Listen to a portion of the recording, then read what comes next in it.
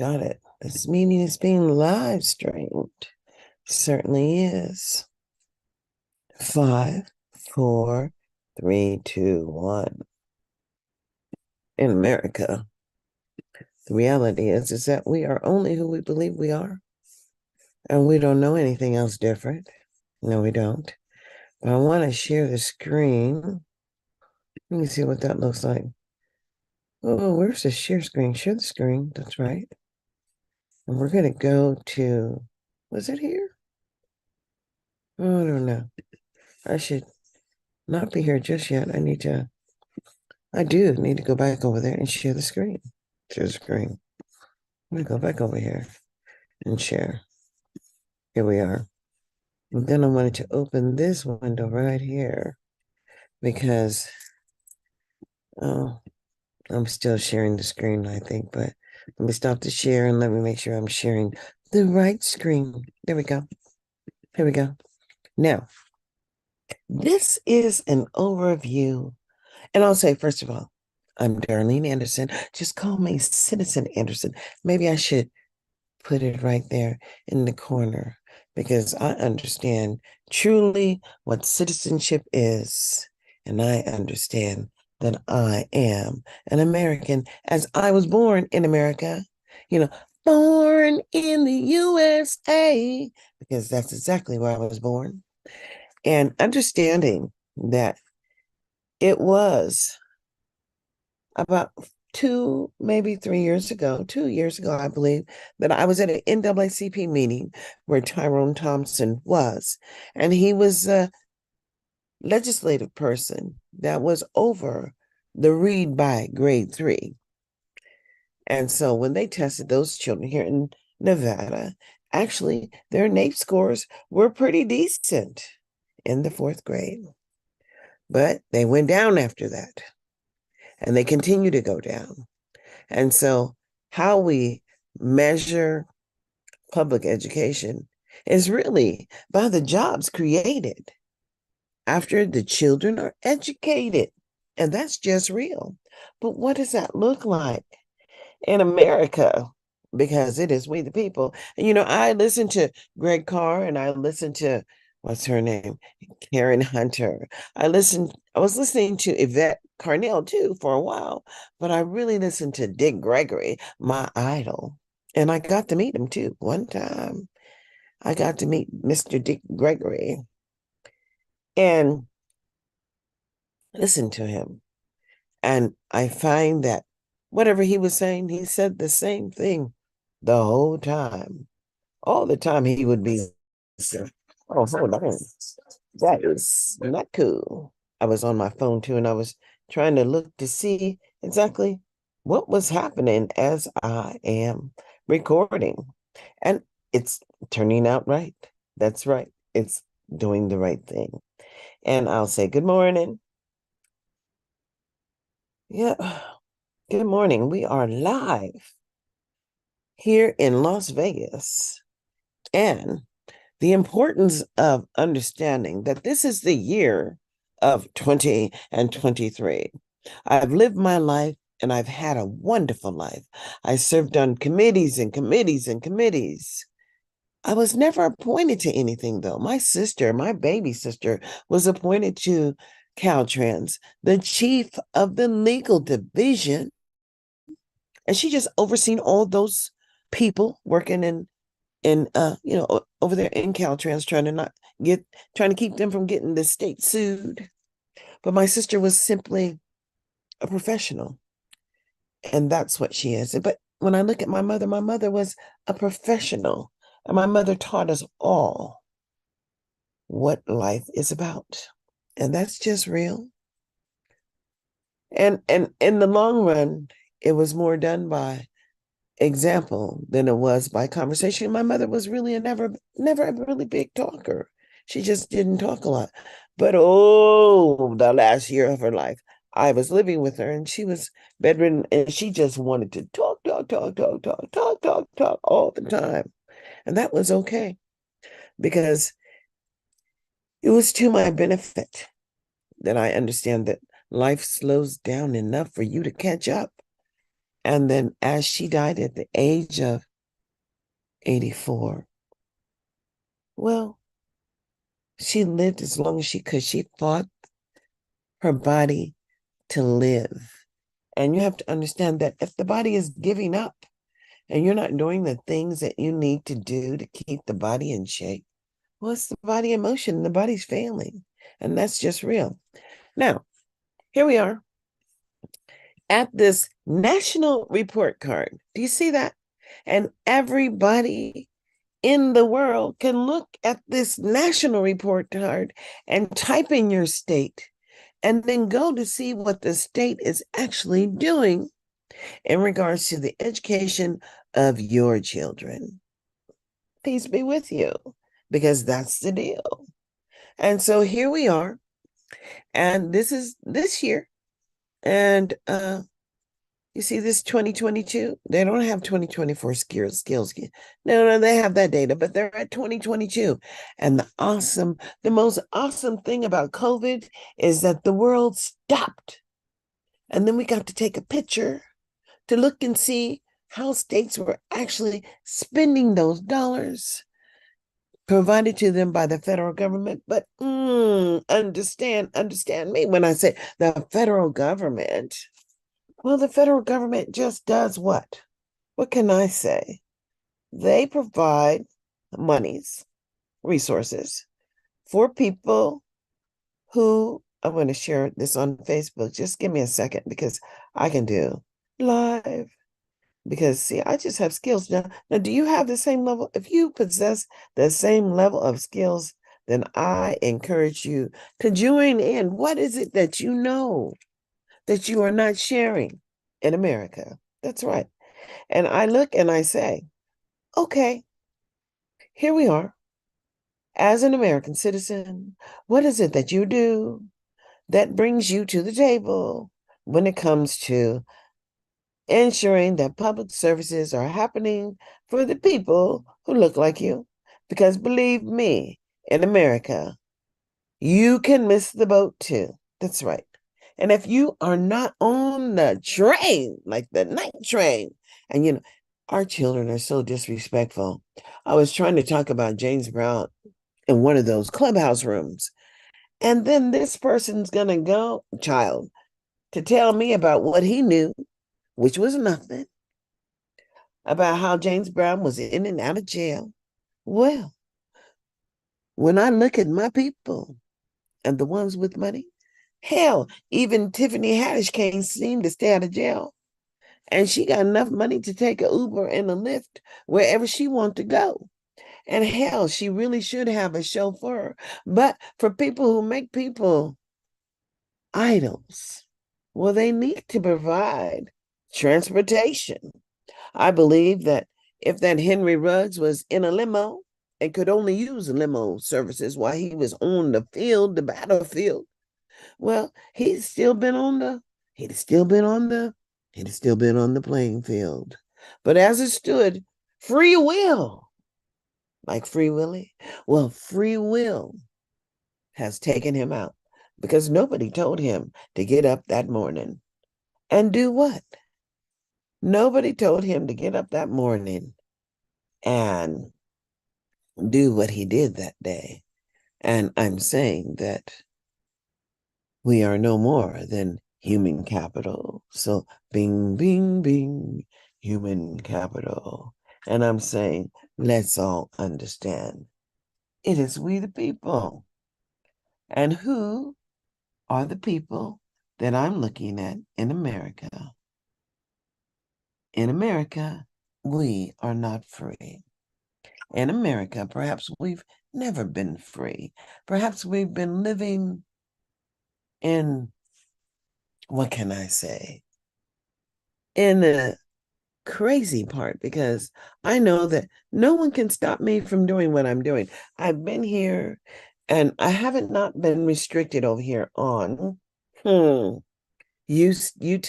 And actually, I wanted to share with you that if you get this app called Zoom, come on and Zoom, come on and Zoom, you too can stream live on Facebook or YouTube or whatever other application they have already brought to the table. And you see, when I realized the game had changed, likely you didn't pay attention because I was over there on Anchor and I was making my pennies. And they were pennies, but it didn't matter because I was still making them. But then when they moved me from Anchor over there to Spotify, and then they said, well, you're not, they examined my past work. Now I know they know I had work out there, content that is. And then they said, well, you're not streaming every day. It's a requirement. You must stream every day. So I've been streaming every day.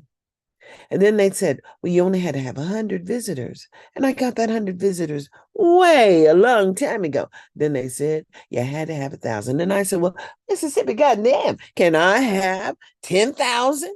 Can my people awaken long enough to understand that pimping ain't easy? Well, Mississippi, goddamn, why is it that we are still struggling in America? Because, I mean, all the second-class citizen issues that we face. Wake up, everybody, no more sleeping in bed. I mean, come on now. It's all time for thinking and getting ahead. And we, as a people, don't need, no, because individually, we's all individuals. You do know that. Individually, we can all stand.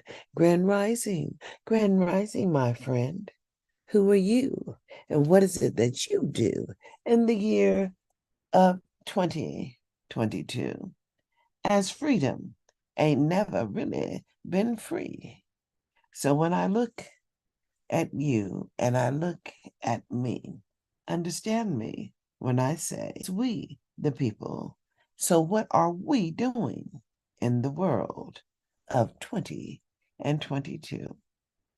And you see, in my family, it is so difficult to just merely have a conversation in regards to what I see because so many people just don't.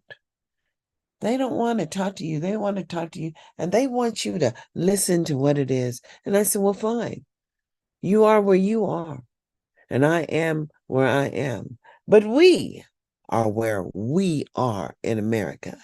And as we, the people, have not discussed the inability or the failed services that are mandatory, compulsory by law, what does that look like? And I'm sorry, did you just not know? Or did you just not care that failure has been the only option? But when willful defiance truly exists and the failure to comply, we die. Well, hell, what happened? Because it was always that way, if you know what I mean. Runaway slave was always that way. But when you look at the public sector, and you look at the services provided to the people, well then, we the people, come on down. Anybody want to join in? The deal is that, ooh, I am the one person watching, and I've been on this line for whatever. But let's just listen a bit, shall we? And see what it sounds like. Select it all. You do like that. And then you say, read speech, and you say, start speaking, and I'll be quiet. Skip to main content, reports, dashboards, data tools, newsroom, focus on need, take need now, data tools, state profiles, login, or sign up, save, export, share, explore a focal jurisdiction, Nevada, NV, back to summary, overview and trends, summary statements, demographics, state comparisons, student groups and gaps, Nevada, overview. 229, 500, 0, grade 4, mathematics, 2022, average score. In 2022, the average score of 4th grade students in Nevada was 229. This was lower than the average score of 235 for public school students in the nation. Download snapshot reports, mathematics, grade 4, 2015, grade 4, 2017, grade 4, 2019, grade 4, 2022, grade 8, 2015, grade 8, 2017, grade 8, 2019, grade 8, 2022, reading, grade 4, 2015, grade 4, 2017, grade 4, 2019, grade 4, 2022, grade 8, 2015, grade 8, 2017, grade 8, 2019, grade 8, 2022, science, grade 4, 2015, grade 8, 2015, writing, grade 4, 2002, grade 8, 2007, Nevada contacts, testing director, Peter Zotz, NEEB, coordinator, Tom McDermott, website, NV State Department of Education, Nevada, performance trends, grade 4, grade 8, grade 12, average score, mathematics, reading, science, writing, grade 4, full stop, mathematics, average scale scores for grade 4 mathematics, by all students, total, and jurisdiction, 1996, 2000, 2003, 2005, 2007, 2009, 2011, 2013, 2015, 2017, 2019, and 2022, NV, NP, Nevada, National Public, 210, 220, 230, 240, 250, 260, 270, 280, 290, 0, 500, assessment year, scale, score, not available, significantly different, p.05, from 2000. I just want you to understand what I'm looking at, because maybe you're not paying attention. But let's just look at this. The math scores for the grade 4 students, and it has the totals all the way to 222. But do you see anybody up here in advance? Well, hell, did you see anybody who made proficient in the state? Oh, Lord. Everybody's here, and they're down below basic. Now, that was for the mathematics. Now, let's just look at the reading, and everybody's getting paid. Oh, Lord. Do you see anybody in advance? But do you see this bar graph? Do you understand what it means?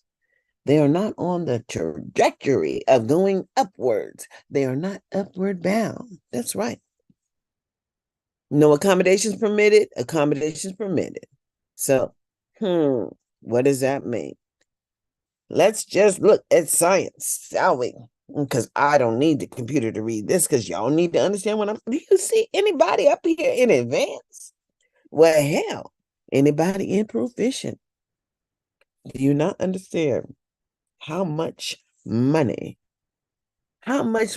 is spent in public education when it comes to educating my children of color? All right, now here we are. Anybody want to say? Anybody can say anything? I am paying attention over here.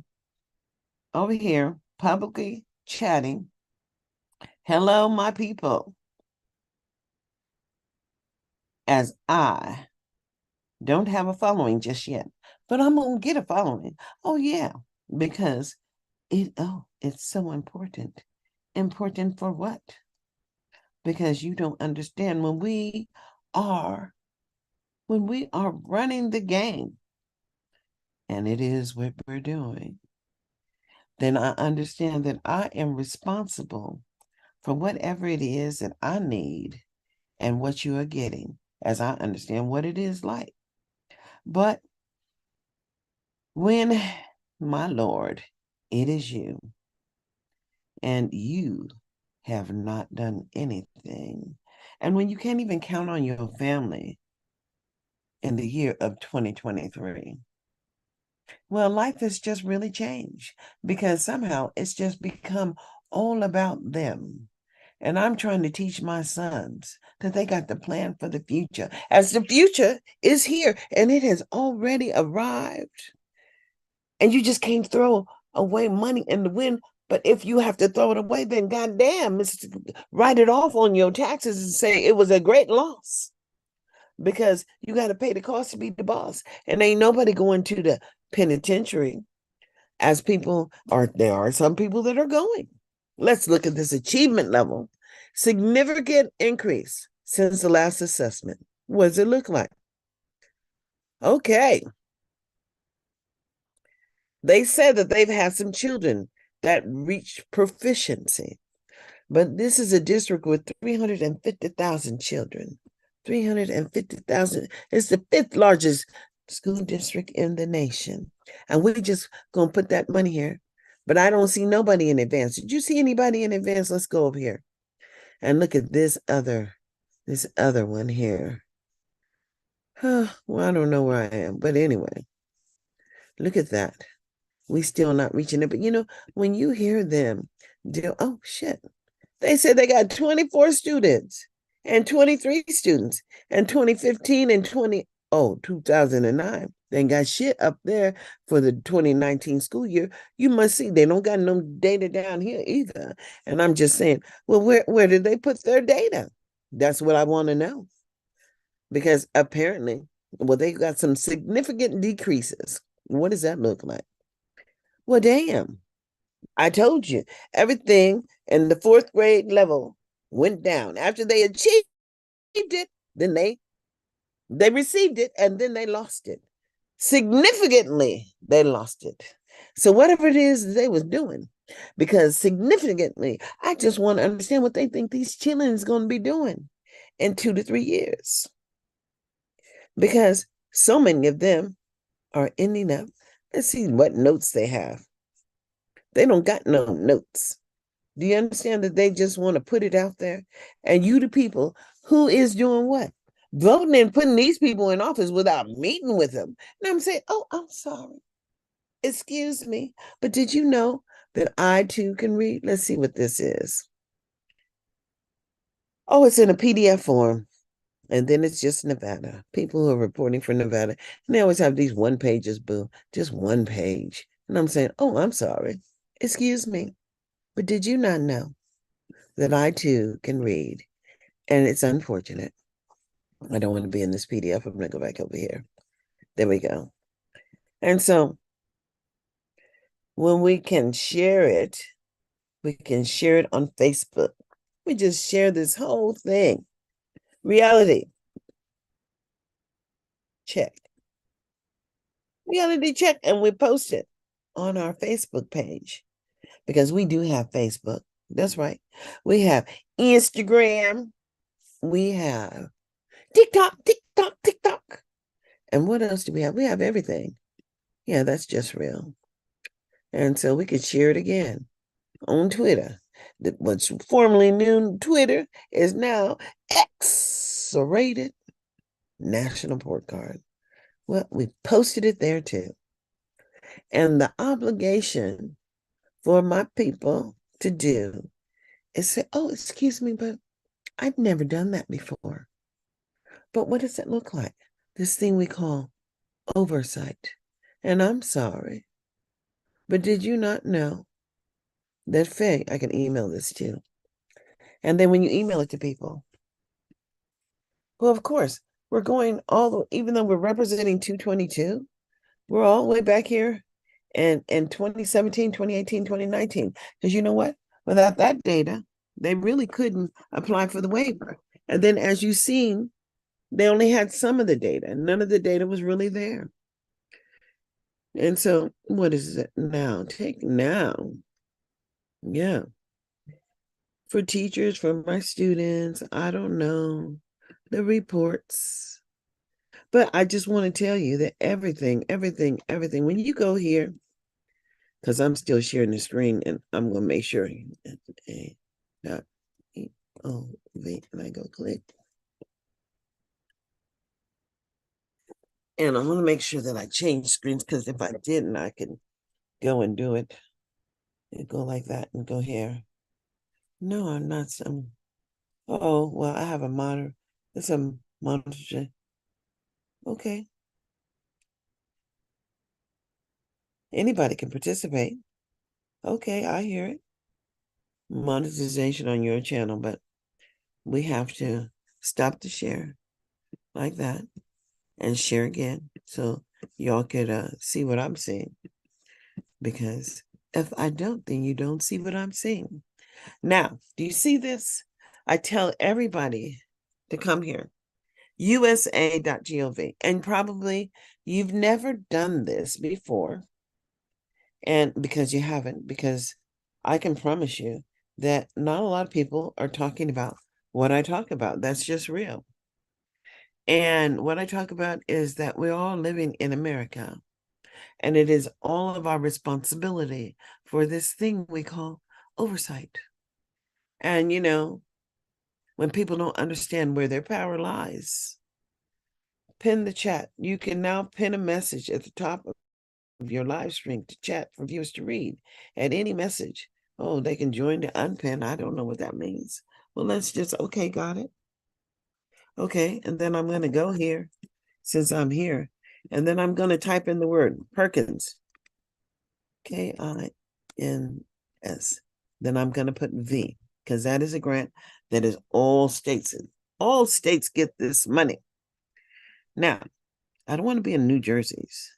I want to go on to Perkins. There we go.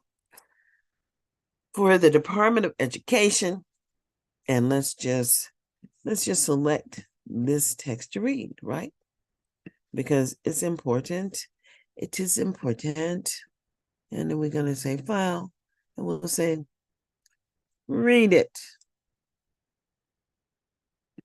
There we go. Perkins v. The Strengthening Career and Technical Education for the 21st Century Act, which amended the Carl D. Perkins Career and Technical Education Act of 2006. Perkins IV was signed into law on July 31, 2018. The amended act, now Perkins v. brings changes to the $1.2 billion annual federal investment in career and technical education, CDE. The U.S. Department of Education is looking forward to working with states to implement the new legislation, which goes into effect on July 1, 2019, and provides new opportunities to improve CDE and enables more flexibility for states to meet the unique needs of their learners, educators, and employers. Please refer to http://cte.ed.gov for resources as they become available. Okay, now let's just go to resources. Reports and resources. We'll go there first.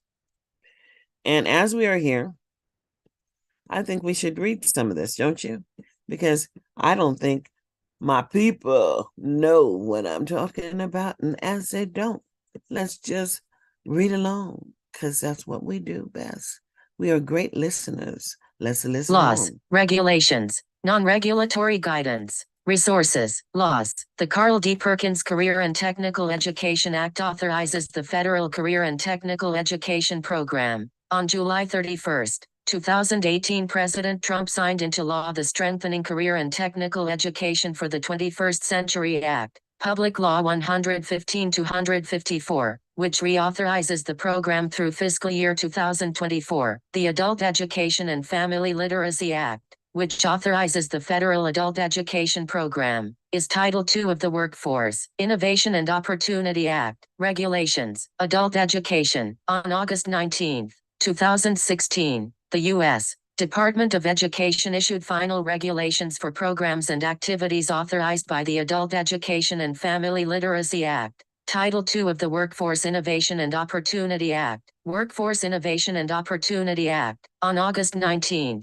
2016, the U.S. Departments of Education and Labor issued final regulations to implement jointly administered activities authorized by Title I of the Workforce Innovation and Opportunity Act, including provisions related to unified and combined state plans, performance accountability, and the one-stop system. Career and Technical Education. The U.S. Department of Education has not issued regulations for the Carl D. Perkins Career and Technical Education Act. Non-regulatory guidance. Adult education. Vision for the one-stop delivery system under the Workforce Innovation and Opportunity Act. August 2015. Vision for the Adult Education and Family Literacy Act in the Workforce System and initial implementation of the Workforce Innovation and Opportunity Act. August 2015. Program Memorandum on Integrated English Literacy and Civics Education under the Workforce Innovation and Opportunity Act, January 2016. Joint Guidance on Data Matching to Facilitate WIOA Performance Reporting and Evaluation, August 2016. WIOA Performance Accountability Guidance, December 2016. Infrastructure Funding of the One-Stop Delivery System, January 2017, One-Stop Operations Guidance for the American Job Center Network, January 2017, Use of Supplemental Wage Information to Implement the Performance Accountability Requirements under the Workforce Innovation and Opportunity Act, June 2017, Establishing Expected levels of performance and negotiated levels of performance for program years, PY 2018 to 2019 and 2019 to 2020 February 2018, Technical Assistance regarding the submission deadline for the Unified and Combined State Plans under the Workforce Innovation and Opportunity Act, WIOA, for program years, PYs 2020 to 2023 and other related requirements, February 2020, Negotiations and Sanctions Guidance for the Workforce Innovation and Opportunity Act, WIOA, Core Programs, February 2020, Career and Technical Education, Guidance on Gender Equity in Career and Technical Education, June 2016, Guidance on Carl D. Perkins Career and Technical Education Act and Educator Preparation, March 2023, Resources, Military Credentialing, the U.S. Armed Forces invests billions of dollars to train military personnel in a range of occupational specialties to support its mission and to maintain a strong national defense. Some of the occupations are military-specific, such as infantry and fighter pilots, for example, but there are many occupations that are equivalent to civilian occupations, such as nurses, doctors, and medics. However, when service members leave the military, they often encounter lengthy processes to obtain civilian employment or academic credit for skills they obtained in military training. There have been ongoing efforts, however, to help rectify the difficulties of securing civilian credentials for military training. In an effort to increase awareness of how states and institutions of higher education are addressing this important issue,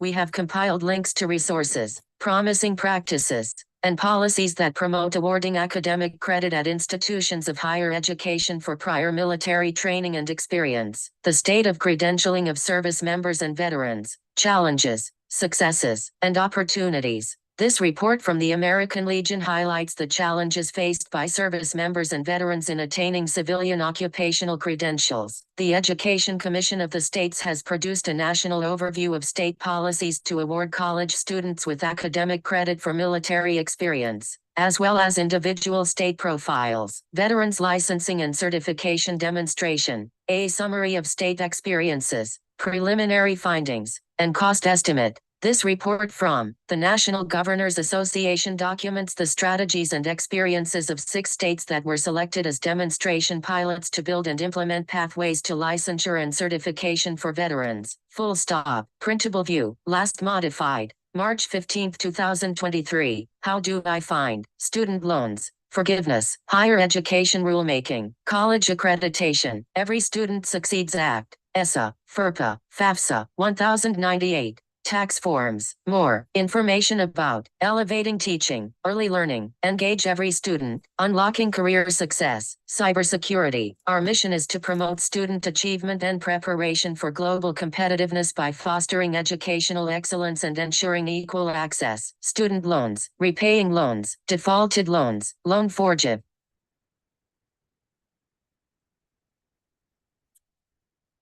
I heard the loan stuff.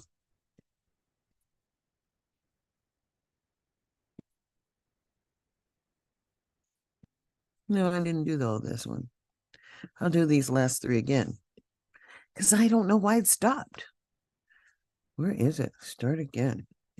The state of credentialing of service members and veterans, challenges, successes, and opportunities. This report from the American Legion highlights the challenges faced by service members and veterans in attaining civilian occupational credentials. The Education Commission of the States has produced a national overview of state policies to award college students with academic credit for military experience, as well as individual state profiles. Veterans Licensing and Certification Demonstration, a summary of state experiences, preliminary findings, and cost estimate. This report from the National Governors Association documents the strategies and experiences of 6 states that were selected as demonstration pilots to build and implement pathways to licensure and certification for veterans. Full stop. So that was the end of it. I mean, but I'm just going to tell you that this is a nation And there are really, well, I want to look at another grant because I think you guys really don't understand. Well, let me see. Is there something that I can really hear here? Public law. Maybe this is it. No, there's 61 pages here. But there's rules that people have to follow. I'm going to save this. I'll probably just shoot it out in an email later because I can. You see, you save it and then you just attach the file. I mean, but the whole thing is let me stop the share here. Stop the share and then share it again because y'all need to know this again. Let's look here, shall we? Let's look at Nevada Ready. Are y'all ready for Nevada Ready? Let's select all. And then let's understand what Nevada has said they were going to do, but I don't see how they are doing it. Start speaking. Nevada State System of Assessments. Overview of state and federally mandated assessments. To inform instruction and administration of public education, all students. Test name, Brigance Map Reading SBAC Science ACT Plus Writing. Grades, administered, PKKK 3385, 8, and High School 11. Requirement, NRS 388.157 NRS 388.157 PL 11495. ESSA, AN, NRS 390.105, PL 11495, ESSA, AN, NRS 390.105, PL 11495, ESSA, AN, NRS 390.610, Schedule, Early Fall Kinder, Winter and Spring, 1st negative 3rd, Fall, Winter, Spring, Late Spring, Early Spring. Intended, Purpose, Diagnostic Intake, Read by Grade 3, Diagnostic Formative, Read by Grade 3, Standardized Summative, School Accountability, Standardized Summative, School Accountability, Standardized Summative, School Accountability, General, Overview, designed to assess school readiness. This one-time intake screener may also identify potential developmental delays and early signs of giftedness. The reading assessment from measures of academic progress is used to assess progress toward the goal stated in SB 391 of identifying and supporting students with a deficiency in reading. Smarter Balanced Summative Assessment offers computer adaptive and performance tasks that assess student proficiency in ELA and math. 2. Provide data to identify and support struggling schools and systems. Standards-based science test assesses student proficiency in science. 2. Provide data to identify and support struggling schools and systems. Multimode college and career readiness assessment provides data regarding student proficiency in math, reading, and writing. 2. Identify and support struggling schools and systems. Additional notes. Schools and districts may use this screener as a formative assessment tool, if desired, at the direction and discretion of the administration and/or local governing body of said school or district. Schools and districts may use additional assessments offered by NWEA MAP as a formative assessment tool if desired, at the direction and discretion of the administration and/or local governing body of each school or district. The Smarter Balanced interim assessment is also available for school and/or district use as a formative assessment tool at the direction and discretion of the administration and/or local governing body of each school or district. 5th and 8th grade assessments are based on NGSS domains of earth space science, physical science, and life science. The high school assessment is focused primarily on life science. For accountability purposes, state-sponsored, left parenthesis, free to students. Testing will occur on the same dates for all schools. Additional retakes may be utilized by individual students but will not be paid by the state or used for school accountability. Aggregated results of each assessment, as well as disaggregation by population and locality, are available online at Nevada's report card, http://www.nevadareportcard.nv.gov. Select populations. Test name, Nevada Alternate. Assessment, NAA. WIDA Access. WIDA Alternate. Access, NEEP CDE. Population, students with significant cognitive and developmental challenges that prohibit or significantly hinder access to general assessments, students who have been identified by their local schools and/or districts as English learners with significant cognitive and developmental challenges that prohibit or significantly hinder access to the WIDA access, federally identified representative sample populations in grades 4, 8, and 12 from schools and districts across the state, students in career and technical education programs, requirement, PL 11495. ESSA, and NRS 390.820, PL 11495, ESSA, and NRS 390.810, PL 11495, ESSA, and NRS 390.810, 390.820, PL 107-279 and NRS 390.830, NRS 388.380 and NAC 389.800. Schedule: late spring, late winter program specific dates. Intended purpose: standardized summative, school accountability, standardized summative, school accountability, standardized summative, school accountability, standardized summative, federal accountability, skills-based summative, program, proficiency, general, overview, one-on-one staff, administered summative,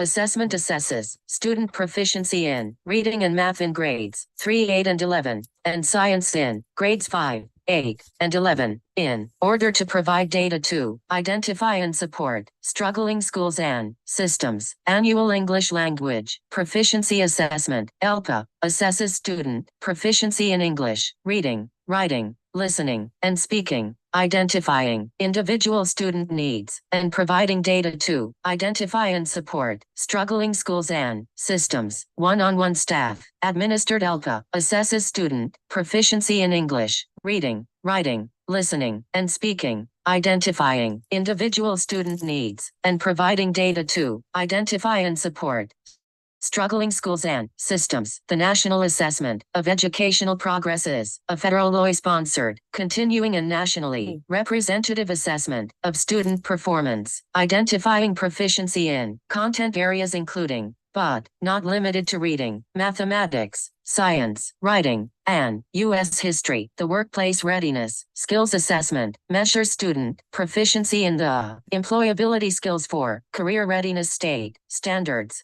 The end of program technical assessments measure program-specific skill attainment. Additional notes: this alternate assessment is designed to serve less than 1% of students statewide, offering support and accountability for programs that serve the most severely challenged students in Nevada. Okay, I'm gonna stop right there because none of that makes sense to me. Quite frankly, I looked at their NAEP scores and y'all saw they don't have anybody upwards of advanced or proficient. And I'm saying, I don't know what they're doing, but they are getting paid. That's what I will say. They truly are getting paid. Workplace proficiency, this alternative assessment. And I'm just saying, oh, hell no. I'm sorry. I want to go there. Let's stop this. Stop the share. Stop the share. And then share again. Share, and share like. Hey, man. Here we go. Back online. And so, I had taken you. Oh, the Washington Journal is on. I could go there actually, because quite frankly, it's a conversation about all Americans and what Americans are doing in regards to what's happening now. I have to refresh it because I'm sharing. Then I'll stop and share again. Stop the share and share again, because otherwise you get left behind. And you truly are left behind. That's just it. Now, push play. And there we go. No, neuropathy. I don't know about that. Yep. There we go. I want to skip the ad. Just skip it. And all. And she came to America with a visa and everything already. We filed for her, started getting her citizenship. It's been 5 years and over $6,000 already to get my wife's citizenship. She hasn't reached the citizenship part yet, and still she has not received her 10-year visa. When Trump was in office, everything was going real fast and smooth. As soon as Joe Biden took over, it all stopped. Everything just seemed to be put on hold. You got to remember that these DACA people, they're still illegals, even though they did come over here as children and all. I would just like to know how come the people that's getting done legally, like we have, are being put to the end, and all the illegals are being put to the front. And we'd like to thank you very much for what you do, sir. Irvington, New Jersey, Democrats line. We'll hear from James. Yeah, good morning. I just have a comment, and I've wondered about this quite often. Ex-President Trump, he said the military people were losers. But he wants to be the commander in chief and lead military people. All these things on the news about taking the military to do his bidding. And I just don't understand it. I'm an ex-military, and I just don't understand how so many people are willing to vote for him. Thank you. That's James there. The New York Times reporting that the Koch network, which you've probably heard on this network or mentioned on this network many, many a time, has given their support to Republican presidential candidate Nikki Haley. The reporting from this morning in the Washington Post says that Americans for Prosperity Action, the network's flagship political group, announced the group's first endorsement of its type in a presidential race. In 2015, the Koch network identified 5 approved presidential candidates, all of whom fell to Trump. Quote, AFP Action is proud to throw our full support behind Nikki Haley, who offers America the opportunity to turn the page on the current political era, to win the Republican primary, and defeat Joe Biden next November. As Emily Seidel, the senior advisor for the group who wrote the memo, Haley will have the full weight and scope of AFP's Action's unmatched grassroots army of resources to help her in support of Americans to become the next president of the United States. That's in the Washington Post. Again, we are inviting you to participate in this open forum until 10 o'clock. You can call the numbers 202-748-8000 for Democrats, 202-748-8001 for Republicans, and Independents, 202-748-8002. One of the names we have mentioned many a time during the course of this morning is New York Representative George Santos, particularly as his future is in question. Joining us to highlight where that status is Stephen Newcomb of The Messenger. He's their congressional reporter. Joining us to highlight where that status is Stephen Newcomb of The Messenger. He's their congressional reporter. Mr. Newcomb, good morning. Good morning. Thanks for having me. We saw events play out yesterday, but remind the folks at home what led up to this. Yeah, it's been a long road. I mean, almost from the time that George Santos got to Capitol Hill, there were the drip of stories about how he had allegedly misused campaign funds or defrauded people back home. There was a while there where it felt like we couldn't go a day without a new story coming out, and now he's under criminal indictment. He has also been investigated by the House Ethics Committee. He has already survived an attempt to be expelled from the House. His colleagues voted to table it. Republicans voted to table it, and a number of Democrats voted to table it a month or two ago. But now that the House Ethics Committee has come out and it has confirmed that there is significant evidence that he improperly used campaign funds, it's a pretty damning report, and we've seen sort of a groundswell of support from his fellow Republicans, some who've already voted to keep him in Congress, who have said that they plan to change their vote to make him just the 5th or 6th person to ever be booted from the House of Representatives. We heard Representative Robert Garcia come to the floor yesterday, introduce his privilege resolution to start the process. What did he do yesterday? What happens from here? Yeah, so Democrats yesterday, what Mr. Garcia and Mr. Goldman from New York were doing, sort of forcing Republicans' hands into having to hold a vote at some point this week on expelling George Santos. They framed it as an insurance policy, but they didn't trust Republican leadership to act on their own. And to be clear, Republican leadership has not yet scheduled a vote for expelling George Santos. Later in the night, after a late night vote series, New York Republicans noticed their own privilege to a resolution to expel George Santos. And what that does is it triggers a motion that will force a vote on that expulsion resolution in the next 2 days. So Democrats forced Republicans' hands, and then a group of Republicans themselves later that night chose to go down the route of triggering the privilege on the resolution. So we will have a vote on expelling George Santos by the end of this week. So there's no legislative procedure that could delay or hold off on the vote as it stands right now. Well, they could always vote to table it. That's what happened the last time. There was a privileged resolution. They had 2 days to vote on it. Somebody can do a motion to table it to essentially kill the resolution, and that's what happened last time. It would need a majority support, a simple majority support to table the motion. I mean, I would expect to see that happen, whether it's Mr. Santos or somebody else triggering the motion to table it. But all signs point to right now that there is enough support to historically get rid of Mr. Santos from Congress, which would make him just the third member of the House to be expelled in the last century. Does the procedure allow for any rebuttal or defense from Mr. Santos directly? No. It does, yeah. There's speaking time. There will be a debate on the floor. Last time that this happened,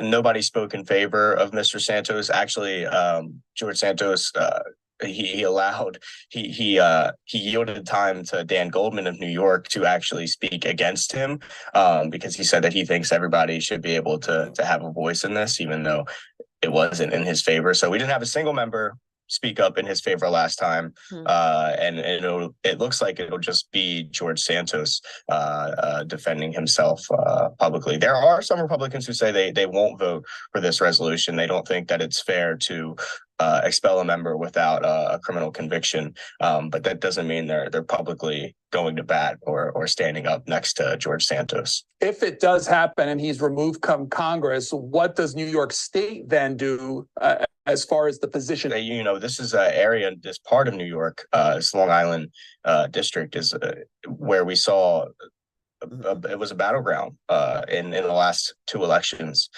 flipping from Democrats to Republicans. So there'll be a lot of eyes on that district and whatever plays out.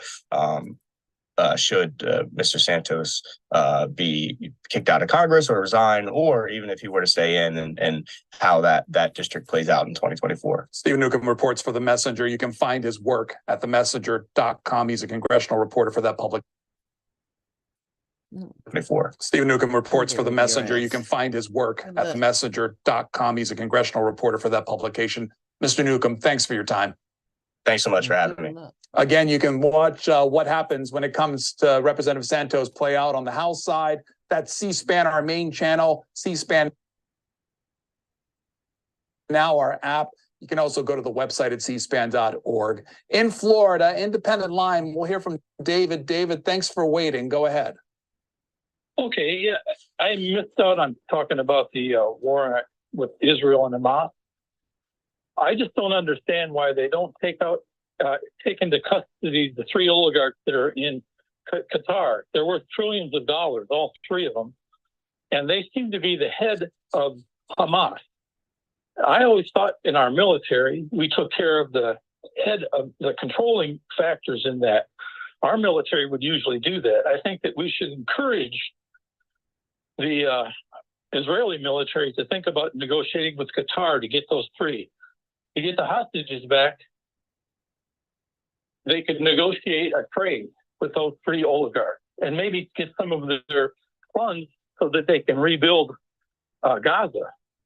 I don't think that those three oligarchs think about the Palestinian people. I think they think about their own self-interest. And that's really what I think that would stop all this nonsense that's going on over there. Okay. Electa in Indiana, Democrats line. Hi. Good morning. I'm calling in regards to wanting the government or the Congress to do their work, get things taken care of, and take a look at the priorities that people have. They keep talking about we the people, or the people, American people want to know. Well, this American person wants to know why they're not doing their work and always have to argue about everything and take vacations. So get to work, get your stuff done, and get the government going. Thank you. From Sharon in Delaware, Republican line. Yeah, hey, good morning. My point of calling today, because I've listened to a lot of your previous callers when I tuned in, is that they are not getting it. Okay, if we're going to equal justice under the law for everybody, now they brought Don Jr. in for closed door sessions on 2 different occasions. I'm all for seeing Hunter Biden, make his debut, on live TV, because I would certainly watch that. However, they have to follow the procedures and treat everybody like they would want to be treated, their own family members. So, the whole presidency has been a total disaster. I can't think of one thing that's made my life better. It's made it worse. And I worry every day about these open borders, north and south, and they are just turning a blind eye. Well, we will be shocked one of these days, I'm sure, in the future, when this open border comes back to bite us big time. And this is a sad state of affairs for this country. And yes, Joe Biden is compromised. Look at his foreign policy. It has been a total disaster. People have died, 13 soldiers that he's not even concerned about at all. Never mentions them. Even his role in the current negotiations that are taking place between Israel and Hamas? You don't give the Biden administration credit for that? Well, let's put it this way. He has really started to turn his back on Israel, and that's going to be a major disaster in the future. I think he's more looking at the poll numbers and the rioting and protesting. Well, not really rioting, but protesting in the streets that's going on. That's what he's concerned about. He's concerned about getting reelected so he can run us further into the ground. And this is just a sad thing. Okay. Okay. We'll hear from Connie. Connie in Tennessee, Democrats line. Am I speaking to Pablo? You're on the air. Yeah, go ahead. Good morning. Okay. An earlier caller called and was talking about his foreign-born wife, the difficulties there have been in getting her citizenship. So, and I kind of Googled back to see how what happened with Melania Trump's Slovenian-born parents and their pathway to citizenship. If you could speak on that. And then just one thing I'd like to say about Joe Biden, he doesn't think like other people that have never lost a wife and 2 children. He takes things to heart, children, most especially children. If you've never, important to remember, and that's really important to remember when he's dealing with this Israel and Palestinian issue, that he knows what it feels like to lose a wife and children, most especially children, if you've never experienced that. And then just one other thing, this is my not so nice thing, but when I turn and look at Fox News and I see Harris Faulkner and Laura Ingraham, and they're wearing their crosses and they're spewing vile hate and division and untruth. They really desecrate the meaning of the cross. Okay. We'll leave it there. A couple of events to tell you about today. 10 o'clock this morning is we're hearing before the House Financial Services Committee. It will feature the director of the Consumer Financial Protection Bureau, Rohit Chopra. He'll testify on the agency's semi-annual report. He's expected to address a CFPB proposal that would subject large non-bank companies that offer digital wallets and payment apps to the same oversight as financial institutions. See that on C-SPAN 3 and C-SPAN Now, if you're interested in that. We've mentioned this earlier, 3 o'clock this afternoon, a hearing featuring family members of hostages held by Hamas. That's before the House Foreign Affairs Subcommittee, 3 o'clock, and C-SPAN 3 and the app is where you can watch it as well as the .org. Let's hear from Paul in Iowa, independent line. Hi, I'd like to talk about the aid that we're giving Israel for Hamas. I'd like to point out that the Palestinians voted Hamas in as their government. And they, just to give you an idea, they've been taking polls as from the people that are being evacuated into Egypt out of Gaza and the south. And it's like 76% of them agreed or they think that Hamas was right by attacking Israel the way they did and slaughtering 1,300 people, women and children. And 95% of them think that America is evil. Mm-hmm. As far as humanitarian aid, I think Israel's doing everything they can to avoid killing innocent civilians. And it'd be very difficult to see which civilians would be innocent, as far as that goes. And as far as the Middle East goes, there are plenty of rich Arab Muslim countries in the Middle East where Palestine could exist without any problem. Okay. And the only thing they want...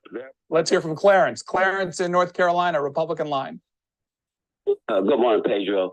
I listen to C-SPAN every morning, and 99% of black people that call in, being a black man myself, vote Democrat. I just want to say one thing to all you black 99% Democrats. In the last 40 years, Democrats have did nothing but for black people but kept us in poverty. That's because you never got off your ass and did anything. Look it up. Kept black folks in projects in certain areas in poverty. And remind me of slavery. They keep us like we are slaves. You sit back and let somebody else make the rules for you. If you vote for a Republican, you leaving the plantation. I'm telling you now, think for yourself. Learn. I vote Republican and I vote Democrat. I vote independent. I don't let a party control my thinking.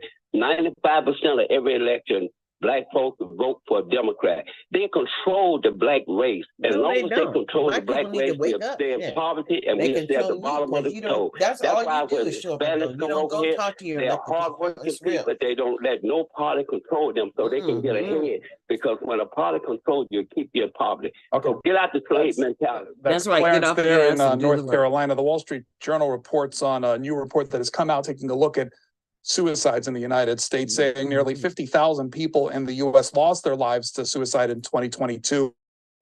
That's according to a provisional tally from the National Center for Health Statistics. The agency said the final count would likely be higher. The suicide rate of 14.3 deaths per 100,000 people reached its highest level since 1941. The record reflects broad struggles to help people in mental distress following a pandemic that killed more than 1 million in the U.S., upended the economy, and left many isolated and afraid. There's more there from that story. It's at the Wall Street Journal's website if you want to pick it up there. Let's hear from Edward in Florida, Democrats line. Hey, how you doing, Pablo? Good day to everyone. I just wanted to mention something about the presidency and the race coming up next year. As far as the age thing goes, my grandfather's 87. And I got to tell you that he still fixes cars, washing machines, sewing machines.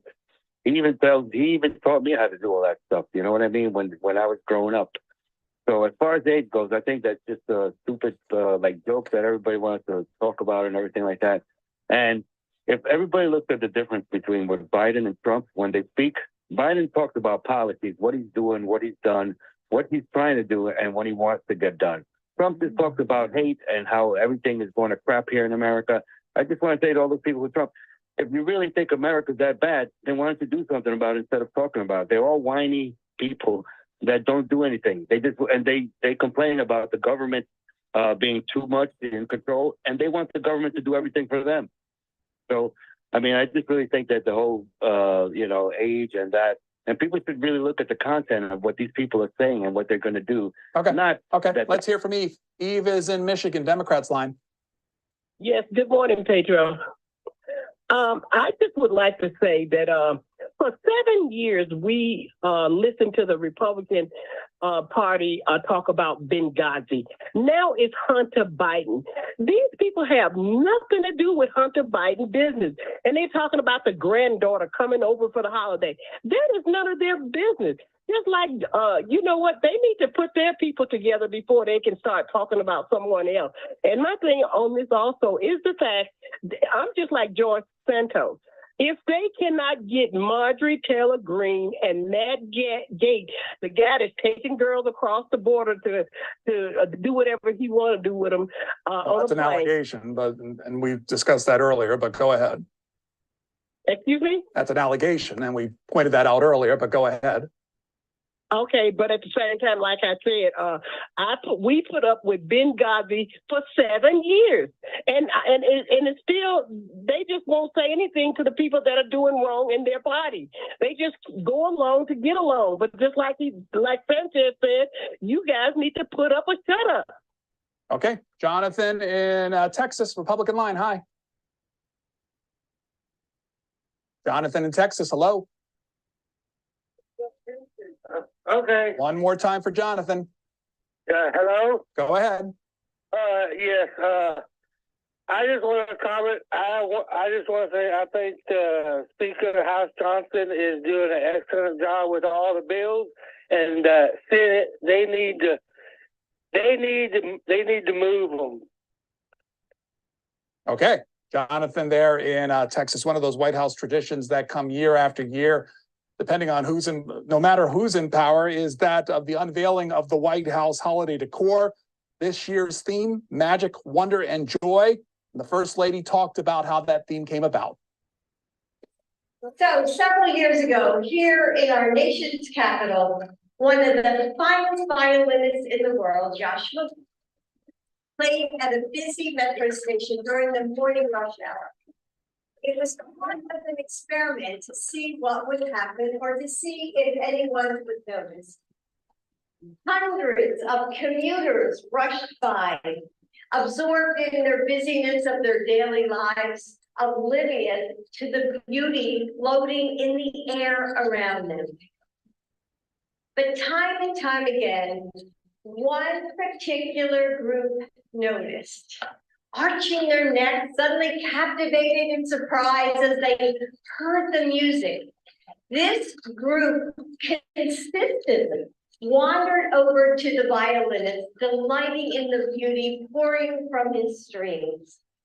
Any idea who it was? Children. That's exactly right. Children are unbound by time and inherently know beauty. The rich, colorful mosaic of autumn leaves piled high on an emerald blanket of grass, the mesmerizing rhythm of soft powdery snow as it falls from a glistening night sky, rhythm of soft powdery snow as it falls from a glistening night sky, the gorgeous sound of an extraordinary violinist. It's this childlike marvel and awe that inspired this year's holiday theme, the magic, wonder, and joy of the season. Each room is designed to capture this pure, unfiltered delight and imagination. To see, this season, this time of year, through the wondrous, sparkling eyes of children. More of that presentation available at the app at C-SPAN Now and the website as well. When it comes to the president's activities today, he's traveling to Colorado. He will go to Pueblo to visit CS Wind, the largest wind tower manufacturer in the world. The White House says he will deliver remarks on mobilizing investments in clean energy manufacturing and creating good-paying jobs, including in Colorado's 3rd Congressional District. That's represented by Republican Representative Lauren Boebert. He's scheduled to speak about 1:45 at CS Wind, and goes on from there as far as the president's visit. Follow along if you want on our website and our app. Miriam in Virginia, Independent Line. Hi, how are you? I'm well, thank you. How about yourself? Good, thanks. I appreciate you having me on. I'm a big fan. I was calling you because I had heard a gentleman earlier speaking about Hamas and talking a little bit about Palestinians supporting Hamas and, that they were quote unquote voted in. And I'd really like to urge all you listeners out there to please do your research because misinformation is the crux of this issue right now. Palestinians don't have any voting abilities. They don't have any voting rights. They are essentially 4th, 5th class citizens if you can even say they are citizens in the state of Israel right now. If you look it up as well and do some research, you can also find that Israel helped create Hamas by preventing the Palestinians from having political parties. So think about being an American. We have these amazing rights of, you know, being able to have discourse and being able to have Democrats and Republicans and, you know, different political groups. Now imagine if that wasn't allowed. There would definitely be violence. There would definitely be fringe organizations created against that. So really we have to take into context the situation at hand and what Israel is doing as an apartheid terrorist state massacring people. That doesn't justify what Hamas did, but it shows that, and I think Americans know better than anybody, that sometimes, you know, revolt is the answer. That's what our country was founded on. Okay, we'll go to Josh. Josh is in Utah. Democrats line, hi. Hi, how are you doing this morning? Fine, thank you. Go ahead. So I just look at everything going on, and you know, even though we elect a president, a lot of the strings are from Congress, from the Senate and the House. And when I just look at, especially the House, I see a chamber that is just, it just is very, very dysfunctional. I mean, you have a Republican Party that took in control of power after the 2022 elections, and they took so long to get a speaker. They ousted their speaker. And, you know, people have mentioned, you know, to hold people to a standard because they're going after Hunter Biden, hold the same standard for everybody, you know. And I just think that the pull strings of Congress, if people are unhappy with how Congress is running, then vote and do something about it. I believe that we were given the right to vote, so you should. And I think, you know, someone said earlier, we shouldn't complain about it and actually do something about it. And they're absolutely right. We have the power to vote, and we should be able to vote. If you don't like how Congress is going, vote against it. You don't have to vote party line. There's no guarantee that I'll vote for a Democratic ticket. I mean, I know I hate to pause you there. Apologize for that, only because the House is just about to come in. Let's hear from Carol in West Virginia, independent line. Oh, so much to say and so little time. Both parties needs to put their partisanship aside, quit trying to outdo each other, and do what's best for the American people. And I would like to know why no Democrat will put a limit or a thing on the abortion. At least the Republicans is saying, well, we need between 12 and 15 weeks. Yes, it is a woman's right, and it should be discussed between her and her doctor. But the COVID shot wasn't treated the same way. Okay. Stephen in Wilmington, Illinois.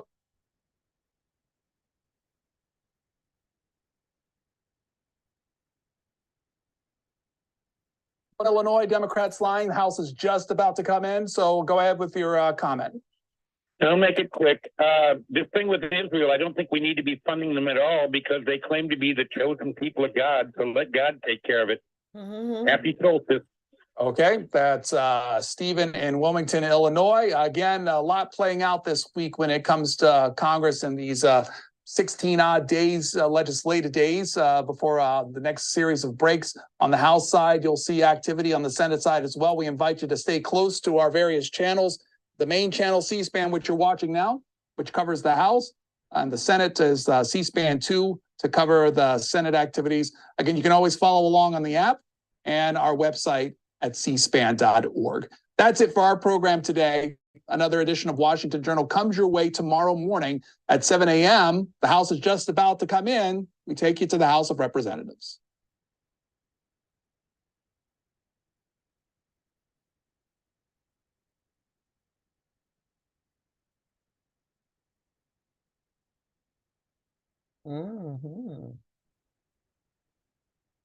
That's where they make the laws, boo. And if you ain't never watched, what can I say? It's just something you never paid attention to, but we all send people here. Nevada has Aaron Ford and, Susie Lee and Ortiz, and we have people in the House. We are still considered a red state. And the deal is that we need to understand what education is saying. And education is saying that these people here are not being educated. And as they are not being educated, boo, what is it you're going to do in the year 2023? Because they have to have that data. Let's go and see one more website, shall we? I think we should see another website. Yeah, we'll do that one. And we're not going to be there. We're going to go back over here and go back over here. Go back one. USA.gov. Because I did say that one. I want to go. And we're going to have to look at the Nevada's Perkins V first. Because I want you to know what they said they were doing. There you go. Nevada's Perkins. Perkins V. What did it say? That's not Nevada. Here we go. This is Nevada's. But when you click on it, there's nothing there. Oh, let's just. Is this one? Is this Nevada's? I think so. Raise the bar, boldly improve learning conditions. Did y'all not know that? Let's just see what Nevada is doing. I think because this is Nevada, because when I typed in Nevada, that's what came up. But let's just read, because we ain't got nothing else to do. You ain't got nothing else to do except for listen to the word. And the word is what the word said. Listen up. Raise the bar, boldly improve learning conditions. Goal: eliminate the educator shortage for every school by ensuring that schools are appropriately staffed, paying educators competitively, and strengthening pathways into the profession. Read our policy brief on eliminating educator shortages through increased compensation, high quality and affordable educator preparation, and teacher leadership. The problem: every student should have access to outstanding, well-prepared, well-supported educators who reflect the diversity of the students they serve. Unfortunately, due to the pandemic, from February to May 2020, the economy lost an estimated 730,000 local public education jobs, 9% of all those jobs. There is good news. As of March 2023, public education recovered 600,000 of those jobs, 82%. However, there are still 130,000 fewer people working in local public education than before the pandemic, and schools were already experiencing shortages before the pandemic began, with disproportionate impacts on students of color, students with disabilities, and English learners. Our schools still have a long way to go before they are fully staffed with educators who can meet the needs and reflect the diversity of our nation's students. Our strategies: stabilize the profession. The department is continuing to support states in using $122 billion in American Rescue Plan, ARP Elementary and Secondary School Emergency Relief, ESSER, funds to eliminate educator shortages. Independent analysts have found that school districts plan to spend nearly $30 billion in ARP ESSER funds on staffing, including the recruitment, preparation, training, and retention of teachers. In addition, the department will continue to make clear how other program funds can be used to help sustain investments made with ESSER I, ESSER II, and ARP ESSER funds, improve teacher compensation and working conditions, and promote career ladders for teachers. The department will make clear how Title I can support investments in educators and continue to work toward increasing funding for this critical program, building on the additional $1.9 billion secured since fiscal year 2021. The department also will provide technical assistance and oversight in the implementation of $2.2 billion in Title II formula funding for recruiting, preparing, and training high-quality teachers, principals, and other school leaders. the department will continue to emphasize the need for teachers to be paid competitively and use teacher compensation data to encourage states to better compensate educators. Additionally, the department will continue to highlight the importance of career ladders for teachers and invest in those efforts, including emphasizing how opportunities for teachers to lead beyond the classroom improve student learning, working conditions, and teacher retention. For example, the department has expressed in our budget proposals our desire to build on the education innovation and research (EIR) programs past support of projects that test, replicate and scale evidence-based practices for improving educator recruitment and retention. This includes providing more time for planning and collaboration, increasing access to leadership opportunities that can lead to higher pay and improved retention for fully certified, experienced, and effective educators, and expanding the impact of great teachers within and beyond their classrooms. Support effective new teacher induction and ongoing professional learning. The department will continue to make clear how program funds can be used and invest new resources in teacher induction and ongoing professional learning programs for teachers to succeed in the classroom. New teachers need not only high-quality educator preparation programs with robust clinical experience, but effective induction programs that provide job-embedded professional development and support. With the proper support and working conditions, teachers continue to grow in their practice over the course of their careers, which has a positive effect on student outcomes. The department will continue to highlight and invest in high-quality professional learning programs and press for additional funding for the development of school leaders so that they can most effectively support the growth of their teachers, both through effective professional learning programs and supportive working environments. Support high-quality and affordable educator preparation. The department is leveraging key grant programs to support high-quality and affordable educator preparation. The Department of Education is continuing its partnership with the Department of Labor and its work with national education organizations to expand the use of high-quality registered apprenticeship programs for teachers. Since the launch of this work in August 2022, the number of states with approved registered apprenticeship programs have increased from 2 to 16. Registered apprenticeship programs focus on combining classroom experience with coursework and support from master educators, rooting these programs in evidence-based principles of high-quality educator preparation.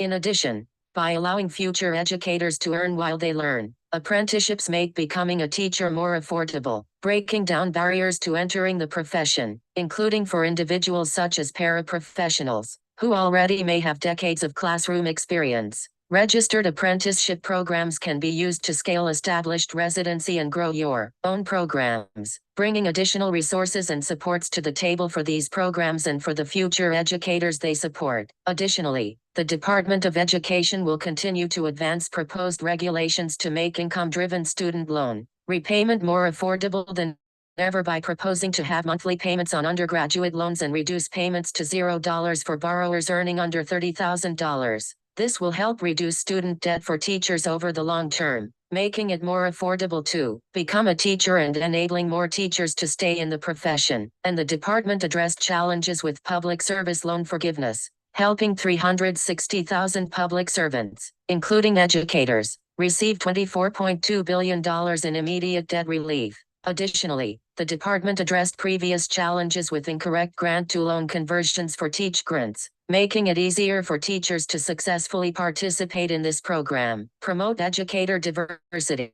The department will continue to use a range of federal grant programs to support teacher diversity throughout its efforts to recruit, develop, and retain teachers. Bringing more and more diverse people into the teaching profession is critical to eliminating educator shortages and creating a stronger workforce. In addition, while teachers of color benefit all students, they can have a significant, positive effect on students of color. Unfortunately, only 1 in 5 teachers are people of color, compared to more than half of K-12 public school students who are young people of color. Representation matters, and all students should have the opportunity to be taught by diverse educators. Leverage partnerships to support teacher recruitment. The department is partnering with outside organizations to address educator shortages and has announced new private and nonprofit sector actions making it easier for Americans to find job opportunities in the education field. Supporting school districts in competing for talent in the current tight labor market, and addressing the educator shortage in critical subjects, such as science, technology, engineering, and math, STEM.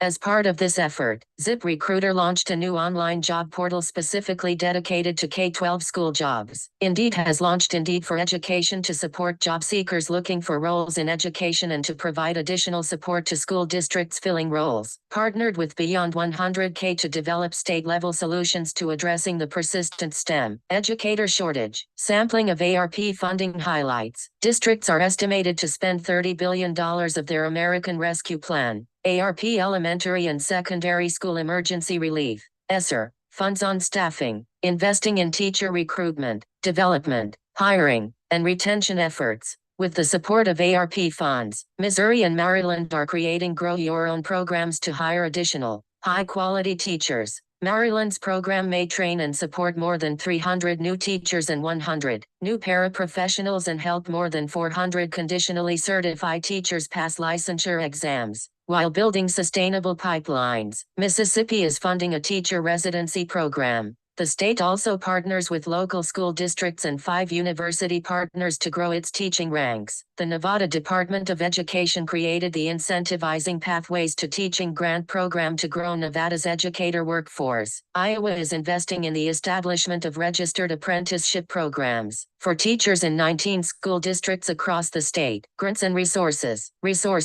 To capture the ways in which the department is working to support educators and eliminate the educator shortage at every school, the agency released a one-pager, en español, with links to federal resources and grants. The department released a Dear Colleague letter and fact sheet encouraging states and districts to use ARP funds to address labor shortages, highlighting evidence-based strategies. And U.S. Secretary of Education Miguel Cardona and former U.S. Secretary of Labor Marty Walsh issued a joint letter calling on states to address the educator shortage by strengthening pathways into the teaching profession, including through the use of high-quality paid registered apprenticeship programs for teaching, and to ensure teachers are paid a livable and competitive wage. The department's fact sheet, Sustaining Investments in Teachers Beyond the American Rescue Plan, highlights additional federal resources available to sustain ARP investments in key strategies that attract, prepare, support, and retain a diverse teacher workforce and address teacher shortages for the long term. The department's Dear Colleague letter and companion fact sheet underscores that Perkins funds can be used to improve the recruitment and preparation of future educators, including career and technical education, CDE teachers, and the department continues to work with the regional education laboratories and comprehensive center network to provide technical assistance to support states and districts in addressing teacher shortages, including by improving retention. Grants. More than $2 billion in federal funds through the Supporting Effective Instruction State Grants, Title II, Part A, are being put to use to address inequities in access to effective teachers for underserved students, provide professional development, reduce class sizes, improve teacher recruitment and preparation, increase the diversity of the teacher workforce, and a wide range of other uses. To increase the number of highly effective educators, the department is investing $90 million to support the implementation of evidence-based practices that prepare, develop, or enhance the skills of educators through the Supporting Effective Educator Development (SEED) program. In fiscal year 2023, the department expects to award up to 15 new grants for evidence-based projects that promote educator diversity and equitable learning environments and that develop student social and emotional skills. More than $170 million in new awards and continuation grants for the Teacher and School Leader Incentive Program are supporting high-need schools to provide career advancement opportunities for effective teachers, principals, and other school leaders and to improve the process for recruiting, selecting, supporting, and retaining effective teachers and school leaders. To better prepare and support our special education teachers, the department is providing $115 million for IDEA Part D grants through new and continuation grants for the Personnel Preparation Program. The department also is investing $70 million in high-quality teacher preparation programs, such as residencies and Grow Your Own programs by awarding up to 20 additional grants in fiscal year 2023 for the Teacher Quality Partnership Program. $15 million through the Augustus F. Hawkins Centers of Excellence will help to increase the number of diverse and talented teachers by funding programs at historically Black colleges and universities, minority-serving institutions, and tribal-controlled colleges and universities. The department also is providing additional resources to support teacher recruitment and retention through the Education Innovation and Research (EIR) program. Goal: invest in every student's mental health and well-being by increasing school-based health services for students and building schools that support students' overall well-being. The problem: when students feel connected to school, their mental health and academic performance improve. However, the consequences of the pandemic, social isolation, illness, and family hardship among them, have led to decreased feelings of connectedness for students. For example, approximately 1 in 3 high school students have experienced poor mental health amid the pandemic, and rates of poor mental health have been higher for historically marginalized groups of students. For students to thrive in school, they need a strong foundation of overall wellness. Strategies: increasing the supply and capacity of school-based mental health providers. To meet President Biden's goal of doubling the amount of mental health professionals in schools, the department will assist states so they may recruit and retain mental health professionals and offer professional development for teachers around trauma-informed practices. The department also will continue to provide guidance, oversight, and technical assistance to states to implement efforts supported by $2 billion in funding through Stronger Connections grants, the School-Based Mental Health Services Program, and the Mental Health Service Professional Demonstration Program under the Bipartisan Safer Communities Act. More information about these programs is provided below. Increasing access to reimbursement for school-based health services. The Department of Education is collaborating with the Department of Health and Human Services to increase access to school-based health services by assisting state educational agencies and local educational agencies to maximize the benefits of the Medicaid program by providing health and mental health services at school to Medicaid-enrolled children. The Department of Education also will engage in rulemaking to simplify the process for parents of students with disabilities in schools. The department will release a technical assistance guide on Medicaid school-based services to help schools work with their Medicaid agencies. The department also will include a technical assistance center to help states shape policies that allow them to financially sustain essential health and mental health services. Sampling of ARP funding highlights. Through the American Rescue Plans, ARP Elementary and Secondary School Emergency Relief (ESSER) Fund, approximately $1 billion has been dedicated to support the mental health and overall well-being of students and school staff across the country. According to calculations by the Council of Chief State School Officers COVID Relief Data Project, for example, the District of Columbia has committed $1 million in ESSER 2 funds to educator wellness technical assistance grants. These grants will be used to address root causes of educator stress and to adopt and implement educator wellness programs in 25 public and public charter schools. The Illinois State Board of Education has committed $23.5 million to launch the Resilience Education to Achieve Community Health (REACH) initiative and to establish 7 regional social-emotional learning (SEL) hubs. Through this statewide initiative, school communities participate in a trauma assessment and action planning to address the mental and social-emotional health needs of students and staff. Teams at 270 schools participated in professional development collaboratives to better understand and address trauma. The Iowa Department of Education committed up to $20 million to support a partnership with the University of Iowa's College of Education Baker Teacher Leader Center to develop the Iowa Center for School Mental Health. The center will expand training opportunities for student teachers and practicing teachers, provide professional development resources and services to support mental health needs in schools, and support research on the effective delivery of these services to students. As part of this partnership, the University of Iowa asked institutions of higher education to apply for grants to support research to improve social, emotional, or behavioral outcomes for students in P-12 schools. Grants and resources. Nearly $1 billion in funding through the Bipartisan Safer Communities Act Stronger Connections program is helping states to support safe, inclusive, and welcoming learning environments for all students. The department awarded $46 million in competitive grants to 67 states, school districts, and institutions of higher education through the Mental Health Service Professional Demonstration Program. Nearly half of the awardees included a partnership with a minority-serving institution, historically, Black college or university, or tribal college. With these funds, Grantees will train school-based mental health services providers for employment in schools and districts. Through the School-Based Mental Health Services Program, $141 million is helping 103 grantees, including states and districts, to increase the capacity of They must be school-based talking about mental their health service not-for-profit providers to deliver organizations. services to students. Posted in Academic Achievement, Educational Improvement, Educational Opportunities Raise the Bar. Isn't that amazing? Mm-hmm. That's what Nevada is doing. But I think that you should look at their grants. Yeah, Community Service Block Grant for Nevada.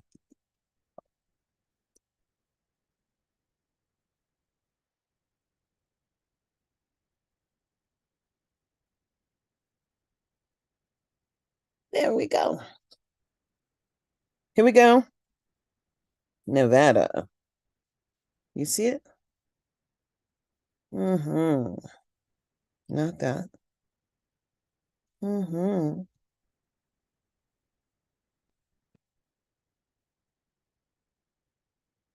That's 2016. That's not what we want.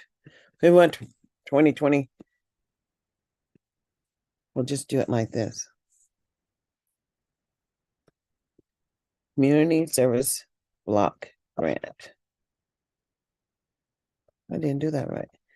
Community Service Block Grant. I don't know why that plus is there. I get rid of that plus. There we go. Now, see if we can find it. Okay. Here we go. Nevada. Gonna get on Nevadas. We're gonna go here. And state resources, the grants, okay. Let's just go. Okay.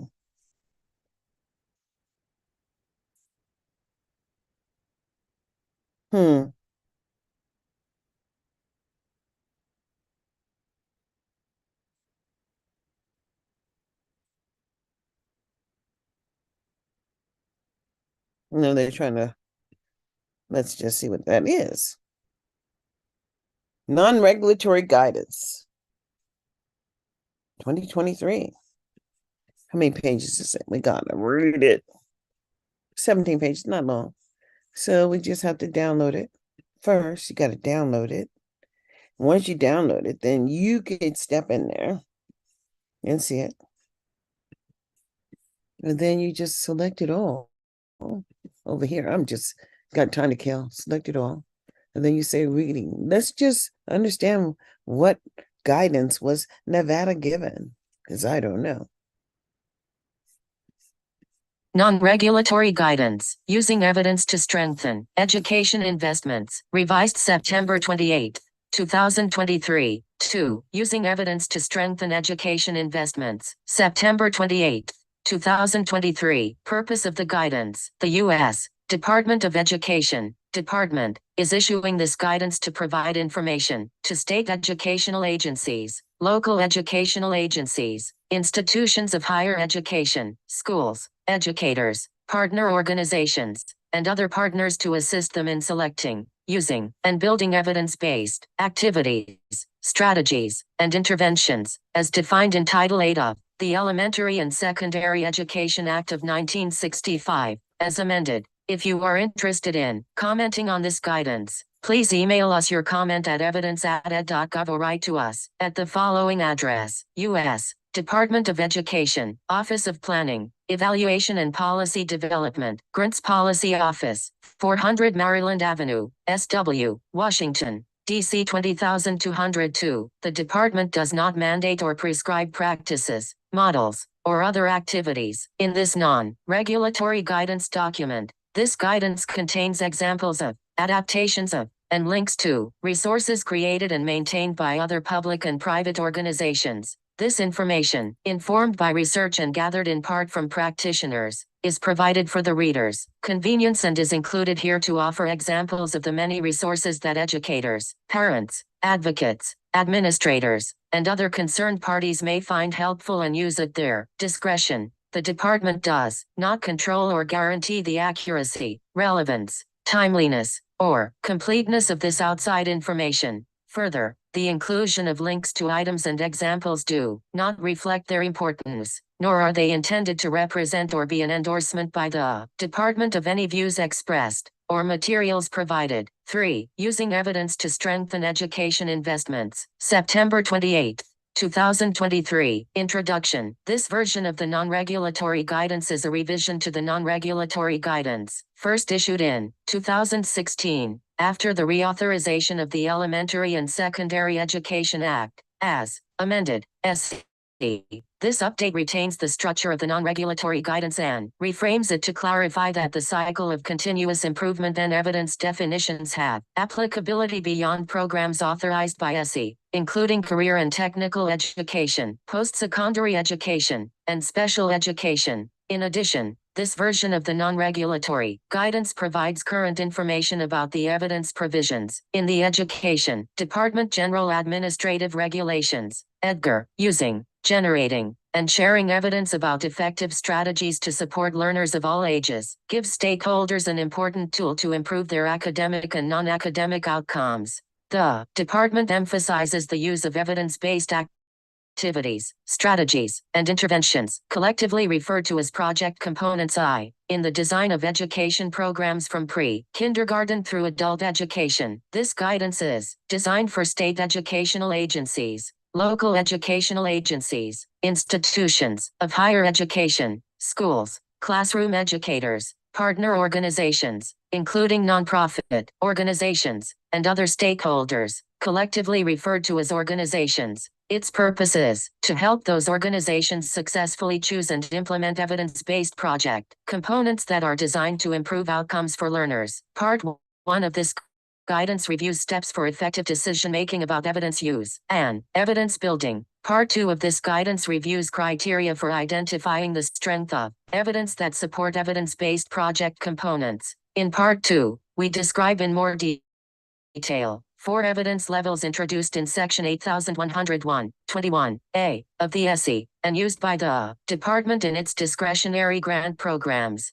including post-secondary programs, through EDGAR 34 CFR 77.1. This guidance also supports the goals of the Foundations for Evidence-Based Policymaking Act by clarifying how a variety of evidence can be used to inform decision-making. Italicized words found throughout the document are defined in its endnotes. 4. Using evidence to strengthen education investments. September 28, 2023. Part 1. Strengthening the effectiveness of education investments.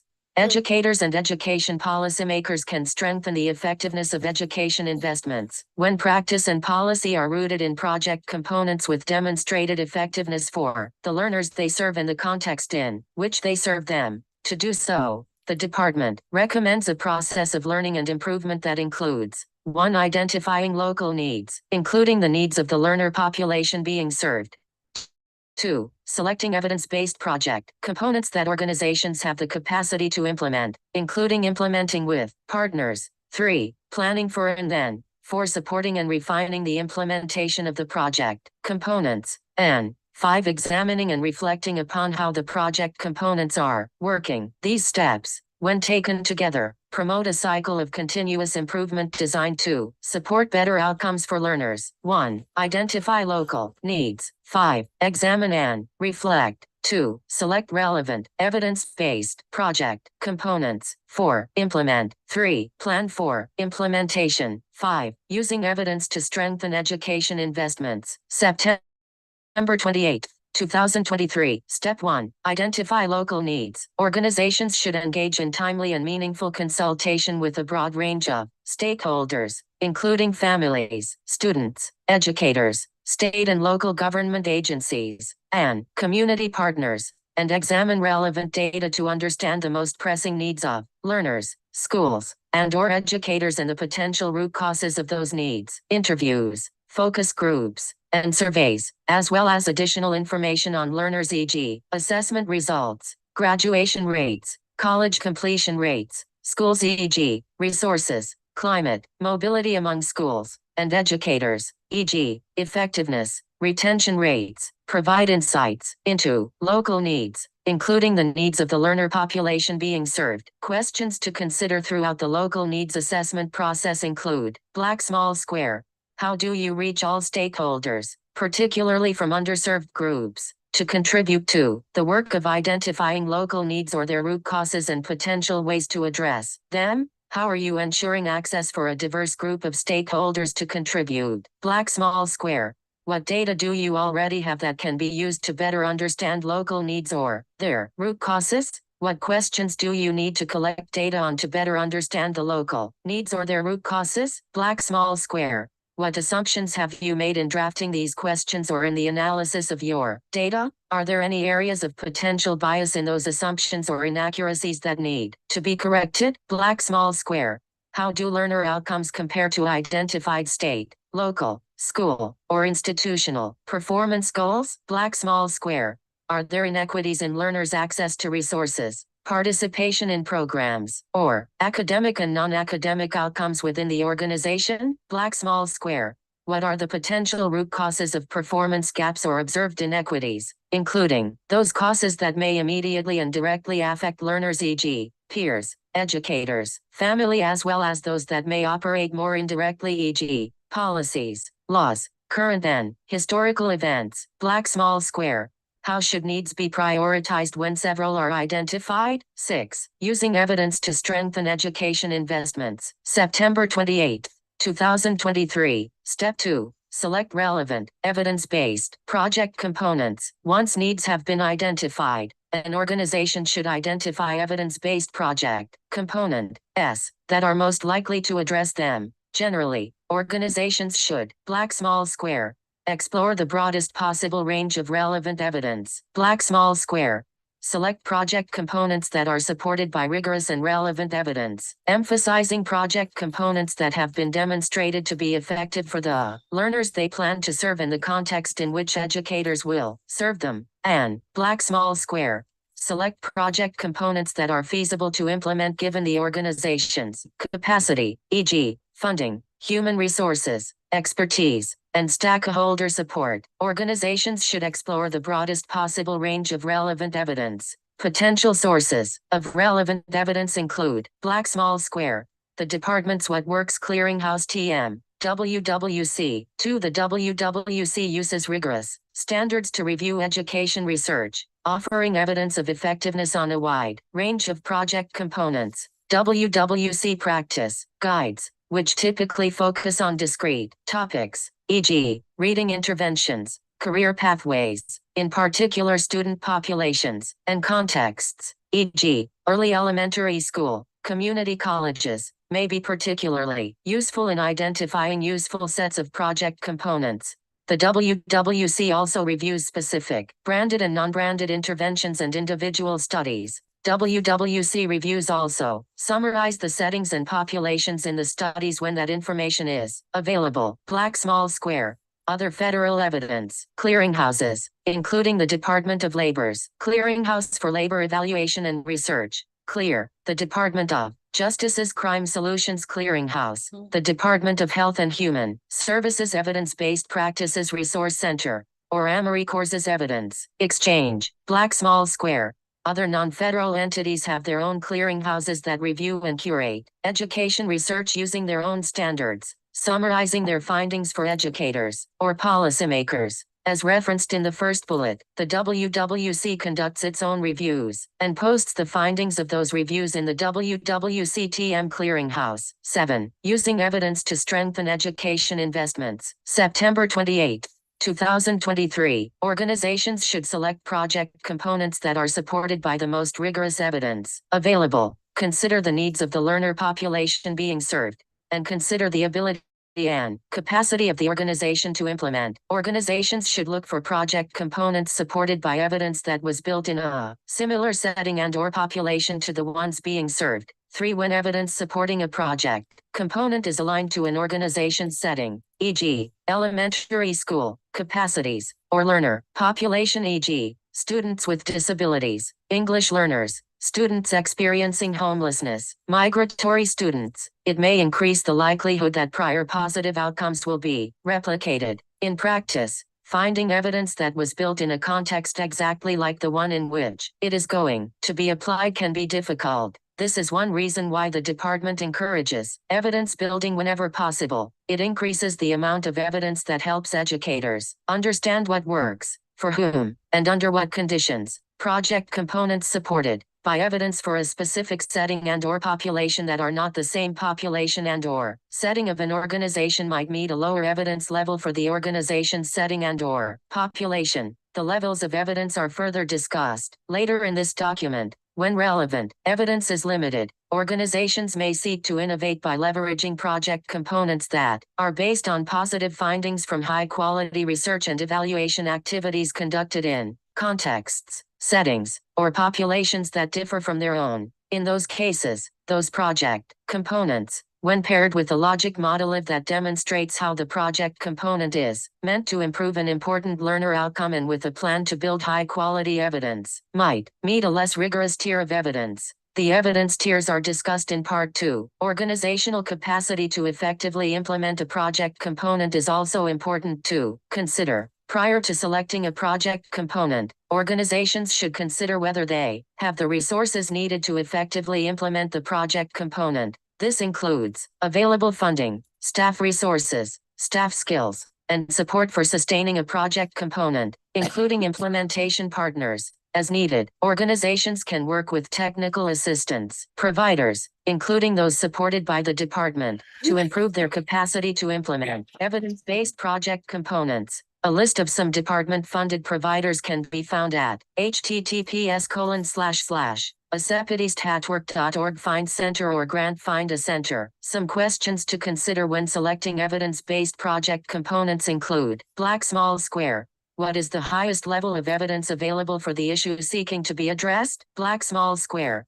What do most studies, particularly those meeting higher tiers of evidence tiers of evidence, are discussed in Part 2. On this project component find, does the project component have positive and statistically significant effects on important learner or other relevant outcomes? V, or are there null, negative, or not statistically significant findings? 8. Using evidence to strengthen education investments. September 28, 2023. Black small square.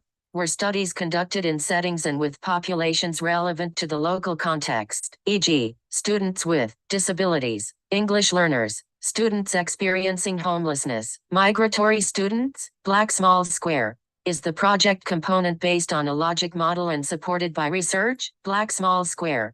How can outcomes associated with the use of the project component be measured? Black small square. How does this project component align to feedback from stakeholders on identified local needs, their root causes, and potential ways to address them? Some questions to consider about capacity. Black small square. What resources are required to implement this project component? Black small square. Will the potential outcomes associated with this project component justify the costs? Or are there more cost-effective project components that will accomplish the same outcomes? Black small square. What is the capacity to implement this project component or larger intervention? Are there available funds? Do staff have the needed skills? Is there buy-in for the intervention? Is there an implementation partner, as needed, to help? Black small square. How does this project component or larger intervention fit into the organization's larger strategic goals and other existing efforts? Black small square. How will this project component or larger intervention be sustained over time? 9. Using evidence to strengthen education investments. September 28, 2023. Step 3. Plan for implementation. A thorough and thoughtfully designed implementation plan, developed with input from stakeholders, can increase the likelihood that organizations can successfully deploy project components and larger interventions as planned. Implementation plans should include the following components. Black small square. A logic model, informed by high-quality evidence, that suggests how the project component is likely to improve relevant outcomes. Black small square. SMART. Specific, measurable, achievable, relevant, and time-bound goals. Black small square. Clearly outlined roles and responsibilities for people and organizations involved, including those implementing the project component, those with a deep understanding of the project component, and those ultimately responsible for its success. Black small square. An examination of the organization's capacity to build evidence about the project, component's performance or effectiveness that can inform decision-making and next steps, including, if support is needed, what options are in, near, or available to an organization's local community to assist in building evidence. Black small square. Implementation timelines for successful execution. Black small square. Resources required to support the project component. And black small square. Strategies to monitor performance and ensure continuous improvement, including plans for collecting and analyzing data about a project component's implementation and student outcomes. See Step 5 in this guidance. These plans may include strategies to gather ongoing feedback from participants and stakeholders on the implementation of the project component. 10. Using evidence to strengthen education investments. September 28, 2023. Step 4. Implement. Implementation will impact the ultimate success of a project component. So organizations should have ways to collect information about how the implementation is working and make necessary changes along the way. Some questions to consider. Black small square. What information will be collected to ensure the quality of implementation? Is additional information needed to understand how the implementation is working? Black small square. Is the implementation plan being followed, including partner roles in implementation? If not, why not? Are changes to project components needed? Black small square. Are more or fewer resources required than originally intended? Do resources need to be realigned or timelines adjusted? Black small square. Are stakeholders being engaged in implementation and any revisions of implementation based on continuous improvement efforts? Black small square. What are unforeseen barriers or potential biases in assumptions or inaccuracies to successful implementation? Black small square. How is implementation working with other existing efforts? Black small square. What does the collected information data suggest about the success of the implementation, including implementation as planned and changes to strengthen implementation? Black small square. Are changes needed to improve the implementation? Black small square. If applicable, is the project component or larger intervention ready to be scaled to more learners or educators, taking into consideration unmet demand, addressing barriers to scaling, the efficiency in scaling, and sustainability? How have personnel including partners, financial resources, and management capacity been considered? 11. Using evidence to strengthen education investments. September 28, 2023. Step 5. Examine and reflect. Performance monitoring and evaluation are different, but complementary approaches to building evidence about a project component and the project as a whole. The evidence built by both approaches are most valuable when shared with key stakeholders for decision-making. Performance monitoring involves regularly collecting and analyzing data to track progress against targets and goals, including data on program outputs, e.g., students served, and, when available, about program outcomes, e.g., graduation rates. It can help identify whether key elements of a logic model are being implemented as planned, identify whether the project component is meeting interim goals and milestones, and suggest ways the project component could be changed for continuous improvement. Performance information can also provide insight into whether the expected outcomes are being achieved, but in most circumstances cannot demonstrate that it was the project component, or the project as a whole, that caused the observed outcomes. In contrast, certain rigorous evaluations can demonstrate whether a project component, or the project as a whole, is causing an observed outcome. Well-designed evaluations build evidence of the effectiveness of a project component, answering questions about the impact of a specific project component on relevant outcomes. Some questions to consider. Black small square. What are the expectations of success and how can success be measured? Black small square. What are interim progress and performance milestones that can be tracked? Black small square. What have participants, i.e., learners and educators, shared about their experience and how project components have been implemented? Black small square. What forms of evidence, performance monitoring, evaluation, or both, are needed for decision-making? Are evidence needs expected to change over time, e.g., performance monitoring for short-term decision-making versus rigorous evaluation for long-term investment in a specific project component? Black small square. What is the extent to which the methods of evaluation will produce evidence about the effectiveness of the project component on relevant outcomes? Black small square. Based on information, should this project component continue as is, be modified, or be discontinued? Black small square.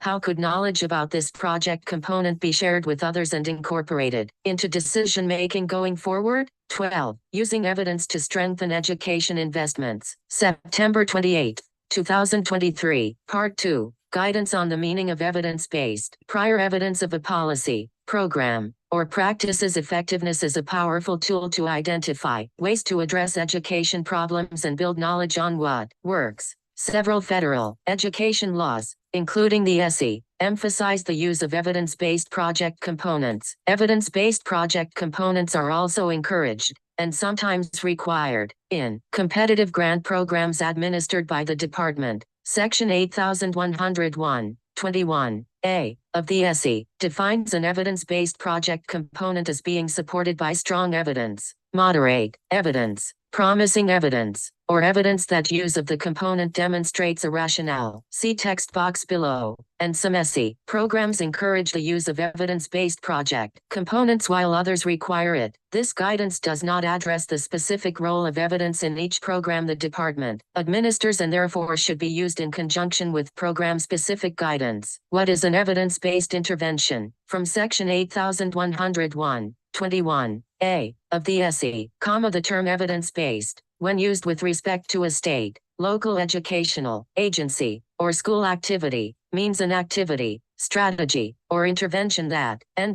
I demonstrates a statistically significant effect on improving student outcomes or other relevant outcomes based on strong evidence from at least one well-designed and well-implemented experimental study. 2. Moderate evidence from at least one well-designed and well-implemented quasi-experimental study. Or 3. Promising evidence from at least one well-designed and well-implemented correlational study with statistical controls for selection bias. Or 2. I demonstrates a rationale based on high-quality research findings or positive evaluation that such activity, strategy, or intervention is likely to improve student outcomes or other relevant outcomes. And 2. Includes ongoing efforts to examine the effects of such activity, strategy, or intervention. 13. Using evidence to strengthen education investments. September 28, 2023. Criteria for Edgar evidence levels. To complement and enable the use of the definitions in the SE in any of the department's competitive grant programs, including programs authorized under other program statutes like the Carl D. Perkins Career and Technical Education Act, the Higher Education Act, as amended, the Individuals with Disabilities Education Act, and the Rehabilitation Act, as amended by the Workforce Innovation and Opportunity Act. Edgar 34 CFR 77.1 outlines the department's evidence framework. It includes definitions for evidence-based, strong evidence, moderate evidence, promising evidence, and evidence that demonstrates a rationale, as well as other relevant definitions based on the SE definitions. The additional detail in Edgar is necessary for inclusion and use in the department's competitive grant programs to be able to differentiate between different evidence levels among applicants when a limited amount of funding is available. The department makes determinations about where and how to include evidence based on an examination of the existing evidence base and how the department can encourage evidence building. This framework can serve as a helpful, optional guide for the education community in using evidence in policy decisions. The criteria below represent how the department identifies evidence at each of the 4 levels in its discretionary grants. Using Edgar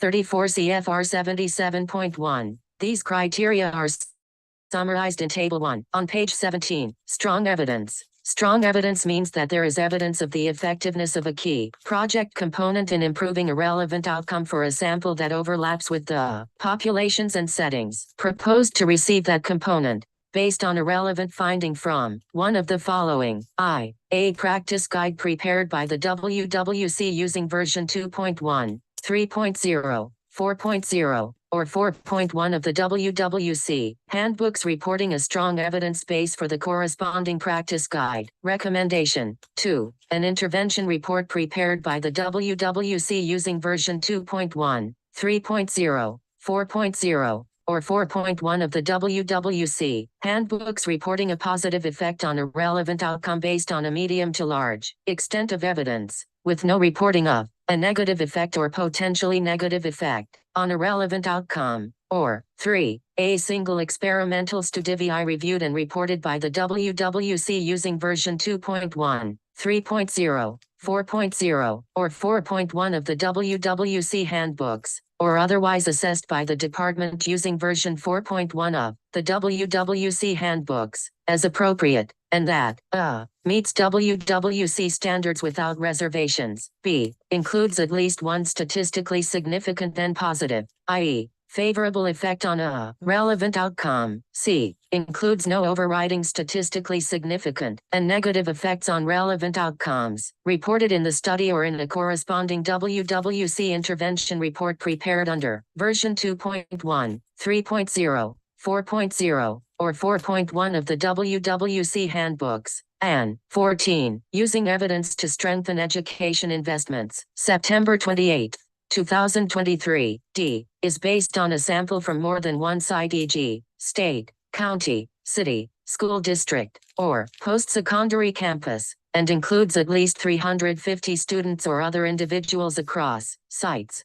Multiple studies of the same project component that each meet requirements in paragraphs 3A, B, and C of this definition may together satisfy the requirement in this paragraph. 3D. Moderate evidence. Moderate evidence means that there is evidence of effectiveness of a key project component in improving a relevant outcome for a sample that overlaps with the populations or settings proposed to receive that component, based on a relevant finding from one of the following.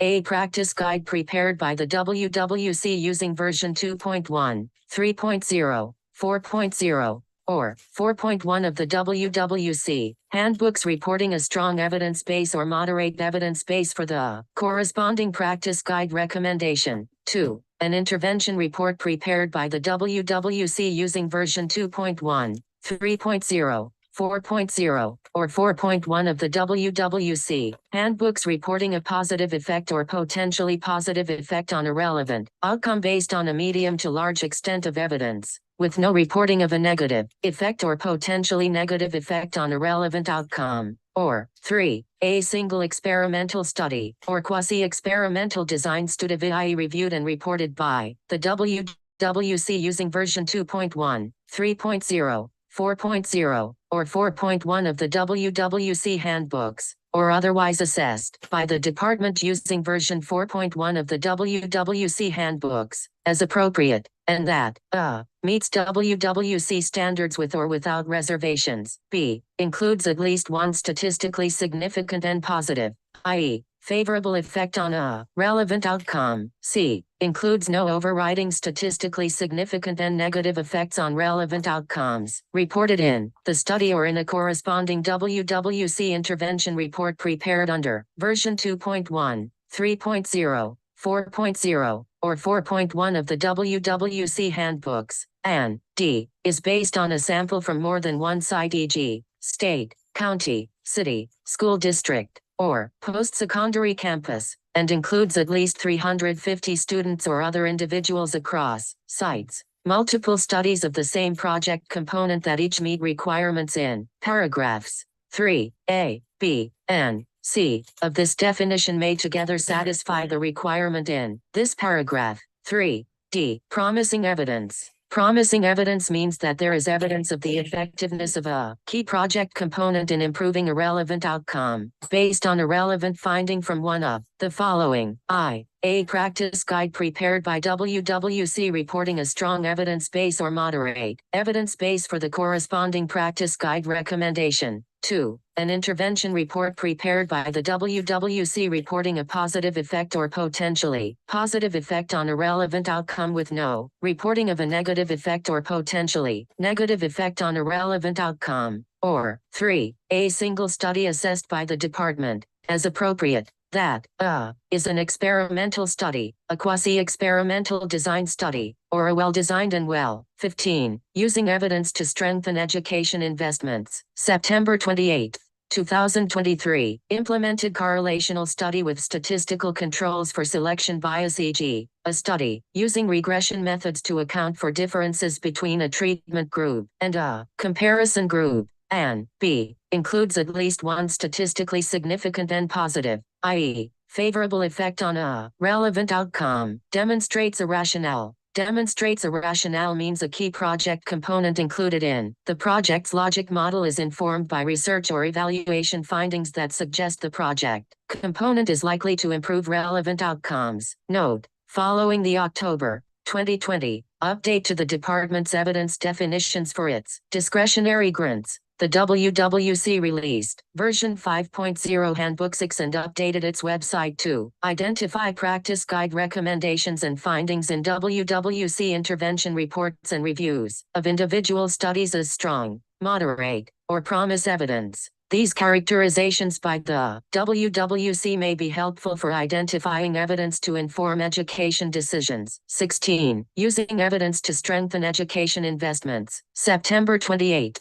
2023, Table 1. How can I tell using Edgar what level of evidence a particular project component meets? Evidence. Requirement. Level of evidence. Strong evidence, moderate evidence, promising evidence demonstrates a rationale. Outcomes at least one. Statistically significant and positive effect on a relevant outcome. No statistically significant and negative effects on a relevant outcome, at least one, statistically significant and positive effect on a relevant outcome, no statistically significant and negative effects on a relevant outcome, at least one, statistically significant and positive effect on a relevant outcome, not applicable. Study, design, experimental study, or quasi-experimental design, study, quasi-experimental, design study, or correlational study, with statistical controls for selection bias, logic model, informed by research or evaluation findings. WWC, evidence, rating, meets WWC, without reservations, meets WWC with or without reservations, not applicable, not applicable. Sample size, a large sample, N equals 350 plus, and a multi-site sample, a large sample, N equals 350 plus, and a multi-site sample, not applicable, not applicable. I project component, as defined in 34 CFR 77.1, means an activity, strategy, intervention, process, product, practice, or policy included in a project. Evidence may pertain to an individual project component or to a combination of project components, e.g., training teachers on instructional practices for English learners and follow-on coaching for these teachers. 2. In addition to the What Works Clearinghouse, evidence resources like the department's regional educational laboratories, RELs, and other federally funded technical assistance centers may provide summaries of the evidence on various interventions and guidance on how existing research aligns to the SE evidence levels discussed in Part 2 of this guidance. 3. See here for an implementation planning and monitoring tool for logic model, as defined in 34 CFR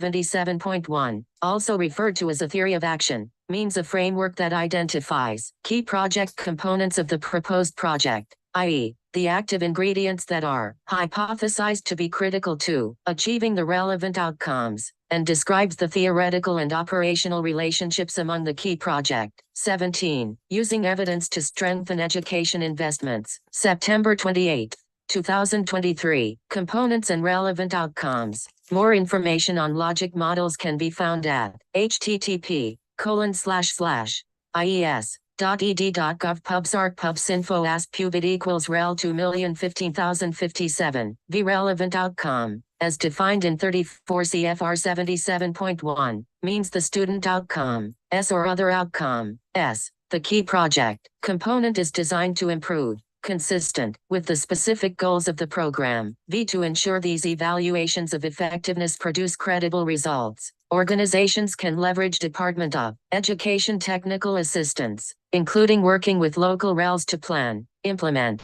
and conduct evaluations, and/or by using supporting resources like this free software to simplify analysis and reporting of evaluation results. 7. Experimental study. as defined in 34 CFR 77.1, means a study that is designed to compare outcomes between two groups of individuals, such as students, that are otherwise equivalent except for their assignment to either a treatment group receiving a project component or a control group that does not. Randomized controlled trials, regression discontinuity design studies, and single-case design studies are the specific types of experimental studies that, depending on their design and implementation, e.g., sample attrition in randomized controlled trials and regression discontinuity design studies, can meet what Works Clearinghouse, WWC, standards without reservations as described in the WWC handbooks. A randomized controlled trial employs random assignment of, for example, students, teachers, classrooms, or schools to receive the project component being evaluated,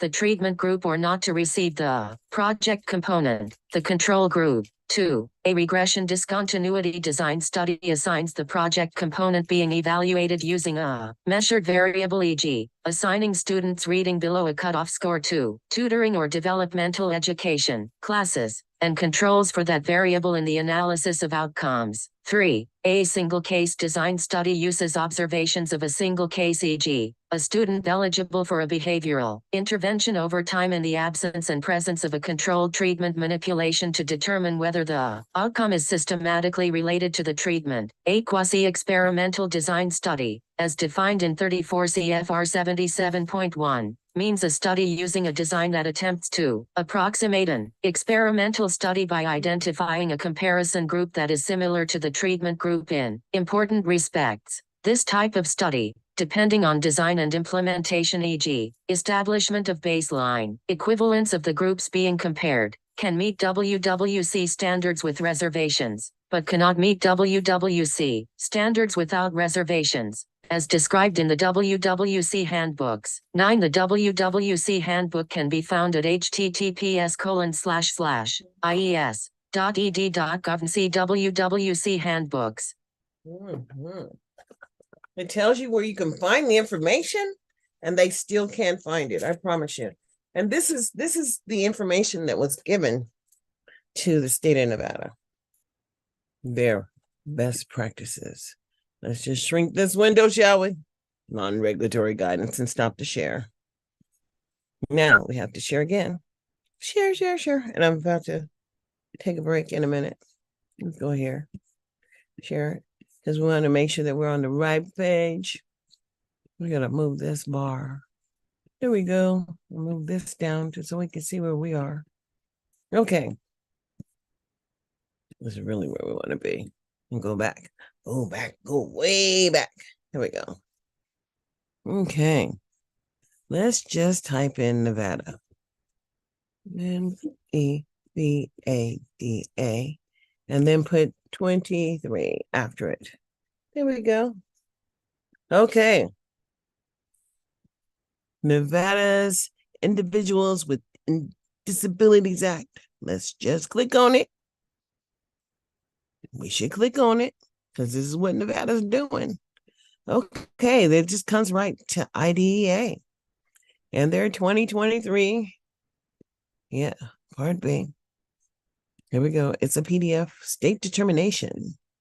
Yes. All right. June 23rd. I know I downloaded it before, but since you're here with me today, I'm going to download it again because we all need to be reading along. All right. So we'll select all the data. Select it all. And then begin to read, shall we? Oh, my goodness. Start speaking. It's 5 pages. Let's listen up. 400 Maryland Ave SW, Washington, D.C. 20202, 2600, www.ed.gov. The Department of Education's mission is to promote student achievement and preparation for global competitiveness by fostering educational excellence and ensuring equal access. United States Department of Education, Office of Special Education and Rehabilitative Services, June 23, 2023, Honorable Joan Ebert, State Superintendent of Public Instruction, Nevada Department of Education, 700 East 5th Street, Carson City, NV 89701. Dear Superintendent Ebert, I am writing to advise you of the U.S. Department of Education's Department 2023 determination under Section 616 of the Individuals with Disabilities Education Act, IDEA. The department has determined that Nevada needs assistance in implementing the requirements of Part B of the IDEA. This determination is based on the totality of the state's data and information, including the federal fiscal year, FFY, 2021 State Performance Plan Annual Performance Report, SPPAPR, other state reported data, and other publicly available information. Your state's 2023 determination is based on the data reflected in the state's 2023 Part B Results-Driven Accountability Matrix RDA Matrix. The RDA matrix is individualized for each state and consists of 1. A compliance matrix that includes scoring on compliance indicators and other compliance factors. 2. A results matrix that includes scoring on results elements. 3. A compliance score and a results score. 4. An RDA percentage based on both the compliance score and the results score. And 5. The state's determination. The RDA matrix is further explained in a document entitled How the Department Made Determinations under Section 616 D of the Individuals with Disabilities Education Act in 2023, Part B, HTDMD. The Office of Special Education Programs, OSSP, is continuing to use both results data and compliance data in making determinations in 2023, as it did for Part B determinations in 2014, 2022. The specifics of the determination procedures and criteria are set forth in the HTDMD document and reflected in the RDA matrix for your state. In making Part B determinations in 2023, OSSP continued to use results data related to 1. The participation of children with disabilities, CWD on regular statewide assessments. Page 2, Chief State School Officer. 2. The participation and performance of CWD on the most recently administered school year 2021 to 2022 National Assessment of Educational Progress, NEEP. 1. 3. The percentage of CWD who graduated with a regular high school diploma, and 4. The percentage of CWD who dropped out. Prior to issuing the 2023 determinations, the department asked stakeholders for input regarding how the department might prioritize equity and improve results for infants, toddlers, children, and youth with disabilities. OSSP received input through a variety of sources. For its 2023 determinations, OSSP has factored only programmatic, not department-wide specific, conditions when scoring the longstanding noncompliance element of the compliance matrix. Also, while indicator 4B significant discrepancy by race or ethnicity in rates of suspension and expulsion for children with disabilities continued to be a factor in each state's 2023 compliance matrix, no state's 2023 determination was negatively impacted solely due to its indicator 4B data. For 2024 and beyond, the department is considering the weight of existing as well as potential additional factors in making its determinations as part of its continuing effort to prioritize equity and improve results for infants, toddlers, children and youth with disabilities. Potential additional factors include how the department considers assessment data, such as whether to continue, including data on the participation and proficiency of CWD on the NEEP and/or whether to include data on the proficiency of CWD on statewide assessments. Other potential factors include whether and how to consider child find under indicators C5 and C6 and/or other longstanding noncompliance, such as unresolved findings issued by OSSP during and prior to FFY 2020, starting with the 2022 to 2023 data submitted to ED Facts. States will submit the majority of the IDEA Section 618 data collections, i.e., Part B child count and educational environments, Part B personnel, Part B exiting, Part B discipline, and Part B assessment via the new ED Pass system. The The Part B dispute resolution and the Part B maintenance of effort reduction and coordinated early intervening services data will continue to be submitted by states via EMIPS. The 2022 to 2023 IDEA Section 618 Part B data will continue to pre-populate the Part B SPPAPR indicators 3, 5, and 6 as they have in the past. However, please note that there will be changes to the data submission and data quality processes associated with the 2022 to 2023 IDEA Section 618, Part B data under ED Facts Modernization. Under ED Facts Modernization, states are expected to submit high-quality IDEA Section 618 Part B data that can be published and used by the Department as of the due date for the applicable IDEA Section 618 data submission. Starting with the 2022 to 2023 IDEA Section 618 Part B data, states will be expected to conduct data quality reviews prior to the applicable due date. OSIP will expect states to take one of the following 2 actions for all business rules that are triggered in the EDPAS or EMIP system prior to the applicable due date. 1. Revise the uploaded data to address the edit, or 2. Provide a data note addressing why the data submission triggered the business rule. Please note that states will be 1 for the 2023 determinations. OSIP is using results data on the participation and performance of children with disabilities on the NEET for the 50 states, the District of Columbia, and Puerto Rico. Starting in 2023, OSIP is using the NEET data in making Puerto Rico's determination, as indicated in the 2022 determination letters to states and entities. OSIP did not use NEET data in making the B's 2023 determination because the NEET data available for the B were not comparable to the NEET data available for the 50 states,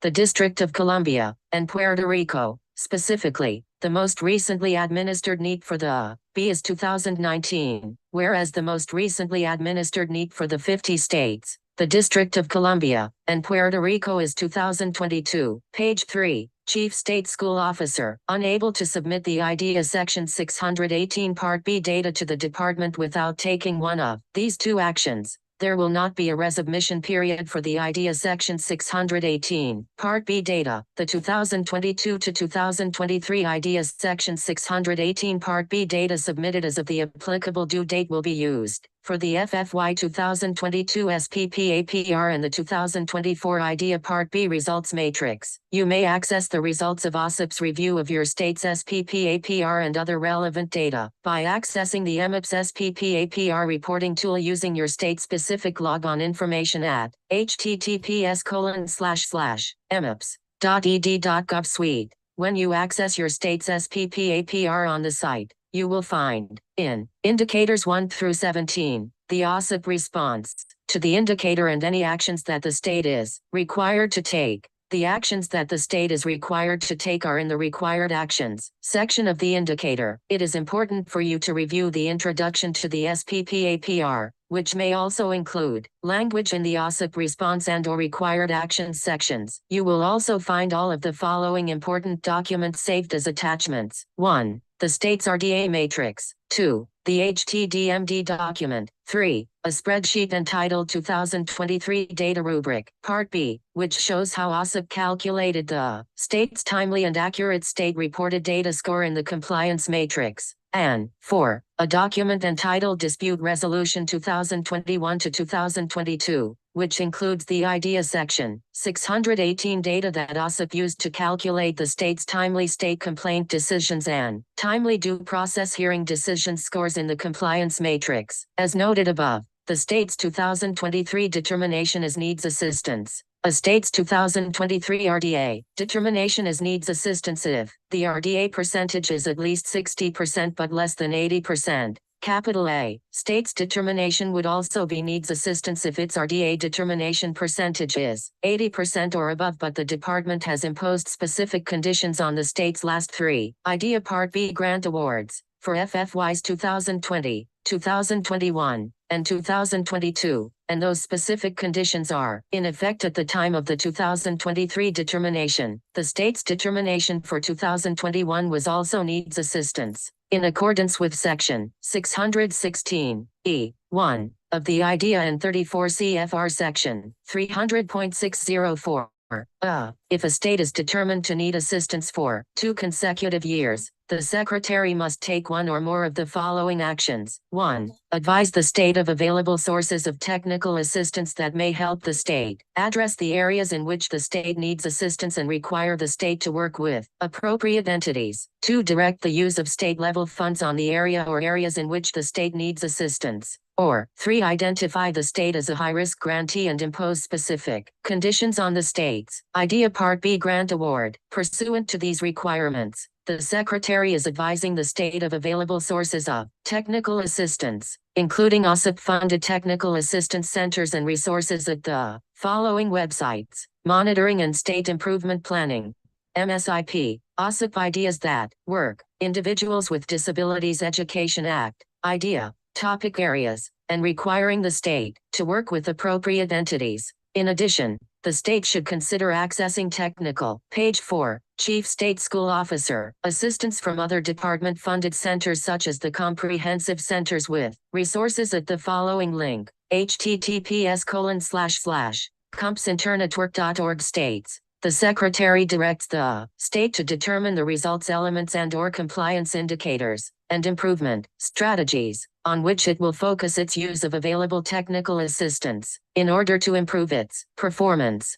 We strongly encourage the state to access technical assistance related to those results elements and compliance indicators for which the state received a score of 0. Your state must report with its FFY 2022 SPPAPR submission, due February 1, 2024, on 1. The technical assistance sources from which the state received assistance, and 2. The actions the state took as a result of that technical assistance, as required by IDEA Section 616, E7, and 34 CFR Section 300.606. Your state must notify the public that the Secretary of Education has taken the above enforcement actions, including, at a minimum, by posting a public notice on its website and distributing the notice to the media and through public agencies. As a reminder, your state must report annually to the public by posting on the State Educational Agencies (SEA's) website the performance of each local educational agency, LEA, located in the state on the targets in the SPPAPR as soon as practicable, but no later than 120 days after the state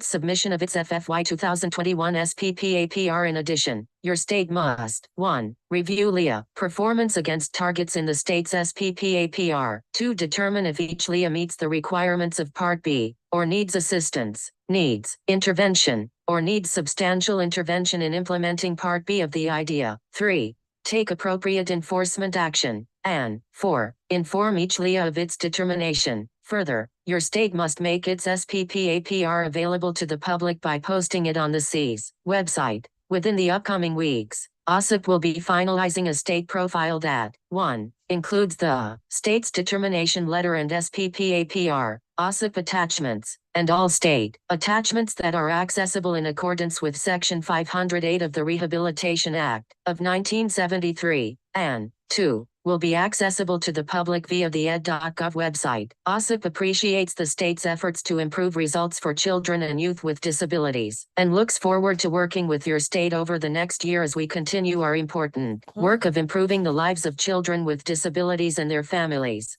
Please contact your OSSIP state-led if you have any questions, would like to discuss this further, or want to request technical assistance. Sincerely, S. Valerie Williams, Director, Office of Special Education Programs, CC, State Director of Special Education, 400 Maryland Ave SW, Washington, D.C. 20202, 2600, www.ed.gov. The Department of Education's mission is to promote student achievement and preparation for global competitiveness by fostering educational excellence and ensuring equal access. So it's that key word, equal access. And how does it happen here in Nevada? Because it ain't happening. And that'd be the real truth. It's just so unfortunate. But what's fortunate is that we the people got some technology now. And you too can be in on the conversation. Just click over here. Now that was for the Part B. Now let's look at the Part C, boo, because you got to understand that happened too, just last year. Let's download it. It's only 4 pages and we're going to read. I'm sorry, we got to read. Download it so you can understand what was said. What are you doing? Not doing what I said do. Okay. I know I have it. Clicking there. It doesn't want to do it. Isn't that the part? Isn't that the thing? That's the thing. Takes so long to do what it got to do. There we go. And then we just go over here. Now, stop the share because we got to stop it because we're not sharing. Now we're going to share again. Yes, I understand. And here it is, the part. You heard the part B. Now here's the part C. Now, understand that this has already happened. Select it all. Select, where did it go? Select all. There we go. And now we just going to begin to read. Speech is everything. Start speaking. 400 Maryland Ave SW, Washington, D.C. 20202, 2600, www.ed.gov. The Department of Education's mission is to promote student achievement and preparation for global competitiveness by fostering educational excellence and ensuring equal access. United States Department of Education, Office of Special Education and Rehabilitative Services, June 21st. 2023, Honorable Candace McDaniel, Deputy Director, Programs, Nevada Department of Health and Human Services, 4126 Technology Way, Suite 100, Carson City, NV 89706. Dear Deputy Director McDaniel, I am writing to advise you of the U.S. Department of Education's Department 2023 determination under sections 616 and 642 of the Individuals with Disabilities Education Act, IDEA. The department has determined that Nevada needs assistance in meeting the requirements of Part C of the IDEA. This determination is based on the totality of the state's data and information, including the federal fiscal year, FFY, 2021 State Performance Plan Annual Performance Report, SPPAPR, other state reported data, and other publicly available information. Your state's 2023 determination is based on the data reflected in the state's 2023 Part C, Results-Driven Accountability Matrix RDA Matrix.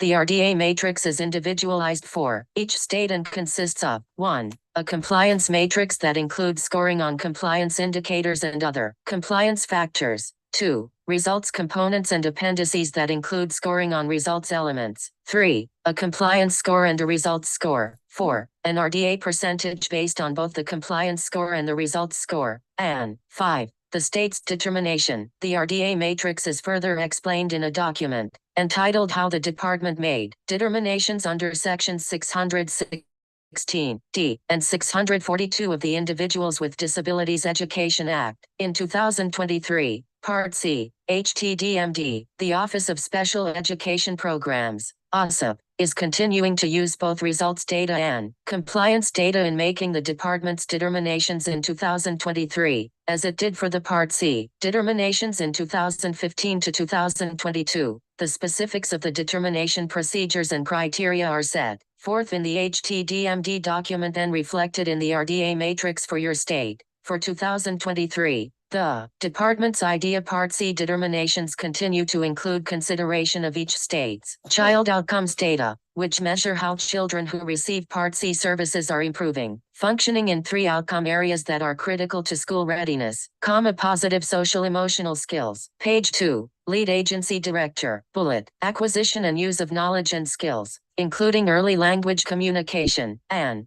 use of appropriate behaviors to meet their needs. Specifically, the department considered the data quality and the child performance levels in each state's child outcomes FFY 2021 data. Prior to issuing the 2023 determinations, the department asked stakeholders for input regarding how the department might prioritize equity and improve results for infants, toddlers and children with disabilities. OSSP received input through a variety of sources. For its 2023 determinations, OSSP has factored only programmatic, not department-wide specific conditions when scoring the long-standing non-compliance element of the compliance matrix. For 2024 and beyond, the department is considering the weight of existing as well as potential additional factors in making its determinations as part of its continuing effort to prioritize equity and improve results for infants, toddlers, children and youth with disabilities. Potential additional factors include how the department considers assessment data, such as whether to continue, including data on the participation and proficiency of CWD on the NEEP and/or whether to include data on the proficiency of CWD on statewide assessments. Other potential factors include whether and how to consider child find under indicators C5 and C6 and/or other longstanding noncompliance such as unresolved findings issued by OSIP during and prior to FFY 2020. The 2022 to 2023 IDEA Section 618 Part C data will continue to pre-populate the Part C SPPAPR indicators 2, 5, 6, 9, and 10 as they have in the past. However, please note that there will be changes to the data submission and data quality processes associated with the 2022 to 2023 IDEA Section 618 Part C data under e-Facts modernization. Under e-Facts modernization, states are expected to submit high-quality IDEA Section 618 Part C data that can be published and used by the department as of the due date for the applicable IDEA Section 618 data submission. Though, the 2022 to 2023 Part C child count and settings, Part C exiting, and Part C dispute resolution data will continue to be submitted via MIPS. States will be expected to conduct data quality reviews prior to the applicable due date. OSIP will expect states to take one of the following 2 actions for all business rules that are triggered in the MIPS system prior to the applicable due date. 1. Revise the data entered into the 618 data collection in MIPS to address the edit. Or 2. Provide a data note addressing why the data submission triggered the edit. There will not be a resubmission period for the IDEA Section 618 Part C data. The 2022 to 2023 IDEA Section 618 Part C data submitted as of the due date will be used for the FFY 2022 SPPAPR and the 2024 IDEA Part C results matrix. You may access the results of OSIP's review of your state's SPPAPR and other relevant data by accessing the MIPS SPPAPR reporting tool using your state-specific logon information at https://mips.ed.gov/suite. When you access your state's SPPAPR on the site, you will find, in Indicators 1 through 11, the OSIP response to the indicator and any actions that the state is required to take. The actions that the state is required to take are in the Required Actions section of the indicator. It is important for you to review the introduction to the SPPAPR, which may also include language in the OSIP response and/or required actions sections. Page 3, Lead Agency Director. You will also find all of the following important documents saved as attachments. 1. The state's RDA matrix. 2. The HTDMD document. 3. A spreadsheet entitled 2023 Data Rubric Part C, which shows how OSIP calculated the state's timely and accurate state-reported data score in the compliance matrix. And 4. A document entitled Dispute Resolution 2021 to 2022, which includes the IDEA Section 618 data that OSIP used to calculate the state's timely state complaint decisions and timely due process hearing decision scores in the compliance matrix. As noted above, the state's 2023 determination as needs assistance. A state's 2023 RDA determination as needs assistance if the RDA percentage is at least 60% but less than 80%. Capital A. State would also be needs assistance if its RDA determination percentage is 80% or above. But the department has imposed specific conditions on the state's last 3 IDEA Part C grant awards for FFYs 2020, 2021, and 2022, and those specific conditions are in effect at the time of the 2023 determination. As a reminder, your state must report annually to the public by posting on the state-led agency's website on the performance of each early intervention service (EAS) program located in the state on the targets in the SPPAPR as soon as practicable, but no later than 120 days after the state's submission of its FFY 2021 SPPAPR. In addition, your state must 1. review each program performance against targets in the state's SPPAPR to determine if each program meets the requirements of Part C, or needs assistance, needs intervention, or needs substantial intervention in implementing Part C of the IDEA. 3. Take appropriate enforcement action. And 4. Inform each program of its determination. Further, your state must make its SPPAPR available to the public by posting it on the state-led agency's website. Within the upcoming weeks, OSIP will be finalizing a state profile that 1. Includes the state's determination letter and SPPAPR, OSIP attachments, and all state attachments that are accessible in accordance with Section 508 of the Rehabilitation Act of 1973, and 2. Will be accessible to the public via the ed.gov website. OSIP appreciates the state's efforts to improve results for infants and toddlers with disabilities and their families and looks forward to working with your state over the next year as we continue our important work of improving the lives of children with disabilities and their Page 4, Lead Agency Director, Families. Please contact your OSIP state-led if you have any questions, would like to discuss this further, or want to request technical assistance. Sincerely, S. Valerie Williams, Director, Office of Special Education Programs, CC, State Part C Coordinator.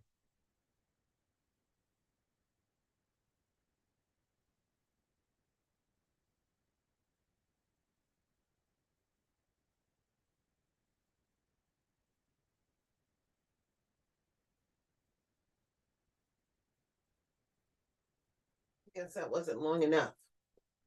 The deal is that Nevada is in a position where they must report out to the public.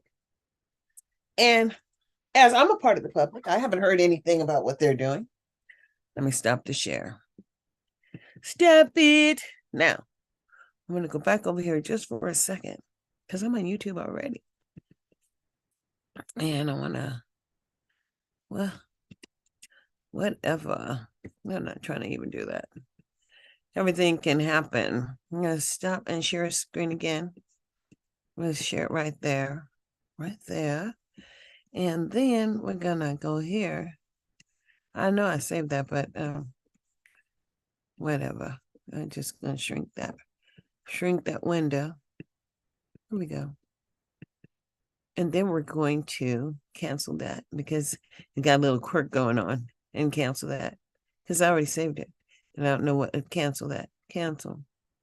Look, it got a problem. Now, this is what happened when you buy a fucking MacBook Pro with A1 technology. It fucks you over. You saw that, right? Just not the only one here that saw that. Now, as I'm on YouTube, I'm going to go here. I just want another YouTube page. Here we go. And then I'm not going to listen to 60 Minutes. No, no, no. I'm going to go here and see what Nevada has been doing. There. I don't want to necessarily have that SB, whatever. I just want this one. This one, this one, this one, this one. And then let's go see what they did new. 11/28. Oh. That was yesterday. Where was I at? I wasn't in the right place. I was in the right place, but it must have been the wrong time. Here we go. Let's see what's going on. Hadn't begun. It's going to go. Check 1, 2. Check 1, 2. Let's share it. Got to stop the share and share it the right way. Stop the share. And then let's share the right way. Excuse me. There we go. A little bit more. Good morning, everyone. No. It is, my name is Jim Hardesty. I don't care who you are. This is this one. I just want to go here. I want to go a little bit further.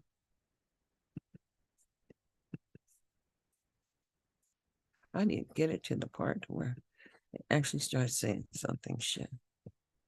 Keep coming up. joining us online or phone. The Zoom meeting ID for this meeting is 823-1065-5177. El segundo anuncio sería para aquellos que nos están acompañando a través de la línea o línea telefónica. El número de la cita de la conferencia es el 823. El público, el artículo número de diciembre. There we go. Thank you. So next for agenda item number 5, we're going to begin our presentations. We do have a presentation from our health districts. So we're going to begin with the health district in the South, Southern Nevada Health District. I do have the presentations for you, so give me 1 second, I'll bring it to you. Enseguida, en el artículo número 5 de nuestra agenda, vamos a comenzar a presentar a través del Departamento de Salud. Vamos a comenzar con el Departamento de Salud del Estado de Nevada. Permítame un momento, para esto sí tenemos una presentación y la vamos a poner en un momento.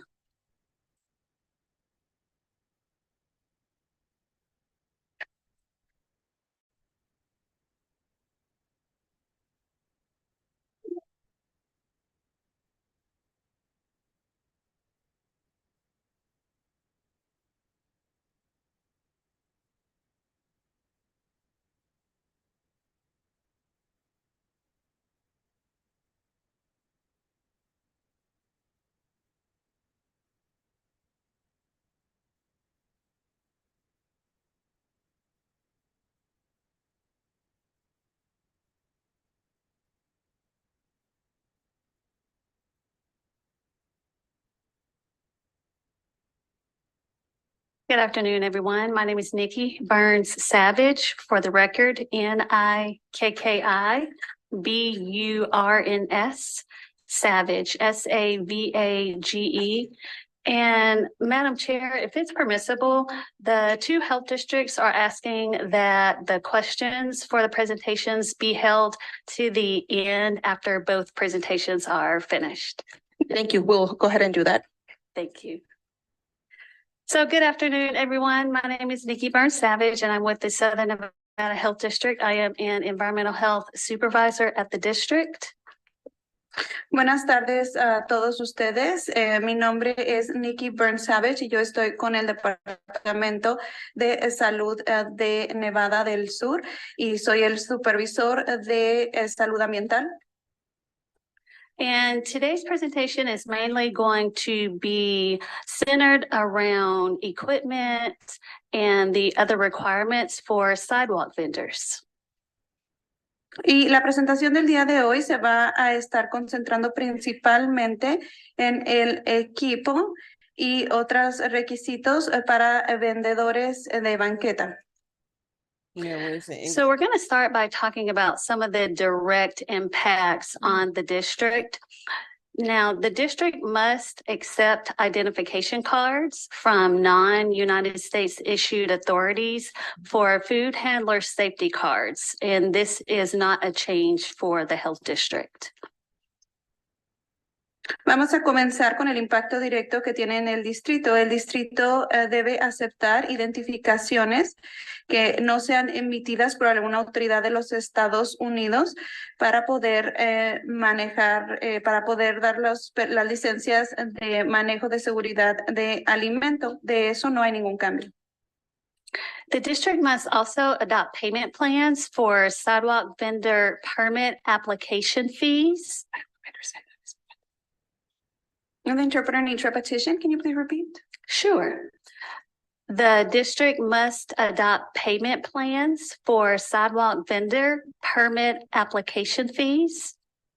El distrito va a adaptar planes de pago para los permisos de vendedores, para las tarifas que se aplican a los vendedores ambulantes.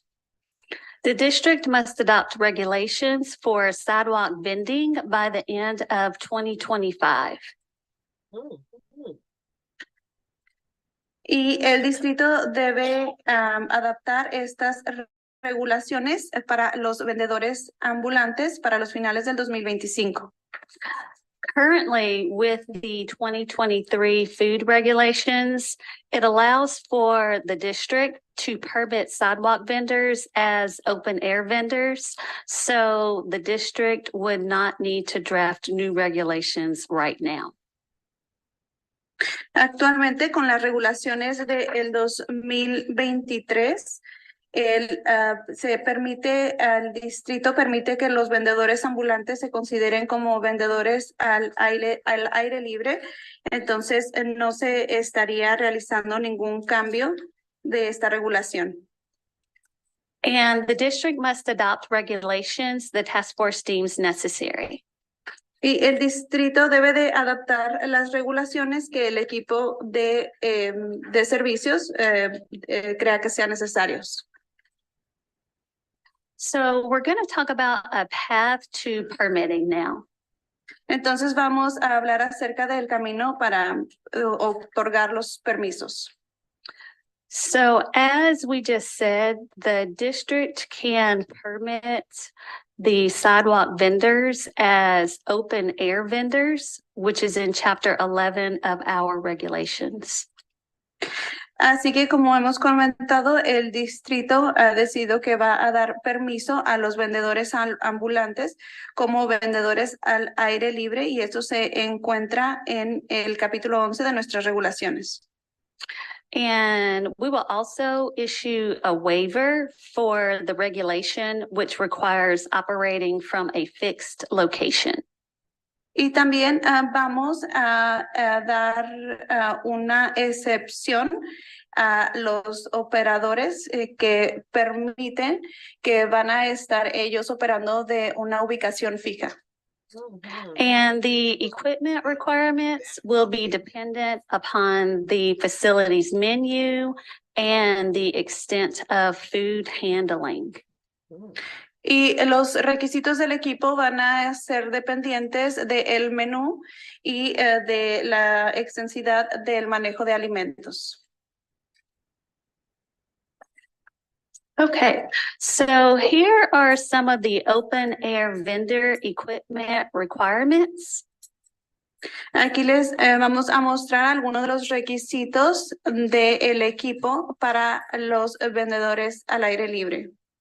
The open air vendor must be limited to 200 square feet. Debe de estar limitado el espacio de vendedores al aire libre a 200 pies cuadrados. The open air vendor must provide an adequate number of hand washing sinks for the open food handling, and there are certain criteria. Y el vendedor al aire libre debe de proveer un número adecuado de sinks para el lavado de manos para el manejo de alimentos al aire libre que deben cumplir con los siguientes requisitos. The hand washing sink must be stocked with liquid hand soap and a pump dispenser, single-use paper towels, and a garbage can.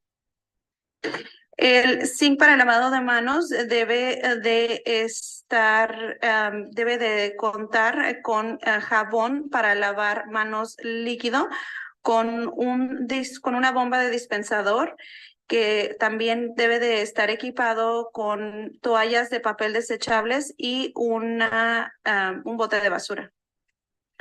The hand sink must be located within 10 feet of the open food handling area and ready for use prior to any open food handling.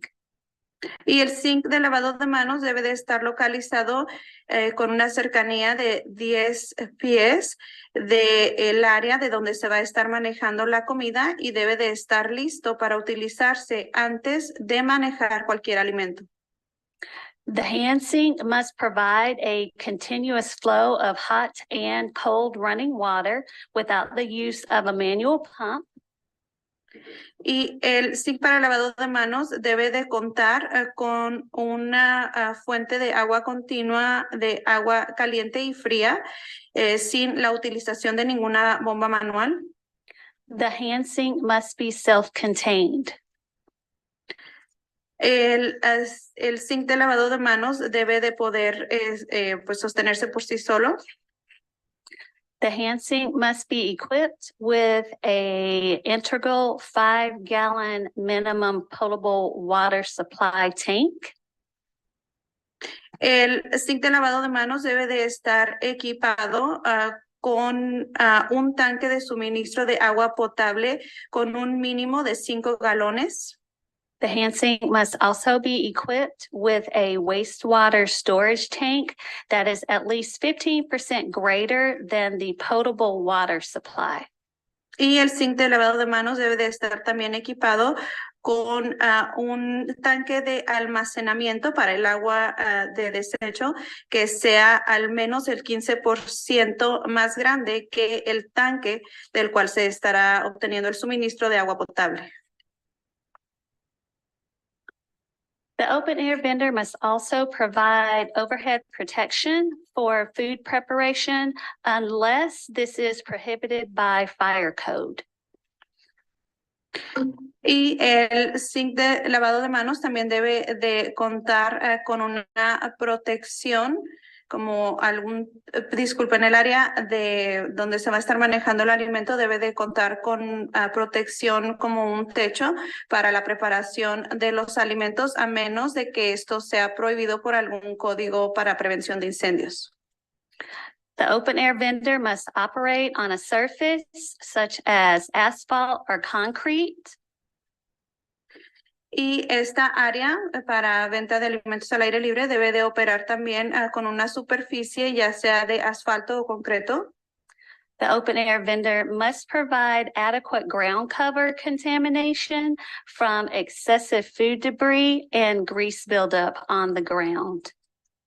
Y también esta área debe de estar equipada o debe de tener una cubierta del suelo que sea adecuado para prevenir la contaminación del exceso de desecho de alimento o acumulación de grasa en el piso.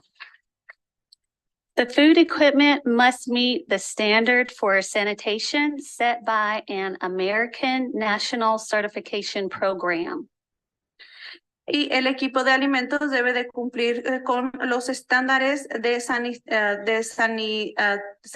sanitación o de limpieza que están propuestos por el programa de certificación nacional americana. Some common acceptable certifications include NSF, ETL Sanitation Listed, and UL Sanitation. Y algunas de las certificaciones comunes que son aceptables son del NSF, el ETL del listado de sanitación o de limpieza y el UL sanitación o limpieza. And this picture just shows an example of a unit that's a cart. Y en esta imagen solamente se muestra un ejemplo de la unidad que es como un carrito. So now we're going to go through the steps to apply for a permit. Ahora vamos a hablar acerca de los pasos para solicitar un permiso. The vendors must submit an application to the health district. Los vendedores deben de presentar una solicitud al distrito de salud. And documentation include equipment plans and specifications. Esta documentación va a incluir las especificaciones y los planes de equipo. The menu. El menú. Commissary agreement. El acuerdo de comisario. The ownership information. La información del propietario.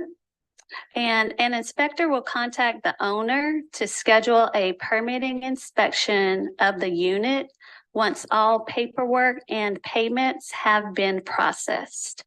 Y un inspector se va a contactar con el propietario para programar una inspección para obtener el permiso de la unidad y una vez que todos los documentos y los pagos hayan sido procesados.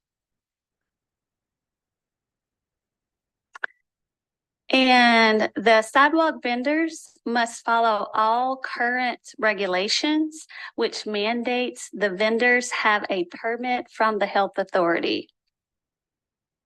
Y todos los vendedores ambulantes deben de cumplir con estas regulaciones, las cuales son obtener un permiso de la autoridad de salud.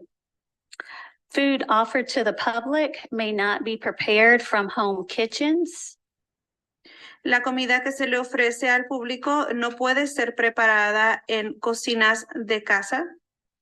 The food must be either purchased the same day and prepared at the sidewalk vendor location, or los ingredientes de la comida o de los alimentos tienen que haber sido comprados en ese mismo día y haber sido preparados en la ubicación del vendedor ambulante, o the food must be stored and prepared at a permitted commissary location.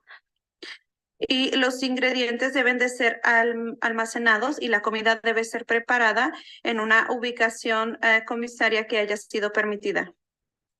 And the vendors may not conduct complex food processes such as cooling. Y los vendedores no pueden llevar a cabo procesos complejos de alimento como enfriamiento.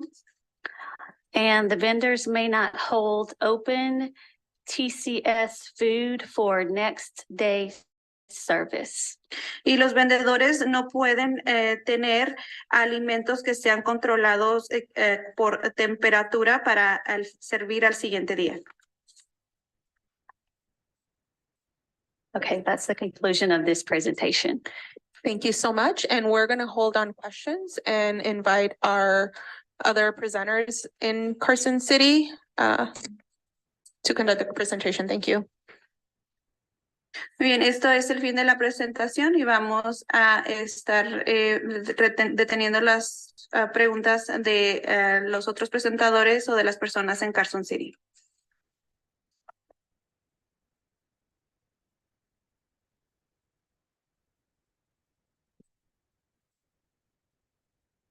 Good afternoon. My name is Kristen DeBraga. That's Kristen. DeBraga is DEBRAGA. And I'm a senior environmental health specialist with the Northern Nevada Public Health, formerly the Washoe County Health District. Next to me today is Amber English, supervisor of the Food Safety Program. I oversee the Special Events and Temporary Food Program, as well as the Foodborne Disease Program, and I'm going to be talking to you today about some of the public health implications of Senate Bill 92. Can you guys all see our slides? We cannot down here. Oh, there we go. Perfect. Thank you.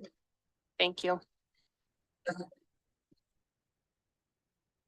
Our current food establishment regulations allow for street food vending under the categories of mobile or portable food units.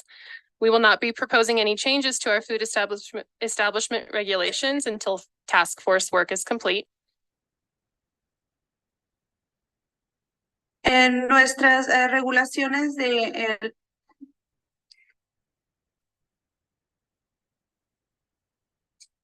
we do not ask for las regulaciones. Broadcasting, we're getting some feedback. Does everybody have their mic turned off down here? Yes. Okay. Please continue. Thank you. Okay. Northern Nevada Public Health does not ask for ID when we issue health permits. Las regulaciones que actualmente permiten que los vendedores ambulantes vendan bajo la categoría de unidad de alimentos móvil o unidad de alimentos portable. No hay actualizaciones que se necesiten en estas regulaciones hasta que la fuerza de trabajo sea completa. Y actualmente no se requieren tarjetas de identificación para otorgar permisos. Changes that are in the works as a result of the passing of SB 92 include developing a payment plan for sidewalk vendors when they wish to apply for health permits. Y los cambios que se van a llevar a cabo como resultado de la ley del Senado número 92 va a ser que se van a desarrollar planes de pago para los vendedores ambulantes que deseen obtener permisos. Additional potential changes include amendments to our current food establishment regulations. These changes will be determined by the task force. The interpreter needs repetition. Can you please repeat? Additional potential changes include amendments to our current food establishment regulations. These changes will be determined by the task force. Y los cambios potenciales adicionales que se podrían considerar podrían ser algunas revisiones de nuestras actuales regulaciones, y esto no se va a llevar a cabo hasta que el equipo de trabajo termine de determinarlo.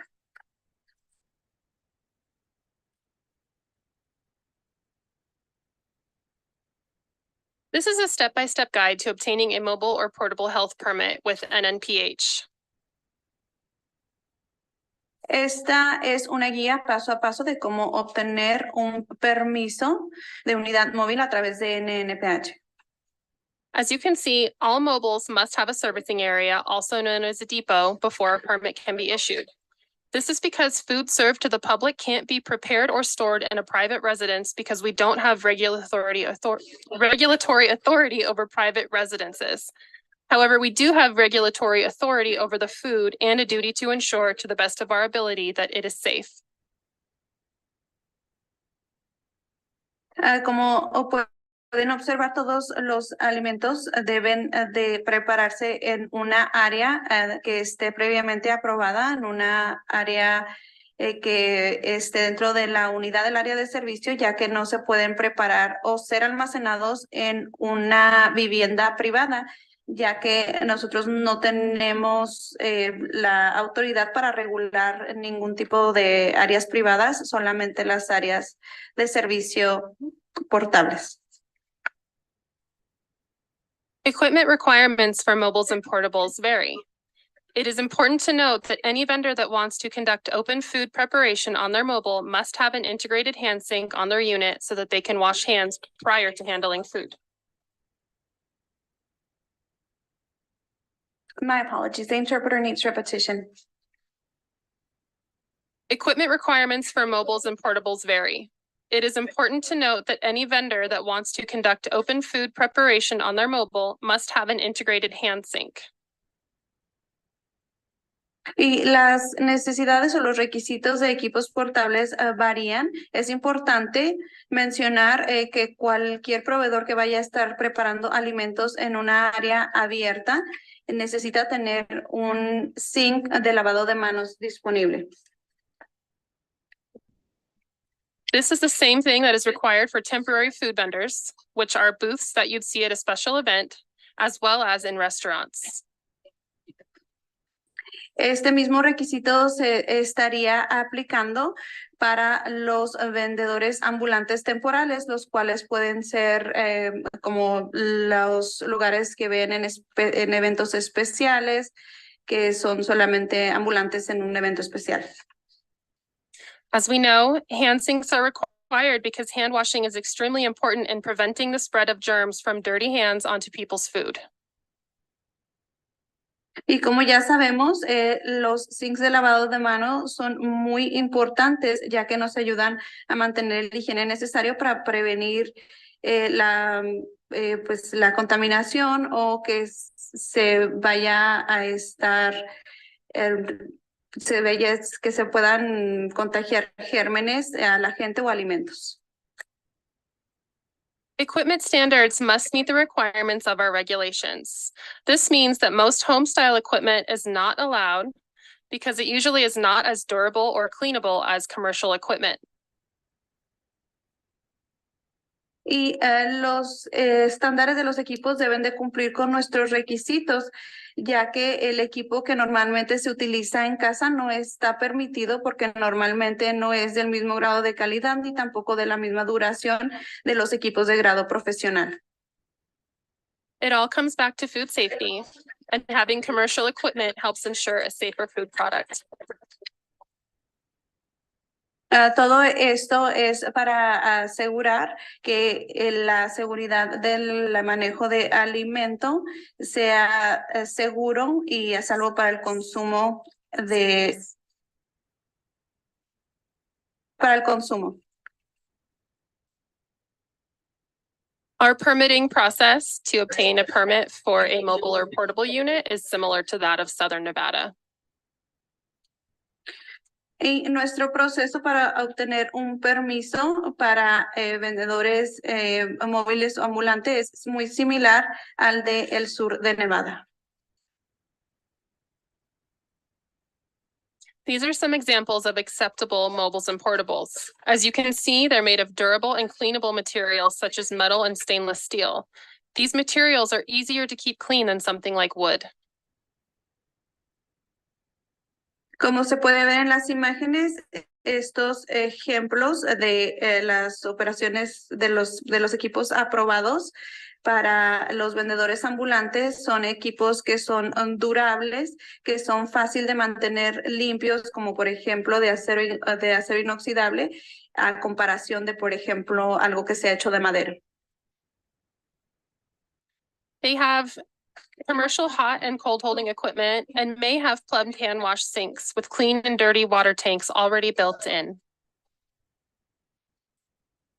Ellos, este tipo de equipos deben tener corriente de agua fría y caliente y deben de tener un tanque de agua limpia y de agua de desecho. Mobiles and portables can vary in size depending on the needs of the operation and what types of food will be offered. Este tipo de unidades móviles pueden variar en tamaños dependiendo de los artículos que haya en el menú y la comida que se va a estar preparando. We have been working on additional resources to help the community understand the permitting process.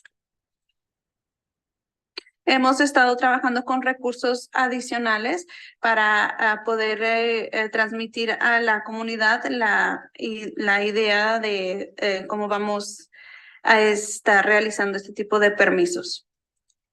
This includes mobile and portable unit permitting checklists in English and Spanish so that operators know what is required for the mobile and portable before they purchase equipment or start the permitting process.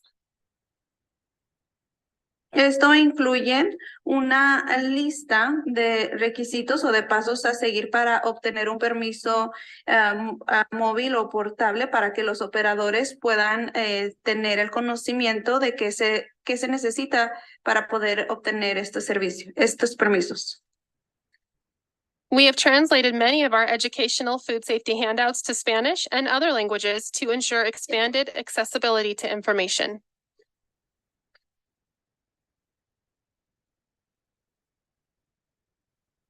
La lista que se mencionó en el segmento anterior también se encuentra disponible en español.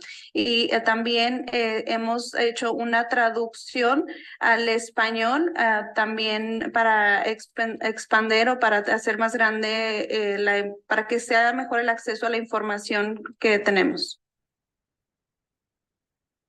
We have a new Spanish website for food vendors, whether they operate on a temporary basis under a temporary health permit or with an annual mobile or portable unit. This is also a great place to learn the differences between what each permit type covers. También tenemos un nuevo sitio de internet que está también traducido al español para que los operadores puedan saber qué es lo que se necesita para las unidades móviles o portables temporales y también para que puedan entender cuál es la diferencia entre los permisos de unidad móvil temporal o anual. We have also increased the number of bilingual staff that can help with filling out applications as well as in the field when we are conducting inspections. Y también hemos incrementado la cantidad de personal bilingüe que tenemos para las solicitudes y para hacer inspecciones de campo y que sean traducidas o que estén disponibles en varios lenguajes. We are currently working on a food vendor permitting fair to provide information and answer questions about what is required to get a health permit, as well as food safety instructional videos. All of this will be offered in Spanish as well as English. Y también estamos trabajando en una feria de información y permisos para los vendedores de alimentos y así como también videos de seguridad instruccionales del manejo de alimentos que van a estar disponibles en inglés y en español. Unpermitted vendors are those that serve food to the public without a health permit to do so, as is required by law. Operating in this way can greatly compromise a vendor's ability to provide a safe food product to their customer. Y los vendedores ambulantes que no tienen permiso son vendedores ambulantes que no tienen un permiso de la respectiva autoridad de salud y que operan en una forma que puede poner en riesgo la seguridad del manejo de los alimentos de ellos y de los clientes. These are some of the common concerns associated with unpermitted food vendors. Estos son unas cuantas de las preocupaciones más comunes que se asocian con los vendedores que no tienen permiso. No clean or potable water. Without this, a food vendor does not have a way to wash utensils, wash their hands after handling money, use the restroom, blowing their nose, eating, etc. Que no tengan acceso al agua potable o agua limpia. Esto pone en riesgo ya que no tienen el acceso a lavarse las manos después o para lavar los utensilios de cocina que van a utilizar o lavarse las manos después del manejo de dinero o de ir al baño o tocarse la nariz o algunas otras cosas. There is usually no electricity to ensure foods are kept hot or cold to prevent bacterial growth in the food. If foods are held out of temperature for too long, there is a much higher likelihood of bacteria growing in that food that can make people sick. Y si no hay electricidad o no hay suficiente refrigeración, esto facilita que los alimentos que necesitan mantenerse a una cierta temperatura no lo estén y esto facilita el crecimiento de bacterias dentro de los alimentos. We commonly see a lack of infrastructure with unpermitted street food vending, which means their food is placed on the ground and/or in the dirt, and there is little protection from airborne contaminants such as dirt and dust. Y comúnmente en los vendedores que no tienen permiso vemos una falta de infraestructura, lo cual significa que los alimentos pueden ser preparados directamente en el piso o tienen muy poca o no protección alguna contra los contaminantes que se encuentran al aire libre.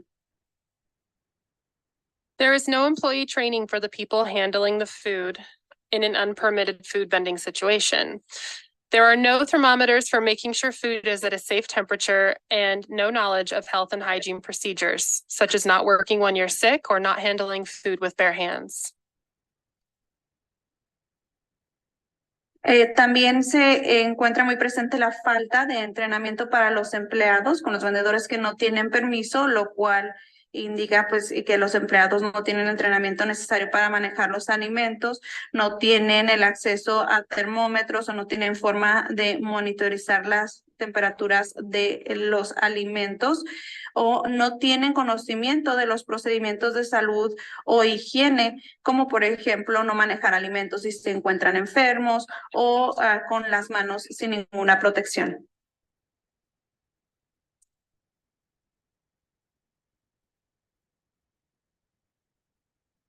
Every year, almost 500,000 people die from a seemingly harmless illness.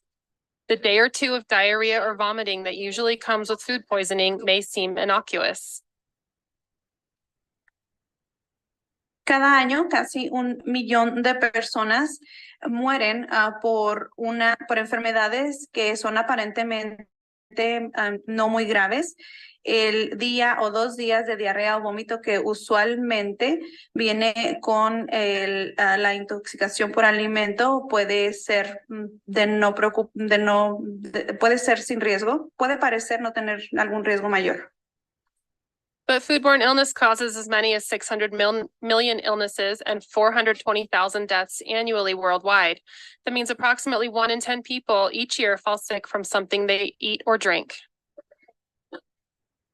Pero las enfermedades que son a causa de alimento pueden causar tantas como son 600 millones de enfermedades y 420,000 muertes anualmente, globalmente. Esto significa que aproximadamente 1 de cada 10 personas cada año se enferman de algo que comieron o bebieron. In the US, 48 million people get sick, 128,000 are hospitalized, and 3,000 die from foodborne diseases every year. These illnesses and deaths are preventable with proper food safety practices. En los Estados Unidos, 48 millones de personas se enferman, 128,000 son hospitalizadas y 3,000 mueren por enfermedades causadas por alimentos cada año. Estas enfermedades y muertes se pudieron haber prevenido con el manejo adecuado y las prácticas de seguridad del manejo de alimentos.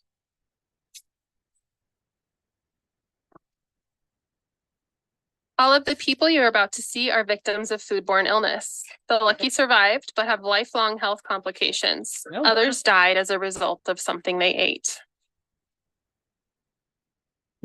Todas las personas que están a punto de ver son personas que han sufrido de alguna enfermedad causada por la ingesta de alimentos. Los que tuvieron más suerte sobrevivieron.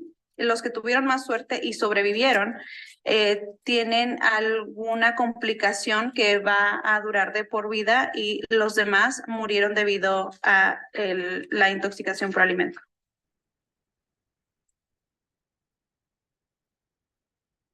Northern Nevada Public Health permits street food vendors in addition to all other types of food establishments, including restaurants, delis, grocery stores, and more, in accordance with state and local law. The interpretation, can you repeat? Northern Nevada Public Health permits street food vendors in addition to all other types of food establishments, including restaurants, delis, grocery stores, and more, in accordance with state and local law. El Distrito de Salud del Estado de Nevada requiere que se otorguen permisos del manejo de alimento a todos los establecimientos, como pueden ser restaurantes, tiendas que vendan artículos como despensa y que cumplan con todos los requisitos que son requeridos por el Estado. These laws exist to promote food safety and to ensure the people of our state and local jurisdictions have access to only the safest food possible. Estas leyes fueron impuestas debido a estas leyes estatales fueron impuestas para que se estipule que haya seguridad y que las personas tengan acceso a alimentos que hayan sido preparados con seguridad. Common symptoms of foodborne illness include vomiting and diarrhea, but foodborne illness can also have lasting complications, such as kidney failure and other organ damage. Los síntomas más comunes de las enfermedades causadas por la ingesta de alimentos pueden incluir como vómito y diarrea, pero hay algunos otros complicaciones más severas como pueden ser falla renal o falla de algún otro órgano vital. The main goal of Northern Nevada Public Health in terms of food safety is to prevent people from getting sick from foodborne illness. Foodborne illness is preventable.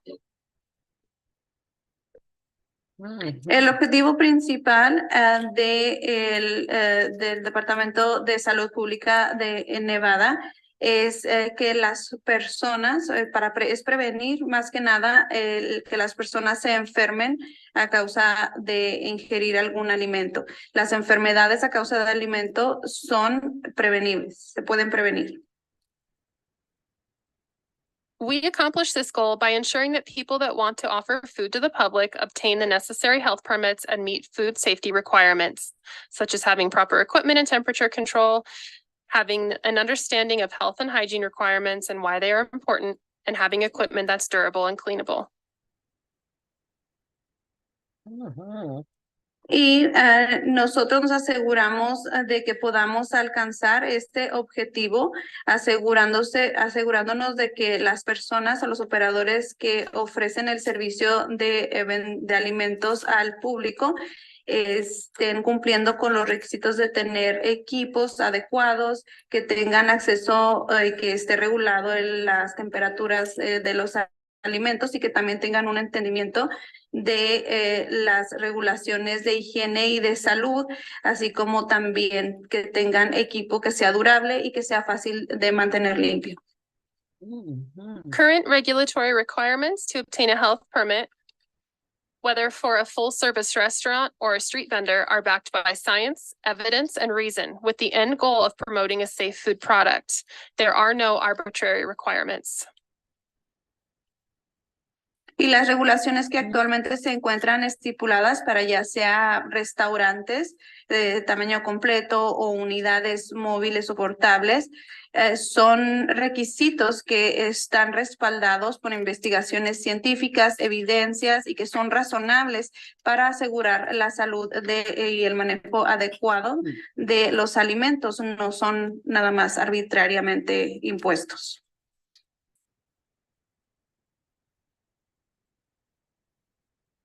Foodborne illness may seem like something that would never happen to you or someone you love, but here are some of the major foodborne outbreaks that we've had in recent years in Washoe County.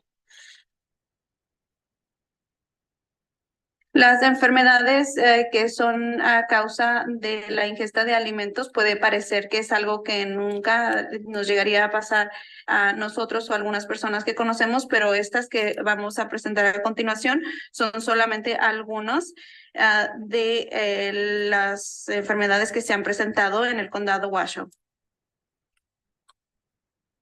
A norovirus outbreak sickened over 50 people at a birthday party. Food handlers later admitted to working while sick with diarrhea and using their bare hands to prepare food. El norovirus enfermó a más de 50 personas en una fiesta de cumpleaños que se llevó a cabo en un restaurante. Los manejadores de los alimentos en el restaurante pues admitieron haber estado trabajando mientras que tenían diarrea.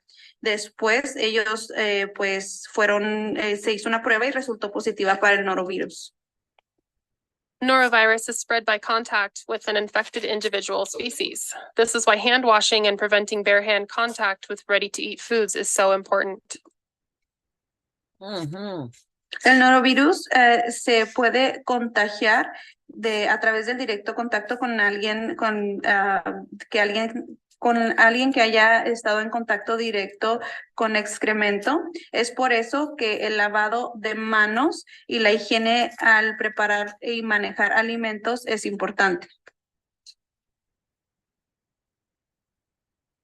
An outbreak that sickened at least 25 people due to cross-contamination of a dessert with bacteria from animal feces, E. coli. Y otra enfermedad, la cual enfermó a 25 personas debido a la contaminación de un postre con excremento animal, es E. coli. An investigation by NNPH determined that equipment that was used to handle raw sausage was improperly cleaned and then used to prepare the dessert. Una investigación realizada por la LNPH determinó que este contagio se realizó debido a que se utilizó un cuchillo que había sido utilizado para cortar una salchicha cruda y luego se utilizó para cocinar o para servir el postre. 8 of the foodborne illness victims were children that became severely ill after eating the dessert and required lengthy hospital stays. 2 of the children will have lifelong kidney issues as a result of the E. coli poisoning. 8 de los infectados eran niños que estuvieron gravemente enfermos y que requirieron estar hospitalizados por bastante tiempo. 2 de ellos van a tener problemas de sus riñones de por vida. A wedding caterer sickened more than half of the guests of a wedding. After an investigation, NNPH suspected hot holding of foods at too low of a temperature allowed bacteria to grow in the food, which then produced a toxin and poisoned the guests. Un proveedor de alimentos enfermó a más de la mitad de los invitados de una boda y a través de una investigación el NNPH determinó que esto se llevó a cabo debido a que cocinar los alimentos a una temperatura muy baja causa que toxinas puedan crecer dentro de los alimentos, originarse y de esta forma causar la contaminación. A food truck sickened over 30 people that NNPH is aware of, and very likely more than that at a large high school track meet. Una troca donde se vende alimentos enfermó a más de 30 personas, a 30 personas o más en una reunión en una escuela preparatoria. The food truck operator admitted they were preparing food while their water was shut off and thus not washing their hands. El operador de esta unidad móvil de alimentos admitió que habían estado trabajando o manejando los alimentos cuando no tenían agua. El agua había sido cortada, lo cual pues estaba evitando que ellos tuvieran acceso a lavarse las manos. The food handlers later tested positive for norovirus, although they claimed they never had any symptoms. Y los manejadores de los alimentos se les hizo una prueba y resultaron positivos para el norovirus, aunque ellos dijeron que nunca habían tenido ninguno de los síntomas. There is a heavy cost of foodborne illness, and public health agencies like NNPH are devoted to preventing this unnecessary burden. Hay un costo muy caro para las que se debe, pues que se obtiene a través de las enfermedades que son causadas por la ingesta de alimentos y las asociaciones como la NNPH quiere asegurarse de que esto no suceda y ya que se puede prevenir. Foodborne illness is more than vomiting and diarrhea for some, and it can lead to severe illness, lifelong health issues, and diminished quality of life. I want to remind you that getting sick from food is not normal and not necessary. Las enfermedades que se causan debido a la ingesta de alimentos son más que vómito y diarrea. Algunas de ellas pueden ser muy severas y pueden causar problemas, complicaciones de por vida o hasta disminuir la calidad de vida. Esto es algo que no es normal y no es necesario. I will end with this final thought. Please think about the children or older adults in your life, or the pregnant women you may know, or maybe you've been a pregnant woman. Voy a terminar solamente con esto. Por favor, al manejar alimentos, piensen en los niños, en sus hijos, en las personas, adultos mayores, en su vida, en las mujeres embarazadas o tal vez ustedes mismas han estado embarazadas. Think also about those you know that have an illness that affects their ability to fight infections. También piensen en aquellos que ustedes conocen que tienen enfermedades que les disminuyen la posibilidad o la capacidad de combatir infecciones. It could be your family member, your child, your unborn child, your grandparent that becomes severely ill and may have lifelong consequences or even die as a result of unsafe food. Thank you. Puede ser el mismo propio hijo de ustedes o el hijo que todavía no nace o su abuelo que está enfermo o que puede morir o que puede tener complicaciones de por vida debido a una enfermedad causada por la ingesta de alimentos. Gracias. Gracias. Thank you so much for that presentation. We will now move forward with any comments or questions from the task force members for the Northern Nevada Public Health and the Southern Nevada Health District, both of our districts for Health District for North and Southern Nevada. So now if any of our task force members have any questions, please turn on your mic and move forward. For the record, Paul Moratkin. I have a question for the Southern Nevada Health District Representative. Can you repeat, please? Paul Moratkin, for the record. I have a question for the Southern Nevada Health District Representative. Sí, para el registro, mi nombre es Paul Miraki y tengo una pregunta para el representante de salud del sur de Nevada. Ms. Burns-Savage, thank you for your presentation. It's very informative. Primero que nada, gracias por su presentación, fue muy informativa. Regarding the existing codes for the open air vendor, how much is the fee from the health district? Nikki Burns-Savage, for the record, just to clarify, you're asking how much is the permit fee? Yes. The permit fee for the open air vendor it's a total of $863, but let me break that down. So Nada más para confirmar, la pregunta que está usted realizando es ¿cuánto cuesta el permiso para los vendedores ambulantes? El costo del permiso es de $863, pero enseguida lo voy a desglosar. Nikki Burns-Savage, for the record, the annual health permit for the open air vendor is $376.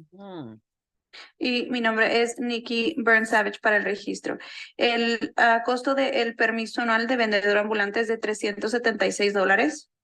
Nikki Burns-Savage, for the record. There is also a plan review fee, and that plan review fee is $368. However, the plan review fee is a one-time fee that the operators has to pay. The operators. Y mi nombre es Nikki Burns-Savage para el registro. Y también hay una tarifa de revisión del plan que es de $368. Sin embargo, esta tarifa de revisión de plan de $368 solamente se paga una vez por el operador de servicios. Nikki Burns-Savage, for the record. Also, there is a unit fee that goes along with the plan review fee, and that is $119.38. So if you take all three of those together, that is the $863. Nikki Burns-Savage para el registro también hay en conjunto con la tarifa de revisión de plan hay una tarifa de unidad que es de $119.38. Entonces, si tomamos estas tres tarifas juntas, da el total del costo del permiso, que es de $863. And Nikki Burns-Savage, for the record, I do just want to say that keep in mind, like I said earlier, the plan review fee is the one-time fee. Once the operator has this permit, they will pay the annual fee, and that was the $376. Nikki Burns-Savage para el registro, también nada más si quiero reiterar que hay que tener en cuenta que la tarifa de revisión del plan solamente se paga una vez que el operador ha pagado esta tarifa, va a pagar por el permiso anual que es de los $368. Vince Chiano for the record. This question is for Southern Nevada Health District. This relates to the same fee questions. But first, can you confirm that there's a requirement for a commissary? Nikki Burns-Savage, for the record, yes, there is a requirement for the sidewalk vendor to have a commissary. And what would that fee be? Nikki Burns-Savage, for the record, I can't tell you exactly what that's going to be. There are several different commissaries in the county, And they vary depending on the commissary. They have different owners. So if a side, thank you. And so if a sidewalk vendor is required to, Sorry, Vince, please allow some time for a translator so yeah, she doesn't sorry. lose the context of the questions and answers.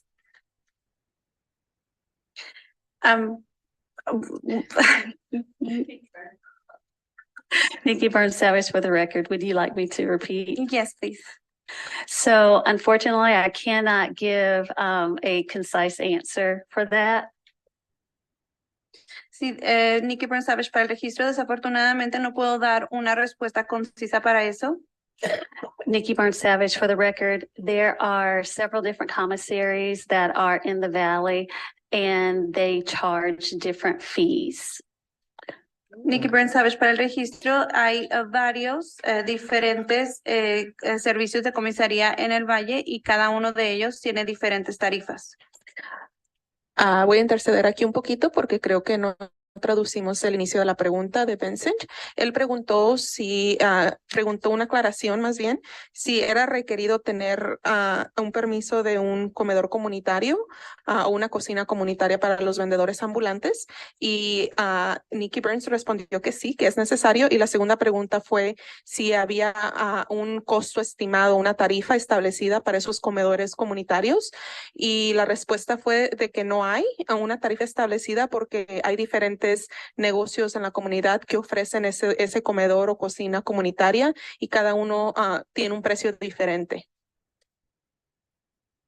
And Nikki Burns Savage, for the record, we have a list of commissaries that we can provide if that would help, if so the operators can contact those commissaries individually.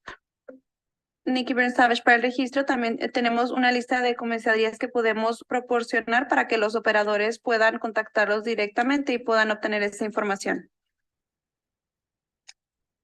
Vince Keanu again for the record. So if a sidewalk vendor is allowed to purchase food the same day, what would be the purpose of the commissary? Now, Nikki Burns Savage, for the record, let me clarify. Yes, that part is correct. We would require a commissary if they were purchasing the food ahead of time.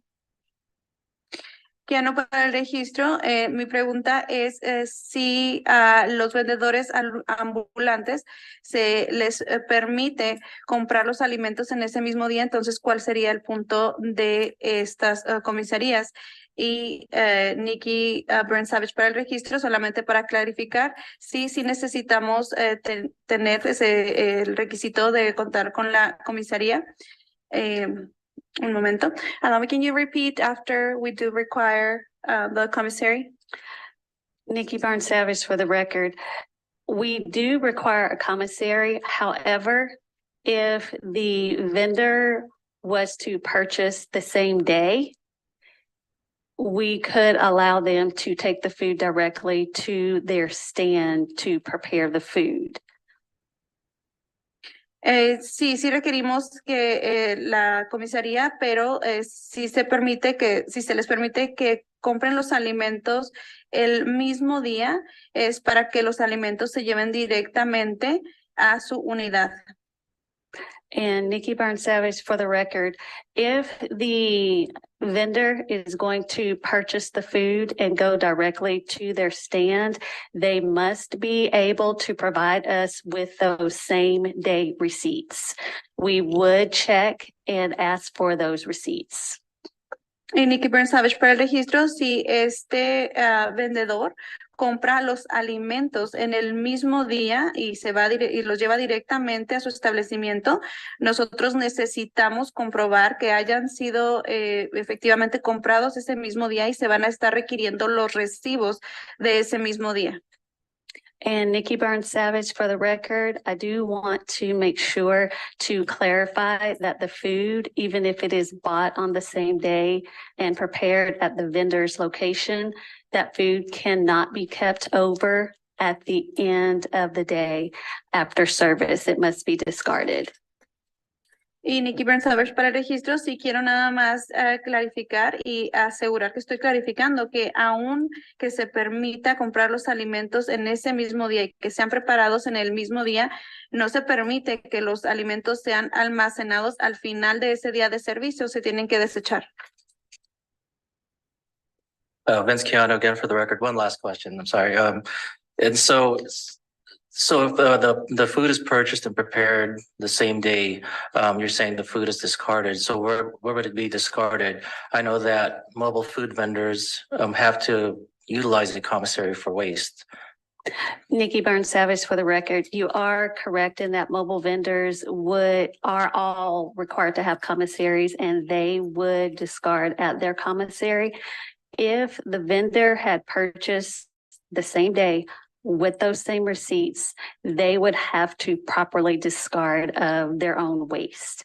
I can't tell you exactly where that would be. We would prefer that it be at a commissary because that is what all of our other permitted operators are required to do.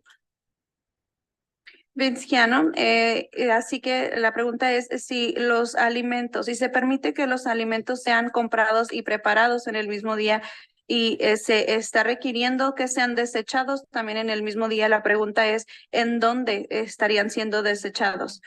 Y la respuesta es de Nikki Bernstavich para el registro.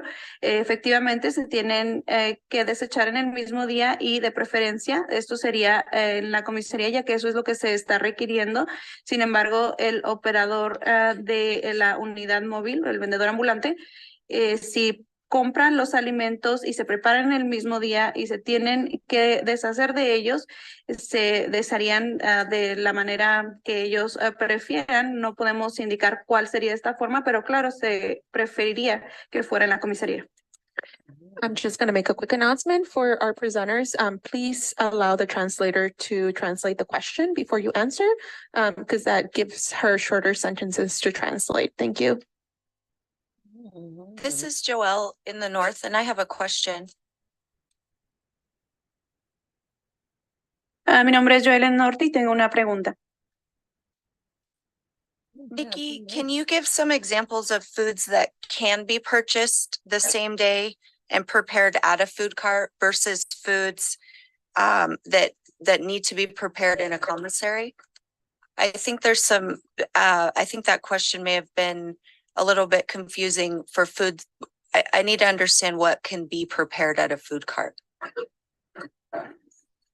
Nikki, ¿podría, por favor, dar algunos ejemplos de los alimentos que pueden ser comprados y preparados en la unidad el mismo día, comparados con los que se tienen que preparar en la comisaría, ya que creo que hay un poco de confusión con cuáles serían esos alimentos?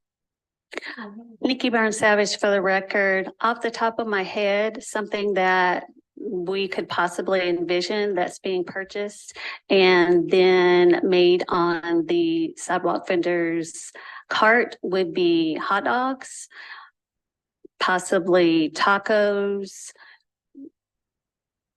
something that could not be probably tamales. El Nikki Burns Savage para el registro, pues lo primero que se me viene a la mente, lo que puedo pensar de los alimentos que podrían ser comprados por los vendedores ambulantes y preparados en el establecimiento serían, por ejemplo, hot dogs o tacos. Algo que no podría ser hecho de esta forma serían, por ejemplo, tamales. I have a follow-up. Nikki, let's say there's onions, tomatoes, and lettuce on the tacos. Would those need to be washed and prepared in a commissary first and stored? Y tengo una pregunta de seguimiento, Nikki. Digamos que en los tacos llevan cebolla, tomates y lechuga. Eso tendría que ser lavado y almacenado también podría ser almacenado y lavado en la unidad. Nikki Burns Savage for the record. Yes, Joelle, thank you for that clarification. Because fruits and vegetables are required to be washed before they are used, specifically before they're cut, those types of fruit and vegetables, that produce would need to be washed at the commissary prior to being used at the location. Sí, Nikki Bersamish para el registro, muchas gracias por esa clarificación, Joel. Efectivamente, los frutas y vegetales tendrían que ser lavados porque se requiere que este tipo de productos, como lo son frutas y vegetales, sean lavados rigurosamente antes de ser cortados. Entonces, se tendrían que lavar en la comisaría antes de que se cortaran o utilizaran.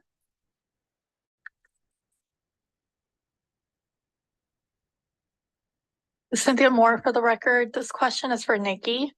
You said that if I'm a street vendor and I want to buy the ingredients and prepare them at the cart, I'd have to provide receipts every day. How do you plan on keeping track of that? Is there going to be a website? How are street vendors going to upload or provide those receipts every single day? And I have another question after that. So Nikki Burns Savage for the record. Let me clarify. We would expect for the vendor to keep the receipts for that day. If an inspector comes, say today's the 28th, we would expect them to have their receipts if they had purchased the food that day. And we would want to see the receipts with today's date on it. Cintia Amor pregunta para Nikki si se les está requiriendo a los vendedores, si se les está permitiendo a los vendedores ambulantes que compren los alimentos el mismo día y se preparen en el establecimiento, y se les está pidiendo recibos para comprobar la compra en ese día, cada día. ¿Cuál es el plan para llevar un registro de estos recibos? ¿Va a haber algún sitio de internet o cómo es que los vendedores ambulantes van a poder cargar o presentar estos recibos cada día?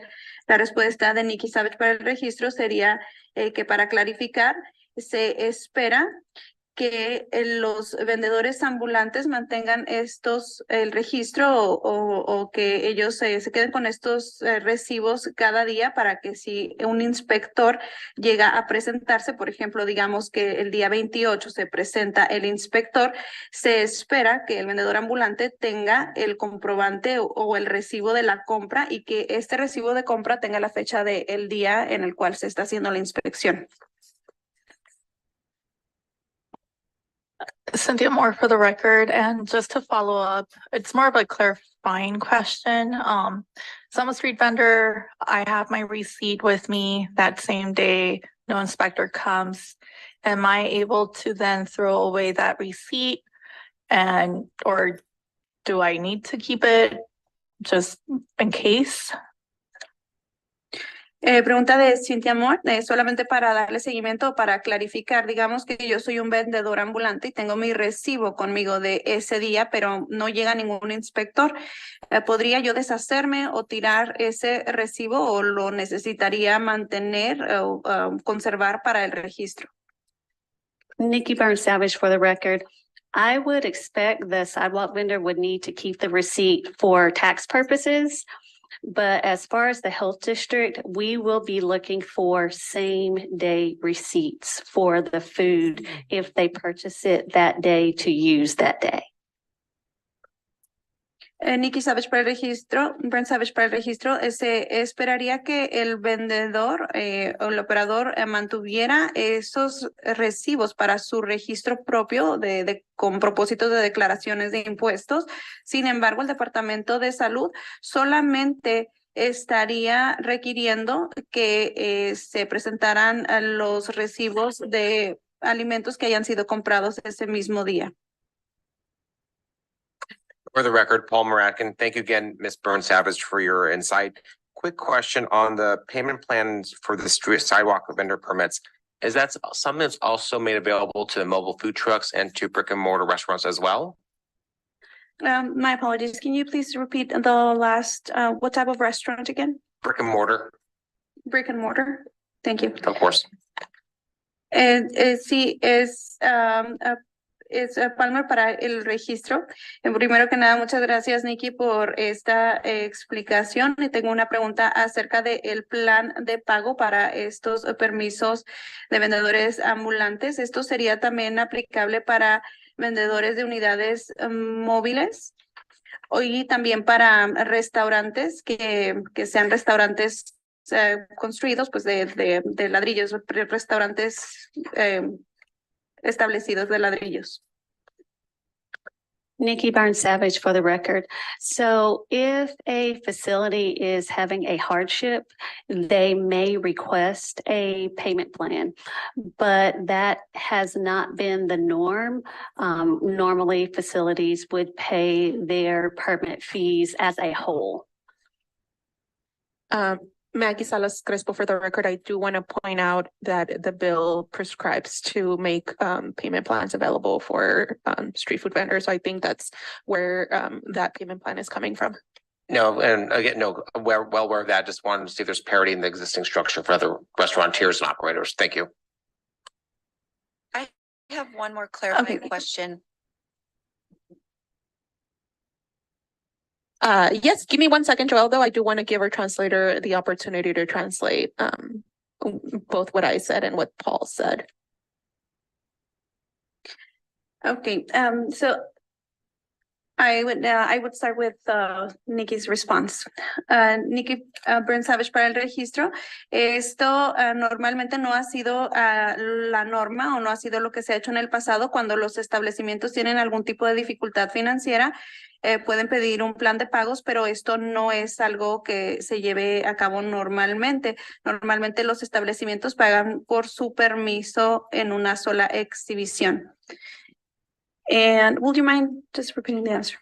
Una aclaración que yo hice es de que la razón por la que existe un plan de pago para los permisos de salud y el permiso de licencia para operar como vendedores ambulantes es porque esto lo indica la ley SB 92. Entonces eso es parte de la ley como requisitos de que estas organizaciones gubernamentales ofrezcan un plan de pago.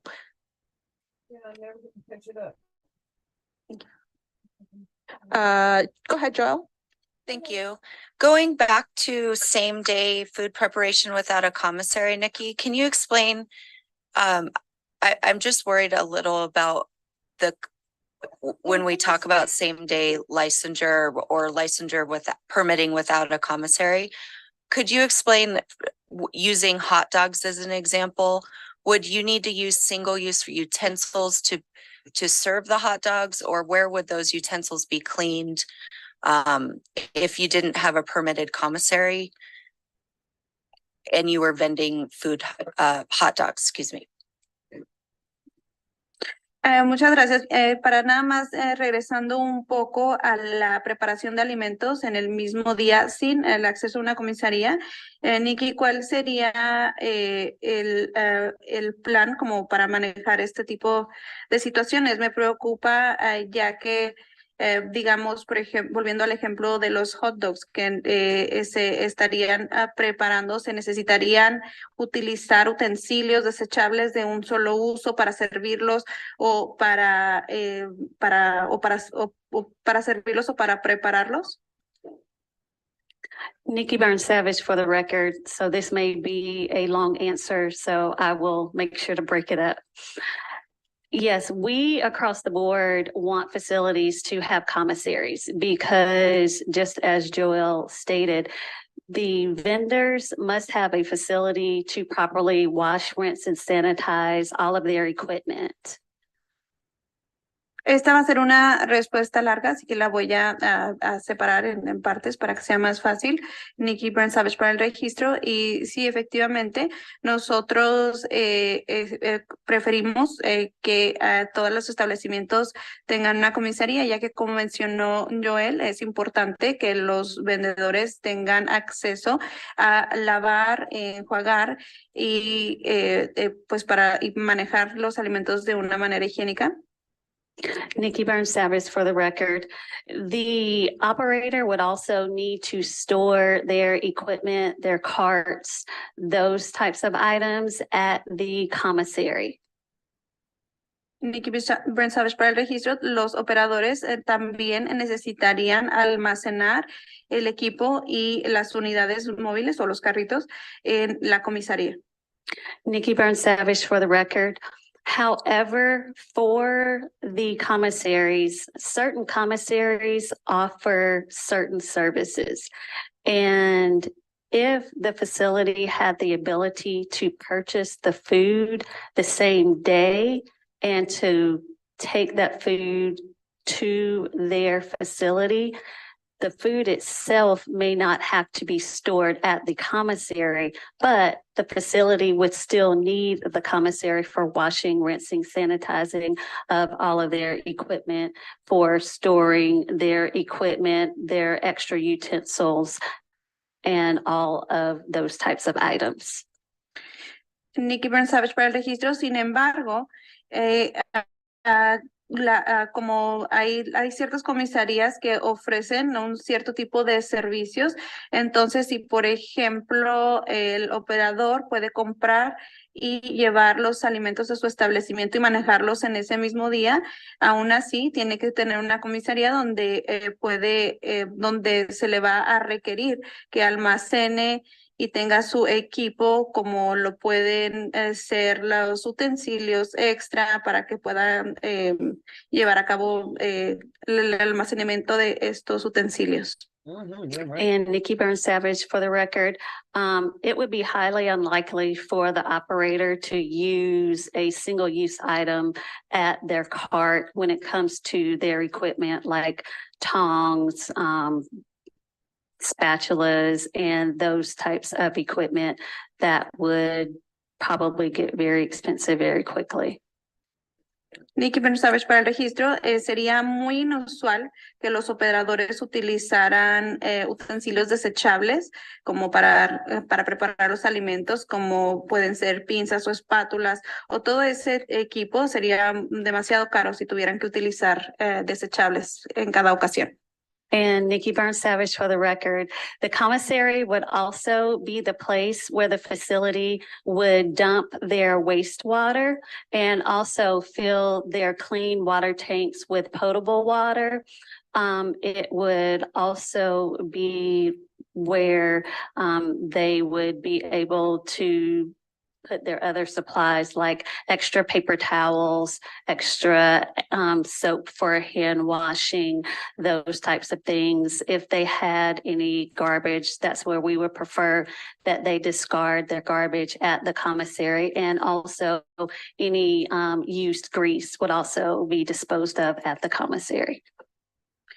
Y Nikki Burns Savage para el registro, también la comisaría sería el lugar en donde el operador estaría deshaciéndose o desechando del agua de desecho, del agua que esté sucia, y estarían también ahí rellenando sus tanques de agua limpia y de agua potable. También este sería el lugar en donde el operador podría almacenar suministros, como lo pueden ser toallas de papel o jabón para lavarse las manos, donde estarían también desechando la basura o la grasa sucia que haya sido utilizada. También este mismo lugar sería la comisaría.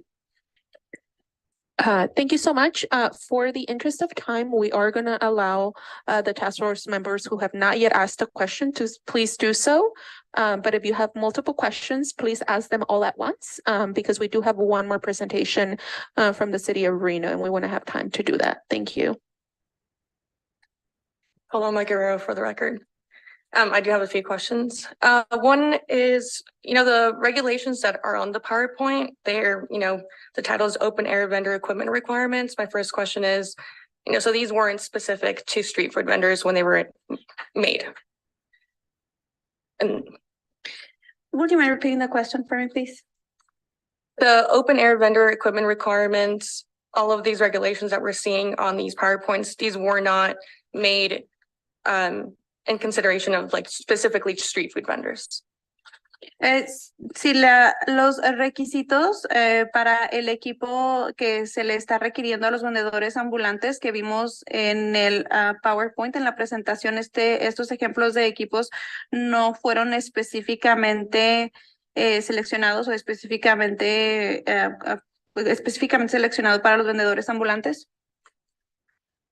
Nikki Burns Savage for the record. So our open air vendors, we used to call those portable units for the service of food.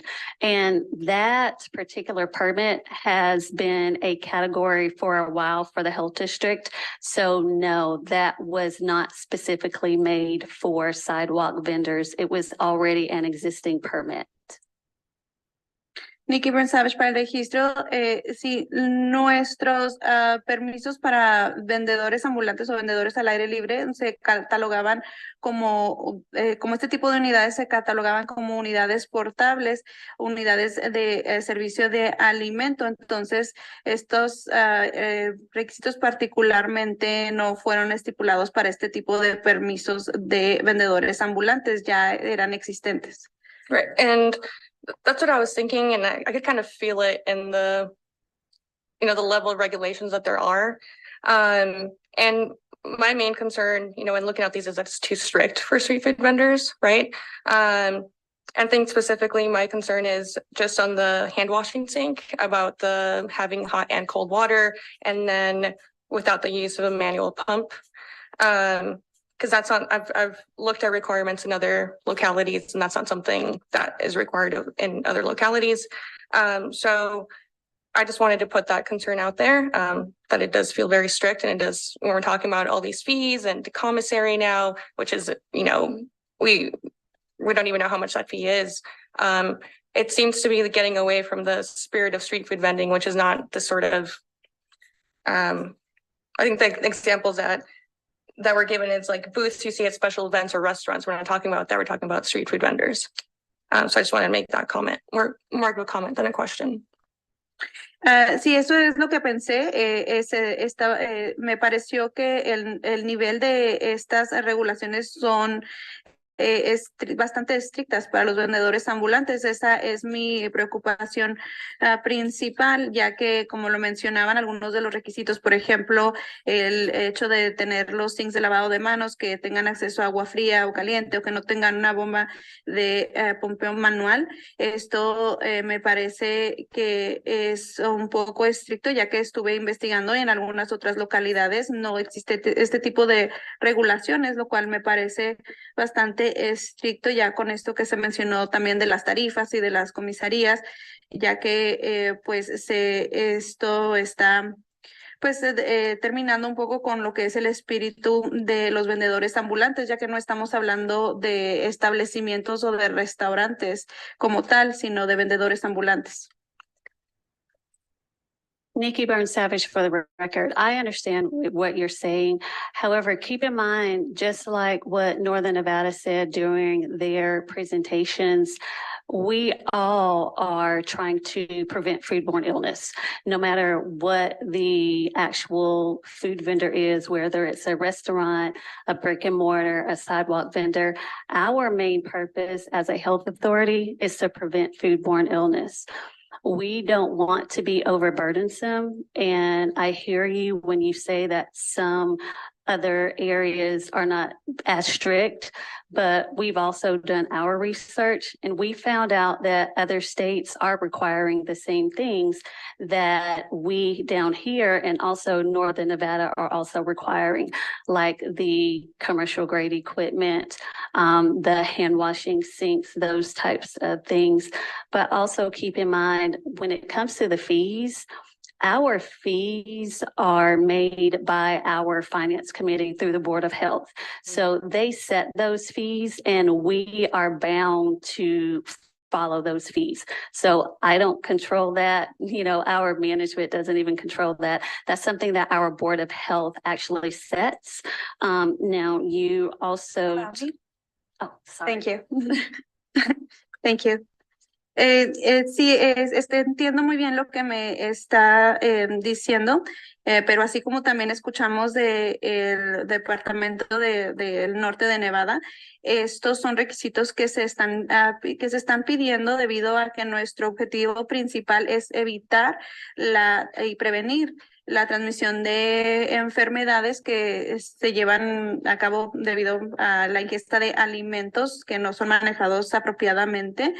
No importa si es un restaurante bien establecido o un vendedor ambulante, el propósito principal del Departamento de Salud es prevenir este tipo de enfermedades. No es que queramos sobrecargar a los vendedores o que se sientan demasiado, que sea una carga de requisitos innecesarios, pero también nosotros hemos llevado a cabo investigaciones y en otras áreas y en otros estados están también teniendo los mismos requisitos que tenemos aquí, así como en el norte de Nevada, como los son equipos de grado comercial o los sinks de lavado de manos y también otra cosa más que estipular es que las tarifas que se están requiriendo son determinadas por el Consejo Financiero, por el Departamento Financiero del Consejo de Salud, que nosotros debemos solamente seguir, no es que nosotros las estipulemos, ellos las estipulan,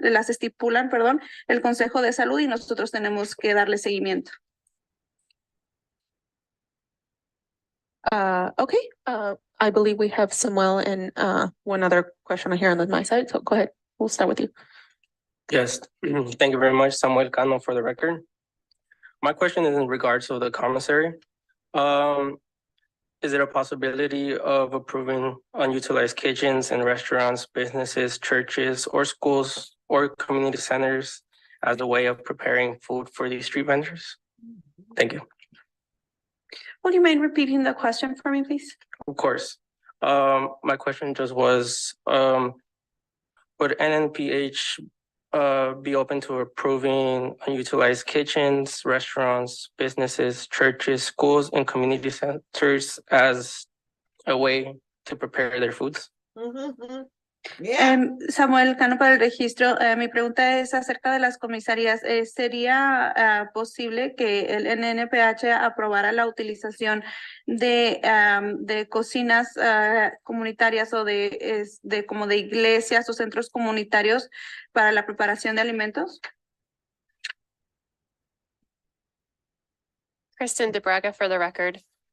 Yes, we would allow that as long as the facility meets construction requirements and can support the operation of the business. So for example, they need a 3-compartment sink to be able to wash dishes. They'd need to have a way to dispose of grease, that sort of thing. Enough food storage space for the vendor, that sort of thing. Already, because they're in business. It's crazy. Chris, para el registro sí se permitiría siempre y cuando el establecimiento cumpla con lo suficiente para respaldar las operaciones del negocio, como lo serían sinks que tengan 3 espacios para lavar o lugares establecidos para deshacerse de los desechos, como por ejemplo la grasa sucia utilizada ya. Can Southern Nevada also answer that question? Nikki Burns Savage, for the record, we would allow those types of facilities to serve as support kitchens, but it must be something that's already existing and permitted. Whether it's a restaurant, a lot of schools have school kitchens. I'm unsure about if any of our community centers are permitted. That would be something that I would have to double check. But yes, as long as it is an existing permitted facility that met the structural requirements like Kristen described, yes, we would allow that also. Nikki Burns Savage para el registro, sí, nosotros estaríamos también permitiendo que estos establecimientos sirvieran como cocina de respaldo, pero estos establecimientos tendrían que ser establecimientos que ya tengan un permiso existente, como lo podrían ser algún tipo de restaurante o escuelas que también tienen cocina. No estoy segura si los centros comunitarios tendrían este tipo de ventajas, pero tendría que revisarlo. Pero sí, siempre y cuando cumplan y tengan ya un permiso existente los establecimientos y cumplan con la estructura que ya había mencionado Chris, sí se estarían permitiendo.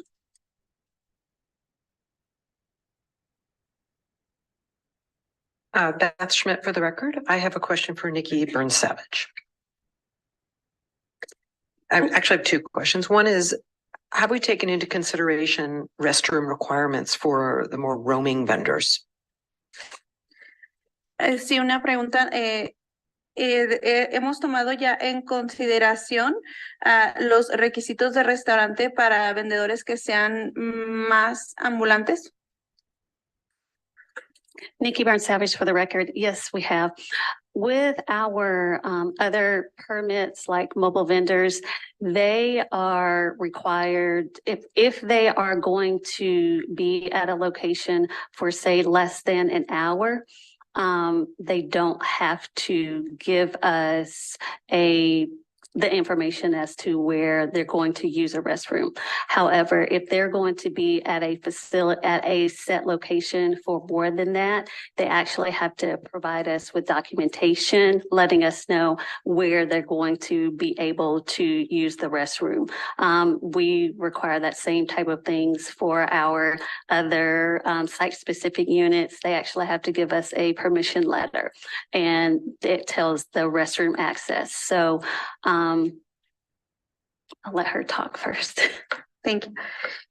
Sí hemos, Nikki Burns Savage para el registro, sí hemos considerado eso, así como también con otros tipos de permisos móviles. Si el operador va a ir a una ubicación que sea, por ejemplo, por menos de una hora, no es necesario que proporcionen información acerca de, por ejemplo, dónde es que van a utilizar los servicios de baños sanitarios. Sin embargo, si van a estar en esa ubicación por más tiempo de ese, entonces sí se necesita obtener un documento en donde estipulen en dónde van a estar utilizando los servicios sanitarios o ir al baño que requerimos en otro tipo de establecimientos que sean menos móviles, como algún tipo vamos a requerir un permiso, una carta de permiso donde se estipule toda esta información. So Nikki Burns Savage, for the record, to clarify, less than an hour, no, the vendors would not. More than an hour, yes, they would have to actually give us documentation of where they would be using the restroom. Nikki Burns Savage para el registro, solamente para clarificar, si es menos de una hora, no se necesita notificar esta información. Si van a estar en un lugar fijo más de una hora, entonces sí se necesita reportar la información de dónde van a estar utilizando el baño. And my last question is, on slide number 4, you talk about this being limited to 200 square feet. When I first saw that, I thought it was a typo. I was thinking 20 square feet would be sufficient. So I'm just curious how you came to that number of 200. And if you think that's appropriate for food cart vendors. Otra pregunta nada más para finalizar. Estaba verificando también el área para el área del manejo de alimentos, que es de 200 pies cuadrados. Al comienzo, cuando vi este número, me pareció que era tal vez un error. Quería preguntar cómo es que se llevó a cabo la decisión de esta cantidad. Sería más de 20 pies cuadrados, y si crees que eso es suficiente para el manejo de los alimentos. Nikki Burns Savage for the record. So that number was a number that we discussed, and thinking about the size of some of the carts, they can be rather long, and The carts also may or may not have all the relevant pieces that they need, thinking about hand washing, hot holding, cold holding. So we're talking about refrigeration, keeping the food hot, a place to wash their hands, and thinking about all of those pieces. We wanted to make sure that the facility would have adequate room, but not be too large. Nikki Bernsavic, para el registro, ese número se llevó a cabo a través de una discusión en la cual se estuvo hablando de el tamaño de estas unidades o de estas unidades móviles que pueden ser a veces muy grandes o que pueden o no tener las piezas adecuadas que se necesitan, por ejemplo, para el lavado de manos o para manejar alimentos fríos o calientes, la refrigeración, la regulación de la temperatura o para lavado de manos como el zinc, todo ese tipo de piezas que deben de contar con ellas, y nos queríamos asegurar que el establecimiento no fuera demasiado grande o demasiado pequeño para todo lo que es necesario. We have one more question from Theodora, and she is going to make it in Spanish. Can you still help us with doing the English translation for that? Perfect. Muy buenas tardes, Teodora Tepexi para registro. Tengo varias preguntas para Nikki. Agradezco a todo el Health Department de Norte de Nevada. Yo tengo 20 años como vendedora ambulante y he participado en eventos, como dice Nikki.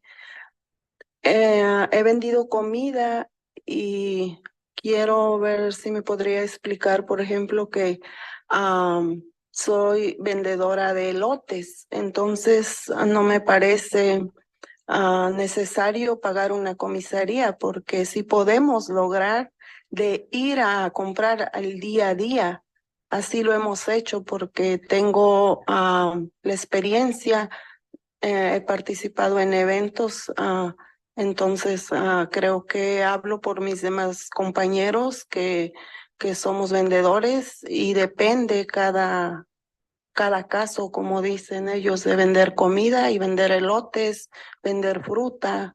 Permítame.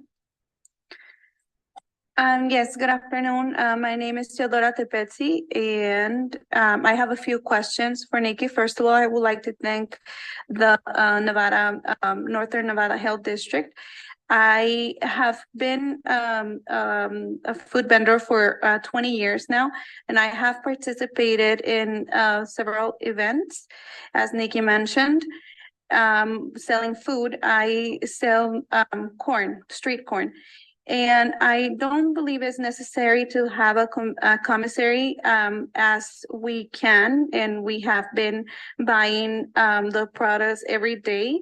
And that's how we have been doing it for many years. That's my experience, and I have been participating in several events. And I think that I am also speaking for all my fellow food vendors that we are able to do this. So Nikki Burns Savage for the record, and I understand what you're saying. The way the regulations read is that the food must be washed beforehand, and that is normally done at a commissary that usually is not performed on site at an event. If you are washing on site at the event, that's something that I would like to speak with you about.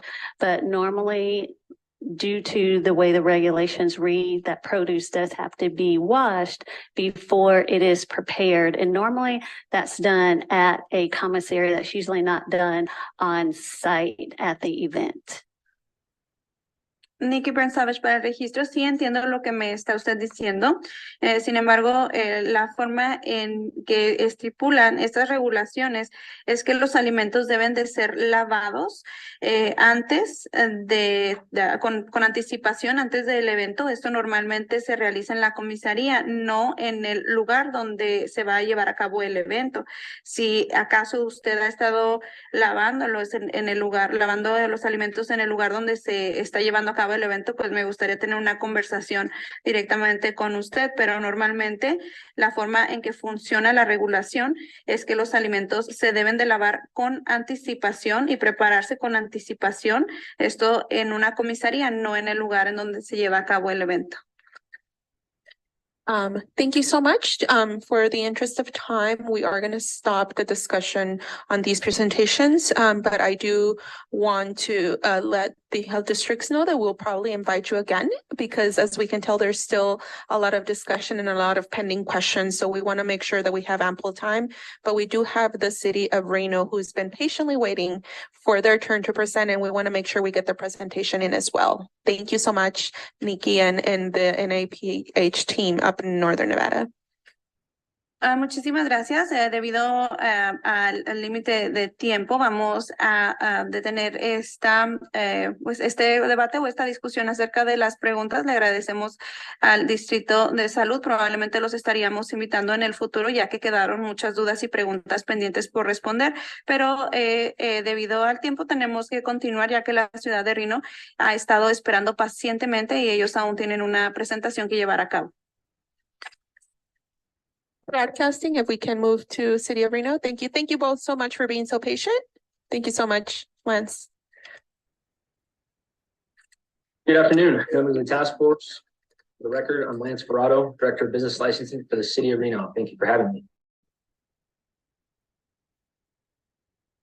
Can we get a repetition? The audio is not, I cannot hear very well. Can you hear me all right now? Yes. Good afternoon, members of the task force. For the record, Lance Ferrato, City of Reno Business Licensing Director. Buenas tardes.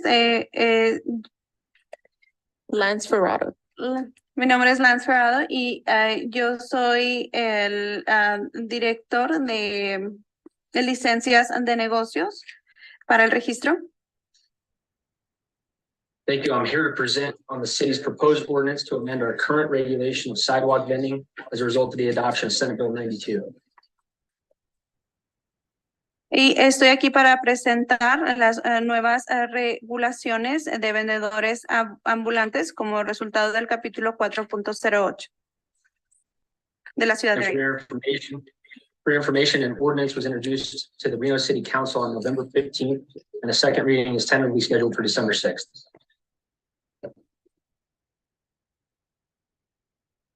Can you repeat, please? For your information, an ordinance was introduced to the Reno City Council on November 15th, and a second reading is tentatively scheduled for December 6th.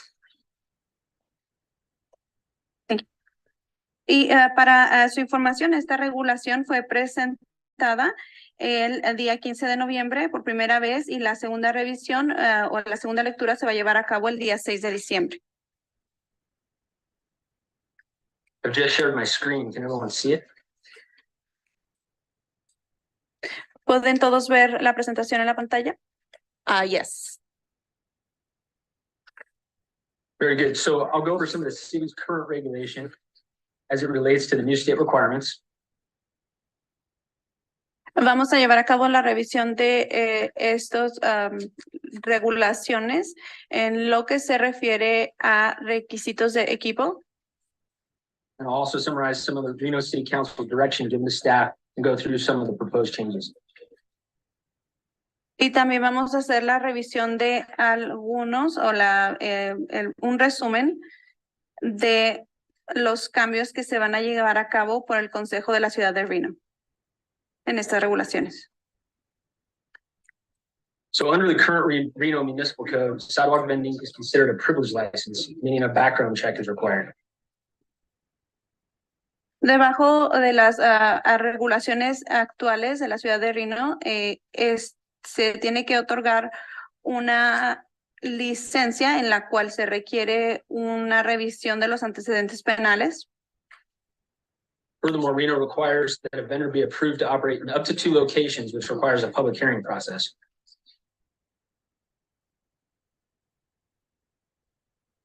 I am so sorry. It's a little muffled. Yeah. Broadcasting, are you able to help us with the volume with Zoom? It's hard to hear here in Grand Sawyer for the translator, please. If we can increase the volume. Give me 1 second, please. Thank you.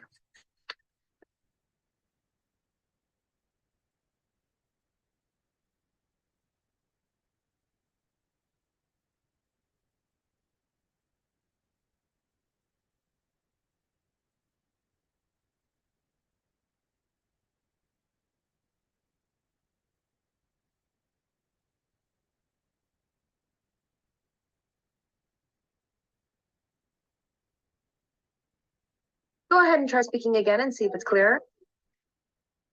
Reno also requires that a vendor be approved to operate in up to 2 locations, which requires a public hearing process. Thank you. La ciudad de Reno también requiere que los vendedores operen al menos en 2 ubicaciones y para lo cual esto se estaría aprobando a través de una audiencia. And lastly, vendors may not operate within 100 feet of similar businesses, 300 feet for special events, and they are not allowed to operate overnight from 10 p.m. to 7 a.m. Y por último, los operadores estarían restringidos de operar al menos a 100 pies de distancia de un negocio que sea similar, a 300 pies de distancia de un evento especial y tampoco se permiten las operaciones durante la noche, entre 10 de la noche y 7 de la mañana. As far as the current process, first and foremost, applicants must receive approval from the health department. En lo que en el proceso actual, los vendedores necesitan obtener un permiso del Departamento de Salud. Once approved, the applicant can apply with the city, which requires a state license and fingerprint submission. Una vez que se obtiene la aprobación del Departamento de Salud, se tiene que obtener una licencia de negocios del Estado y una revisión de huellas dactilares. Also requires a background check and the submittal of the desired locations, which also requires a public hearing and determination. También se requiere una revisión de antecedentes penales y una revisión de la locación asignada, lo cual se lleva a cabo a través de una audiencia. Obviously, this is a multi-layered process, cumbersome when compared to similar license types. Como pueden observar, este es un proceso de varias etapas que es similar a otros procesos de este mismo rango. Additionally, these reviews can cost anywhere from $700 to $900, not including the state licensing or health department fees.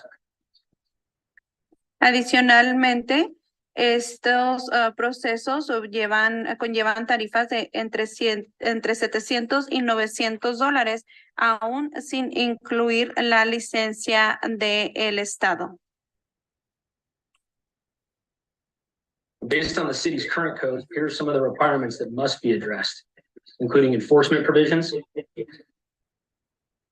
Y basado en el Código de Conducta actual del Estado, aquí vamos a enlistar algunos de los requisitos. Hours of operation and new distancing requirements as well. Las horas de operaciones que van las restricciones de horas de operaciones. And as you know, the city will be required to create a map to display all of the permissible areas, which I'll get to in a minute. Y como ustedes saben, también la ciudad va a estar proporcionando un mapa en el cual se está mostrando las áreas que son permitidas para este tipo de ventas. Here's a look at the citywide map. It gives you an idea of the allowable space in the room. A continuación mostramos un mapa de la ciudad para dar un ejemplo o para mostrar las áreas de operación. You'll note the red lines, which indicate private streets, which cannot be regulated by the city, and the blue areas that are off limits. Las áreas rojas son las áreas que están que pueden ser reguladas por la ciudad y las áreas azules son las áreas que no están permitidas.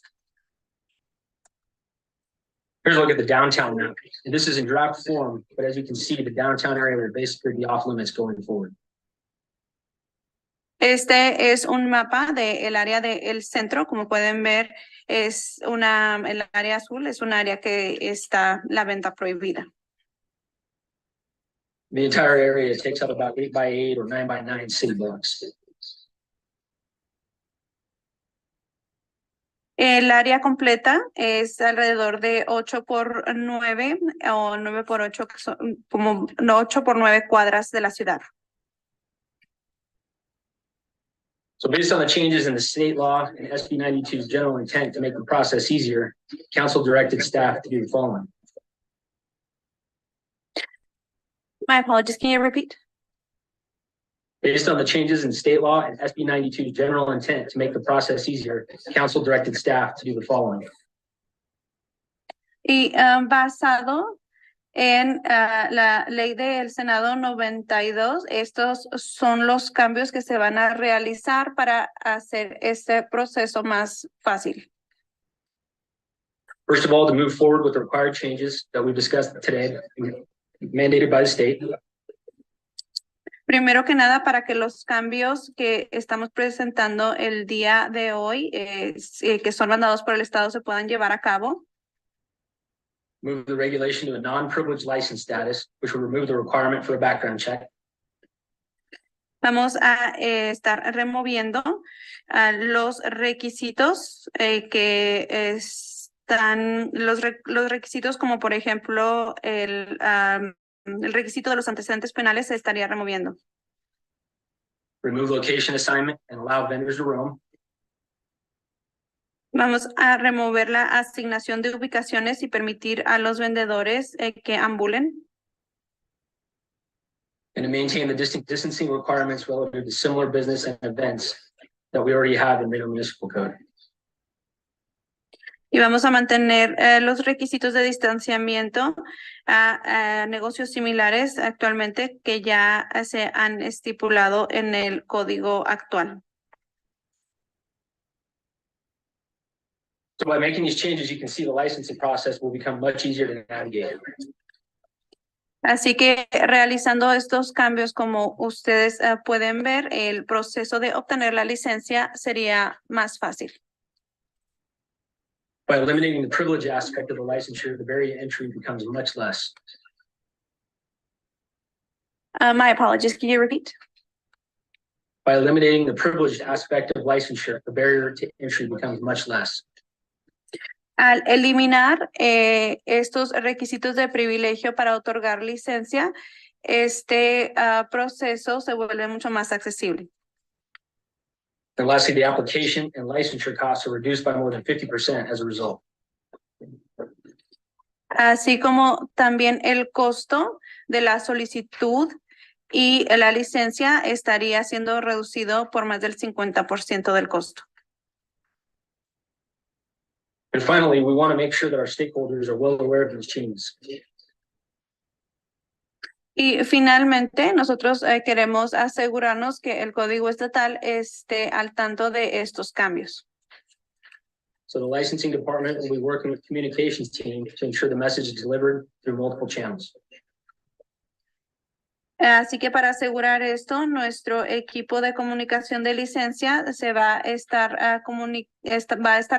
realizando esta comunicación con todos los canales locales para asegurar que el mensaje sea compartido, entregado. We also intend to create learning opportunities for interested parties, and we will continue to work together with our regional partners, however they proceed. También tenemos intención de crear nuevas oportunidades para las partes que estén interesadas y continuar trabajando con los asociados que ya tenemos actualmente. And with that, I'm happy to answer any questions. Y con eso, con mucho gusto voy a contestar sus preguntas. Thank you so much, Lance.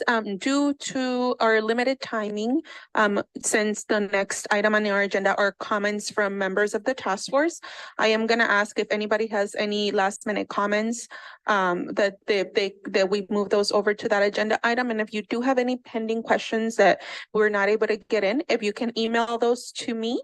And what I will do is I'll send them over to our presenters and make sure that we get you those answers to those pending questions. So thank you so much, Lance. We are going to move to agenda item number 7 for comments from members of the task force. If you have any last comments or remarks you would like to make. Thank you. Muchas gracias por eso, Lance. Debido a la limitación de tiempo que tenemos en este momento, le vamos a pedir a nuestros miembros de la fuerza el equipo de trabajo que si tienen algunas preguntas o algún comentario o pregunta pendiente, me los puedan enviar a mí a través de correo electrónico, y lo que voy a estar yo haciendo es que voy a estar obteniendo la respuesta y comunicando de vuelta. Y vamos a continuar con el artículo o el punto número 7 de nuestra agenda, que son los comentarios de nuestro equipo de trabajo. And Paloma Guerrero for the record. I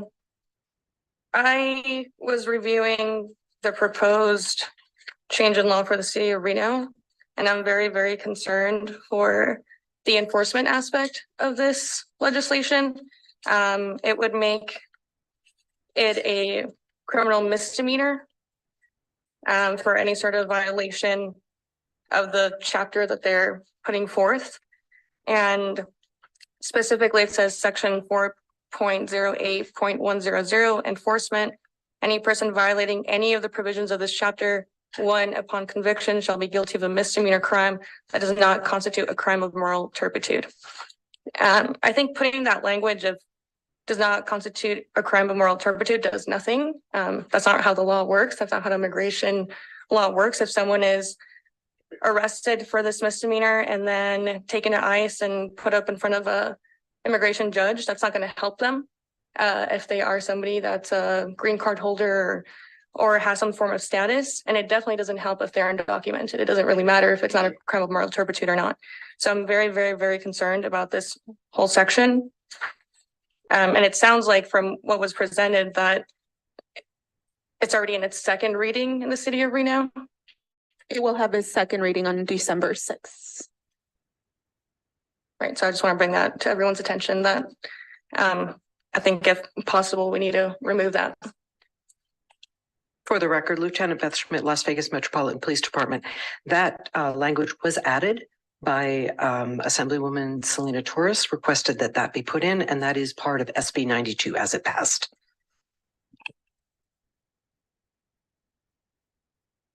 Voy a traducirlo rapidito yo para ayudarle un poco a nuestra traductora, pero Paloma Guerrero, que es miembro de nuestra mesa de trabajo, solo estaba dando un comentario sobre una sección de la propuesta de ley por parte de la ciudad de Reno, que indica de cómo va a ser enforzado esta ley, que podría tener cargos criminales para la persona vendedora ambulante si es encontrada culpable. Entonces ella tiene está un poco preocupada, y después la sargento Schmidt agregó que ese lenguaje viene por parte de la ley SB 92, que fue incluida por parte de la asambleísta Selena Torres. Entonces, el comentario que yo voy a hacer es, esta mesa directiva, mesa de trabajo, puede dar recomendaciones a la legislatura para cualquier otro cambio para esta ley. Entonces, es algo que yo voy a proponer que se incluya en el reporte que vamos a proporcionar a la legislatura después de que termine el trabajo de esta mesa directiva, que tenemos que entregar un reporte a la legislatura. So very quickly, the additional thing that I added was that since Sergeant Schmidt indicated that this language was part of the original bill, the task force does have the ability to provide recommendations to the legislature. So I will propose that we include this in our recommendations to the legislature, as this task force is required to provide a report with our recommendations. So we will make sure to address that point of concern brought on by Paloma. Any other last comments from task force members? Any other comments? Cynthia Moore for the record. I'm just gonna make general comments. I'm concerned about the restroom requirement that Southern Nevada Health District is saying that street vendors will have. I'm thinking about the street vendors that are roaming in residential areas. And I'm concerned about how they would meet that requirement. And then I have another comment. I'll just let the translator translate. Thank you. Cintia Amor, para el registro, solamente quiero hacer un comentario en general en el cual tengo una preocupación acerca de la regulación de la utilización del baño que está proponiendo el Distrito de Salud de Nevada del Sur para los vendedores ambulantes, ya que me preocupa acerca de los vendedores que ambulan en áreas residenciales. ¿Cómo es que ellos podrían cumplir con este tipo de requisitos si están ambulando en áreas residenciales? Cynthia Moore for the record. This comment is for Northern Nevada Public Health. I appreciate the statistics that you provided on airborne illness. However, most of the statistics that you provided and examples of outbreaks were from restaurants and food trucks. As someone that grew up eating from street vendors, I have never gotten sick from eating food from street vendors. I still consume it. My child consumes it. None of us have gotten sick. However, I can tell you this, I have gotten sick from eating out at restaurants. Y este comentario está dirigido, Cintia Amor para el registro, este comentario está dirigido para para el Departamento de Salud Pública del Norte de Nevada.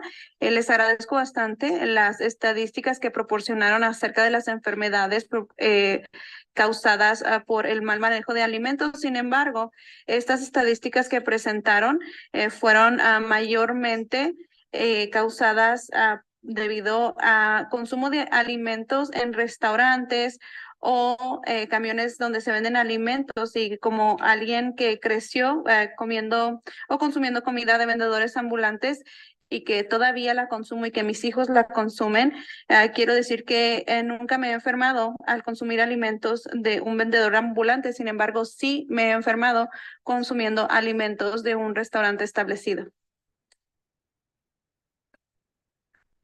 Any other comments? Joelle, do you have any? Oh, wait, I do have Vincent here. And then if Joelle, if you have any comments. Thank you, Vince Keanu for the record. First of all, thank you, Director Ferrado, for the presentation. I'll be sure to submit my questions via email. I just wanted to, I guess, make a request if we can have presentations from other jurisdictions that's already implemented sidewalk vending, maybe some cities in California, just so we can get their perspective, lessons learned. You actually beat me to it because we were going to have California present today, but since City of Reno released their ordinance a few weeks ago, we decided to swap it over. But we do plan on having members from California do a presentation, and they have already implemented some. So we'll get some lessons learned, and they're actually tuning in right now and are listening to this presentation. Sí, primero que nada, muchas gracias al director por esta presentación, y efectivamente estaría enviando mis preguntas a través de correo electrónico, pero sí quisiera hacer el comentario de que sería una buena propuesta que se presentaran otras jurisdicciones de otros estados para presentar el ejemplo de las regulaciones que ellos tienen estipuladas.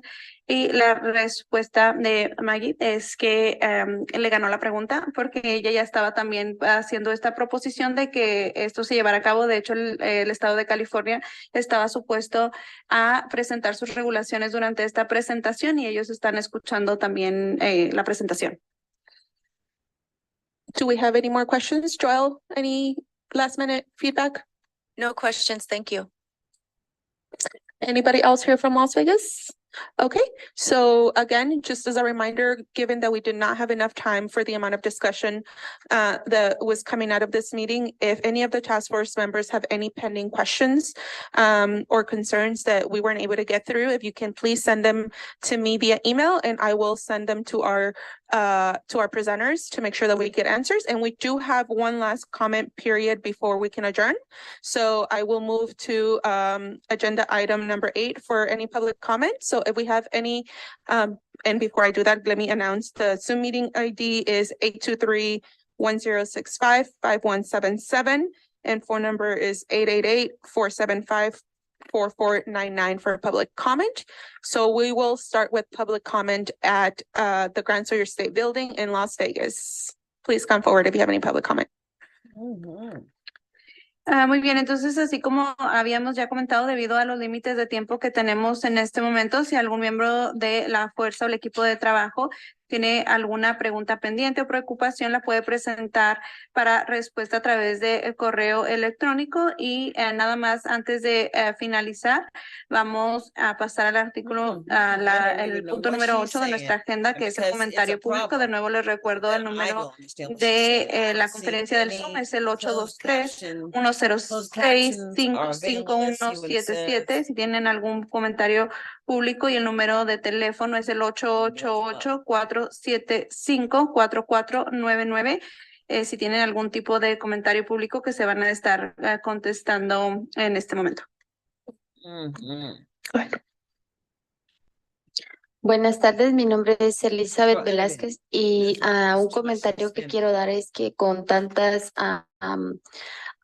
como tantos requisitos que están poniendo hacia los vendedores, pienso que eso es algo que al final del día no queremos que esto desaparezca como vendedores, pero creo que escuchando tanto hoy, creo que al final ellos lo escucharían y se van a desanimar porque hay vendedores, hemos escuchado historias, así historias de muy cerca y ellos día a día cocinan sus elotes para salir a vender y de esos que dependen de renta, de comida para sus hijos. Y pienso que todo esto que están proponiendo es algo para que a ellos realmente los va a afectar de manera grande. Entonces, si ustedes pudieran poner como por ejemplo una cocina, es imposible ante las manos de un vendedor y más es una pequeña parte de un vendedor, no estamos hablando de una full truck, que es algo que ya genera un poco más de dinero. Gracias. Good afternoon. My name is Elizabeth Velasquez, and I just have a comment with all of these regulations for the vendors that I have been listening to at the end of the day. It worries me that we disappear as whole as vendors. Since as the vendors listen to all of these regulations, they get discouraged just by listening to it. For example, the requirement for the kitchen.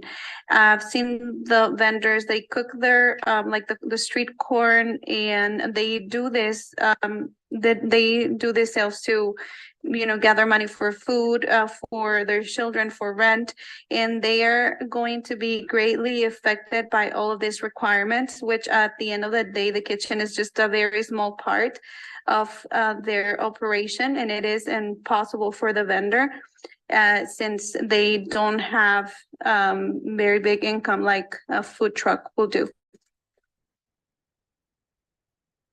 Good afternoon. My name is Jose Rivera. I am a organizer with Make the Road Nevada and passionate advocate for the street vending community.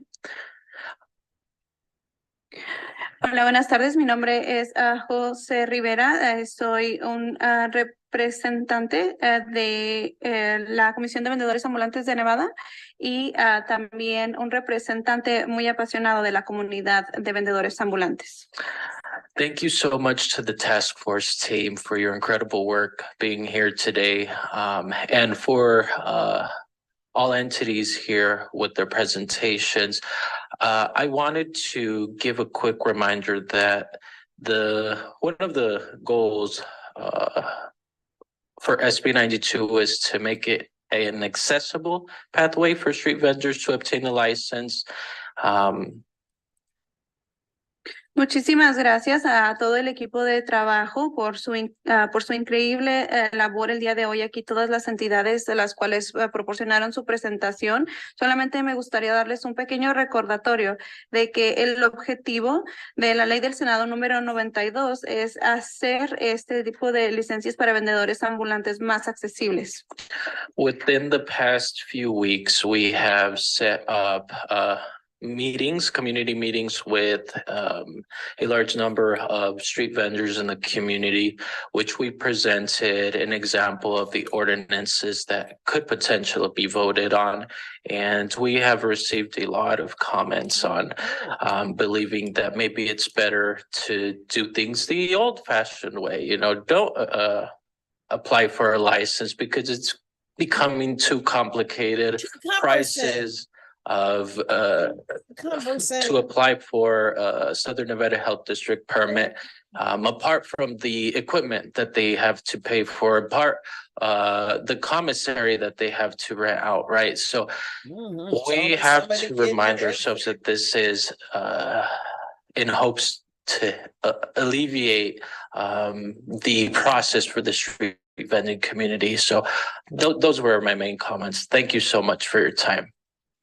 Y en las últimas semanas, en reuniones con la comunidad, que la amplia comunidad de miembros de vendedores ambulantes, hemos estado hablando y discutiendo acerca de estos requisitos y regulaciones de seguridad que se están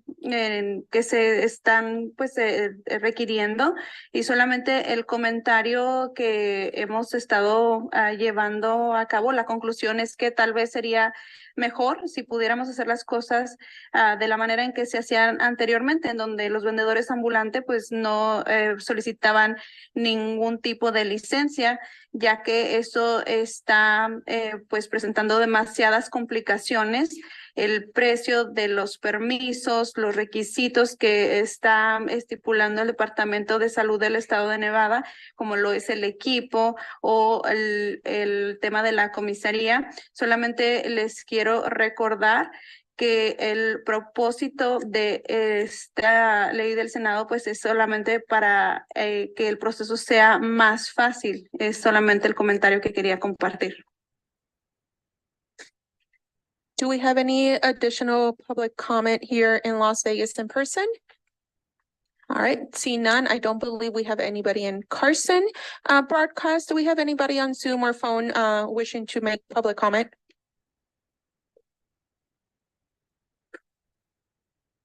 Thank you, ma'am. To provide public comment, please press *9 on your phone or raise hand in your Zoom window to be placed in the queue.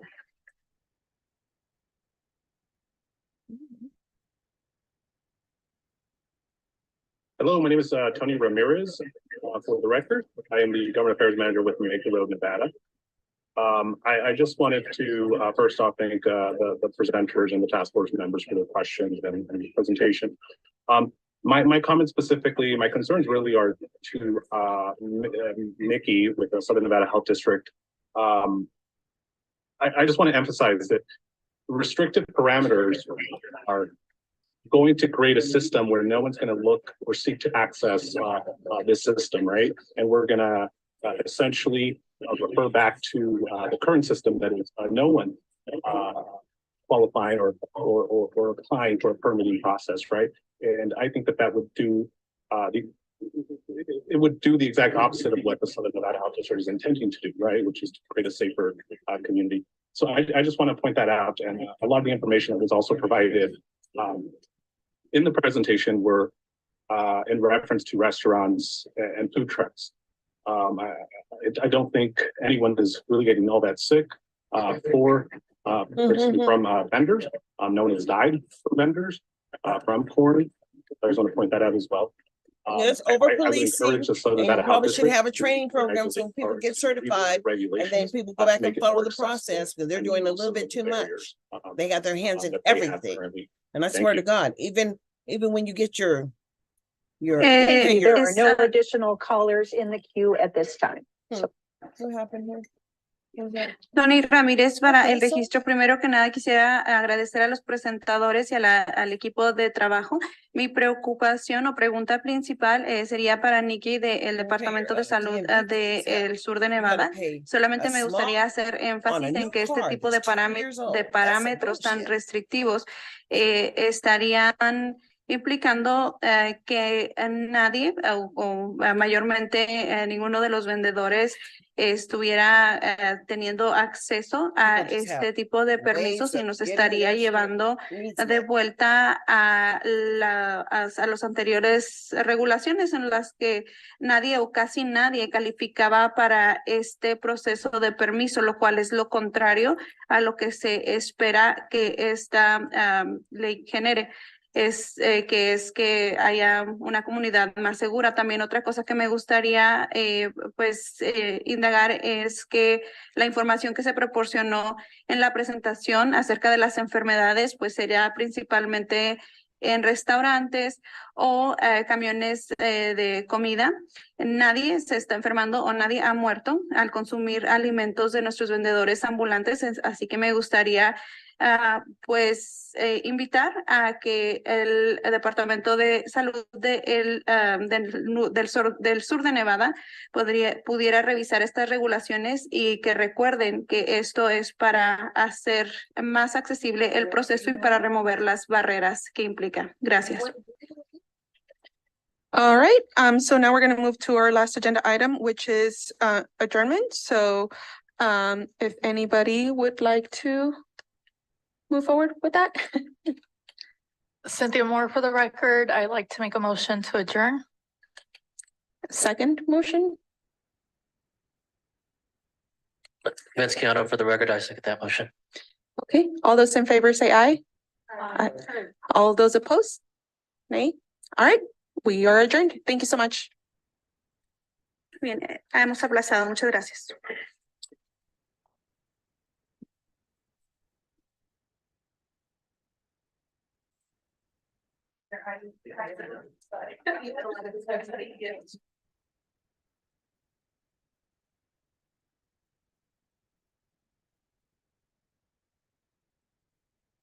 Well, what was that? Are they over and out? They're over. Let's just pause and stop the share. You see, it's just difficult to understand the narrative of public education, as public education is compulsory by law. And I'm saying it's mandatory, boo. But why is it mandatory in Nevada that so many Black children are not making it? You tell me about it, because I really want to know. My children made it. So what's up? What's happening? And until we know, well, let's just understand. We're going to keep on bringing it up. So until we meet again, the word is E Purpose Unimind Many. There's one, but out of one, there may be none. You can find me over there on Spotify, because quite frankly, I'm trying to get those ambassador ads. Let me share the screen one more time. I gotta start Spotify. Anyway, I'll do that. I'm gonna shrink the screen for a second, because I don't want to do that. I want to go back to my Zoom and Zoom and Zoom. There we go. Back here. Is that what it does? I don't know what it does. Minimize. There we go. I don't know how you do that. Well, I gotta share the screen. I share the screen first, and then I just pop that. Do I see it? And no. Let's advance. No. Well, if I just go here, where am I at? There we go. That's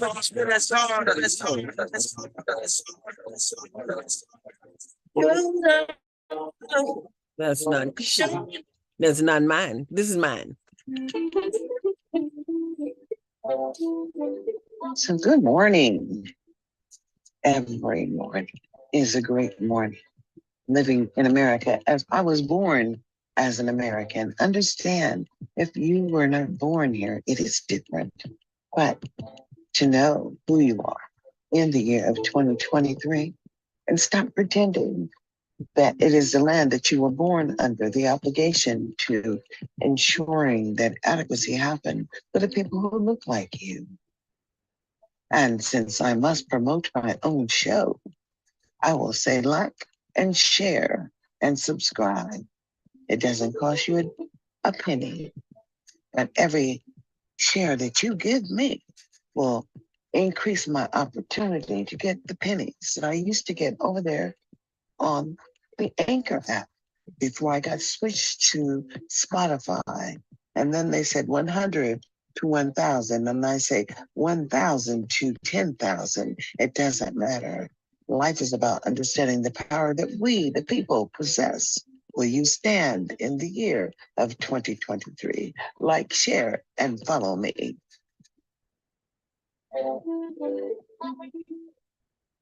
I say good morning, and welcome to Las Vegas. Viva Las Vegas. You know, this is Elliot. His name is Elliot. I forget what his name is. Michael Elliott, I think that's his name. And he has the vision. He's somewhere off of D. Martin Drive. And truly, it's just a gathering place. But he's trying to build capacity within the community. And I'll say that's an awesome idea. But what does capacity look like? And I'm saying perhaps we need to get all the not-for-profit organizations here that are of color considered to be working in our local communities and have conversations, as we are not there yet. And are we there yet? No, we are not there yet, because the district attorney is getting ready to put away those children for murder of the second degree. Did their children get murder in the second degree? Because that was an intentional taking of a life. Now, all those children that joined in on the ass whooping, because that's what it was. It was so wrong, but why would those children think about even joining in the pain of that young man? And simply, we have to understand that in America, that's what Tennessee showed. Tennessee showed that people were sick and tired of being sick and tired. And quite frankly, I am sick and tired of being sick and tired living here in Nevada, seeing the fraudulent support services that are not happening for the community of people who look like me. And I'm sorry, even if they don't look like me, these services are not happening to the children. And they're not happening for the children. Yet still, we have so many people that are employed. And what does that employment look like? Well, it just looks like human capital. So I'm going to need y'all to get out here and share my podcast, because I need 1,000. No, I need 10,000 clicks, 10,000 shares within the 60-day period. So I can go ahead and get that ambassador revenue, because that's what it is. I mean, I was getting it over there on Anchor, then everything changed for me when I moved over here on Spotify. And they would like to pretend that they can't hear me. But you hear me, don't you? We are in control of our own narrative. And what does that look like, boo? Well, it looks like riding the wave. And that's what I plan on doing, is riding the wave into the 2024 year of life, liberty, and the pursuit of happiness, as I can see that if a closed mouth don't get fed, what are you feeding your mouth? And quite frankly, failure has just never been an option. So what is it to you? What is the value of that letter grade of F, but more or less? I would just like to have an educational assessment of all those children in the juvenile facilities that are African American, as the state must give them an opportunity to learn. And what does their faith look like? It doesn't look like shit, boo. And because it doesn't, we have all these issues in America where we are not considered citizens, as I am Citizen Anderson. So join me in the struggle. Will you like, subscribe, and share in the 2023 school year?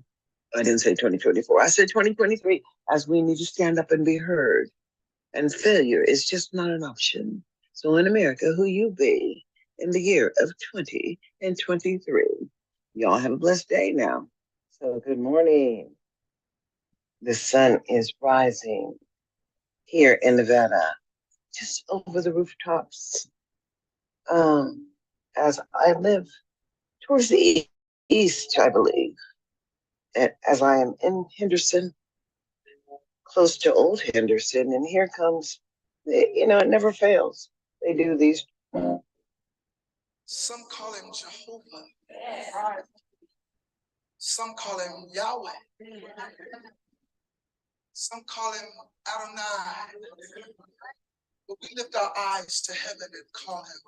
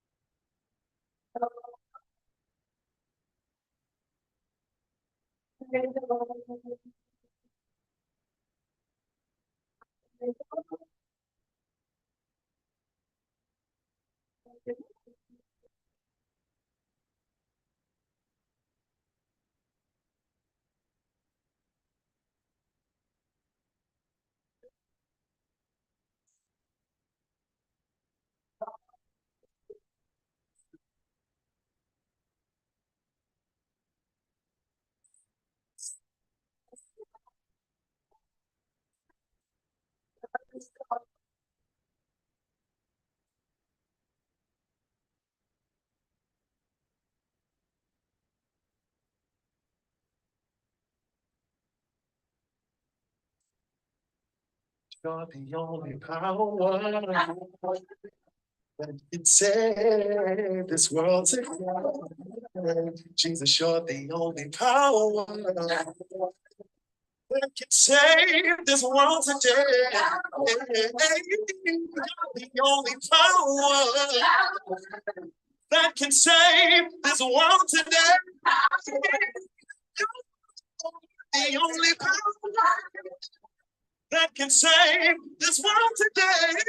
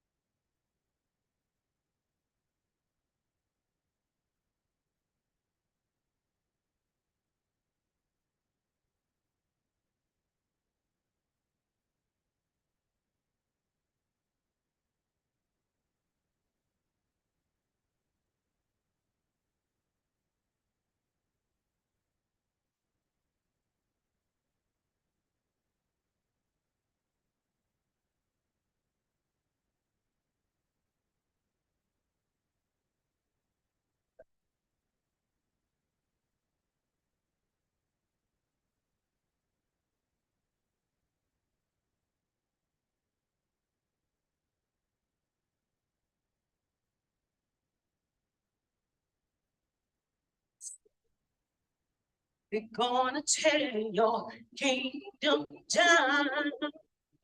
Oh Lord.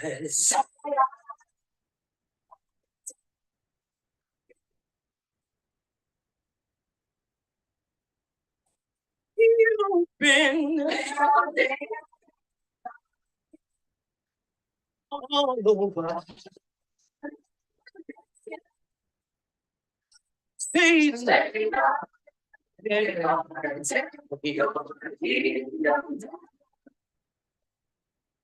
Yeah, yeah. The mothers are gonna pray your kingdom down. Any mother that praying, oh God.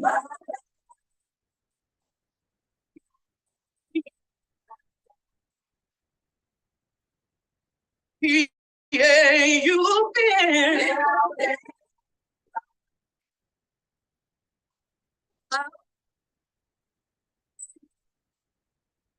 I can see that.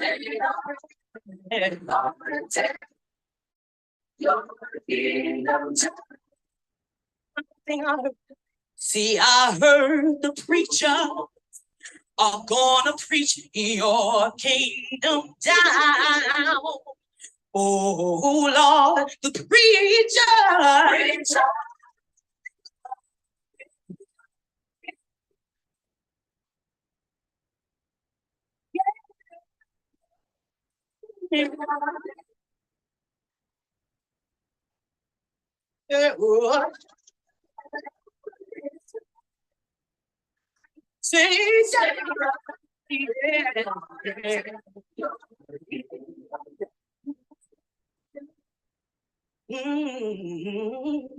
See, Satan, we're gonna tear your kingdom down. This is your last one, Satan. Satan! Satan!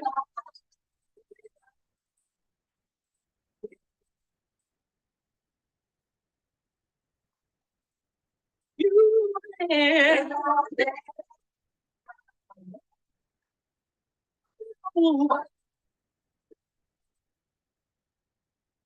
it's all right.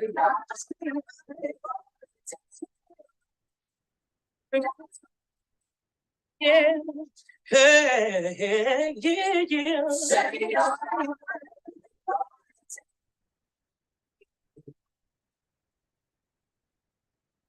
Tear it down, tear it down.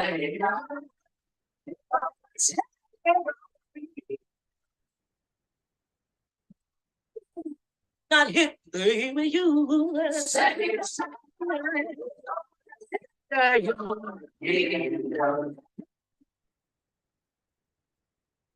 Yeah, yeah.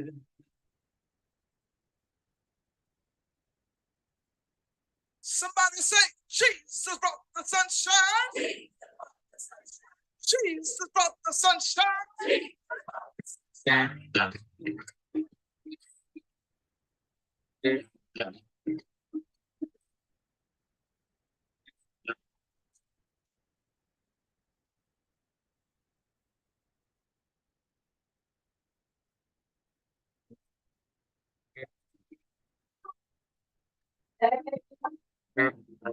You came my way.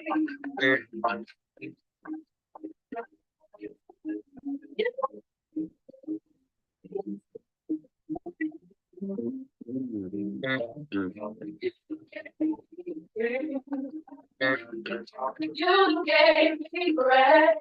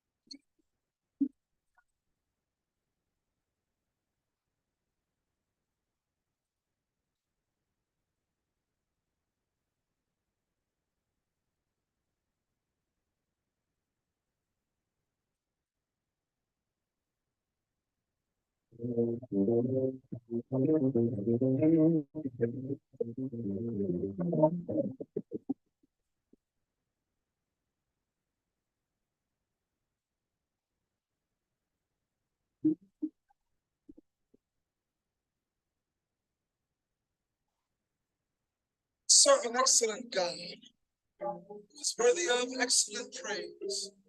We've come today to show our love to him. Come on, lift your voice and sing.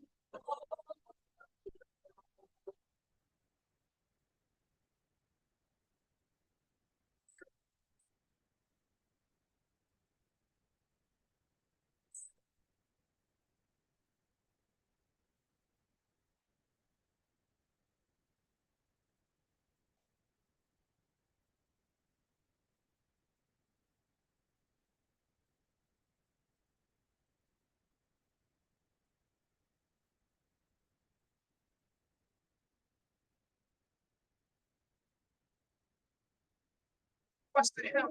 Stay.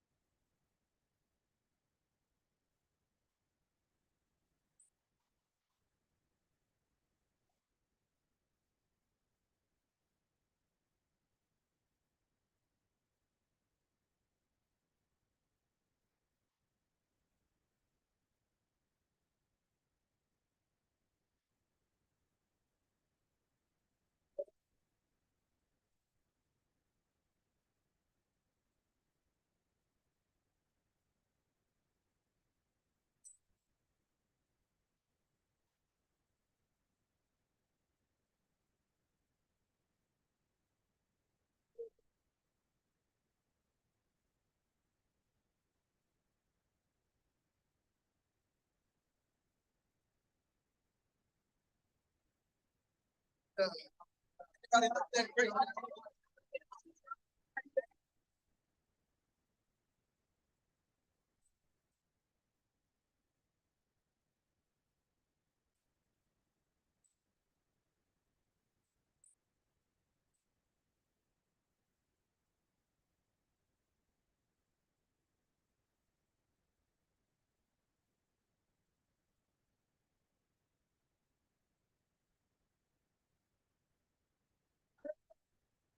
Jesus, I worship and adore you. Just want to tell you, Lord, I love you more than anything. Come on, if you love him, come on, sing that together.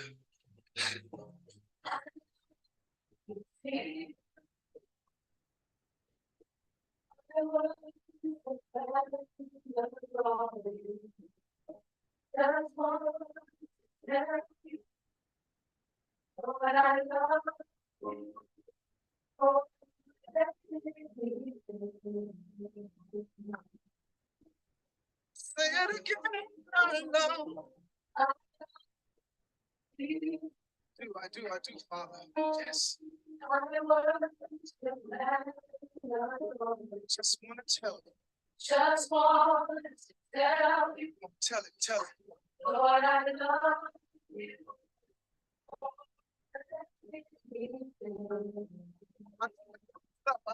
Take it a little higher. Come on, everybody. I love you. Yes. Worship him. I want to say.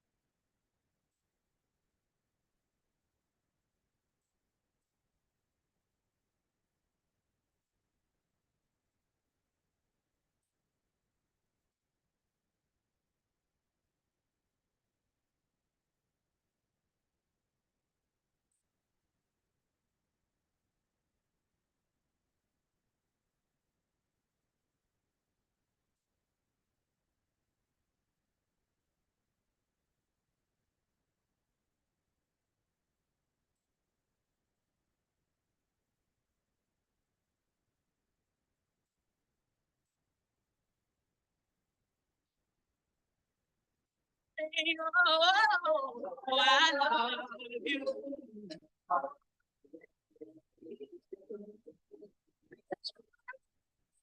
You died on Calvary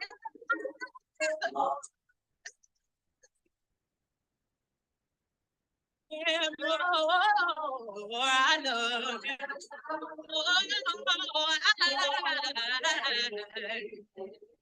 you gave your life for me, so I'll serve you for the rest of my days.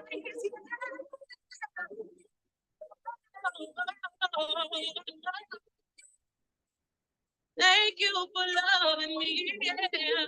I love you. I love you. I love you. Yes, I do.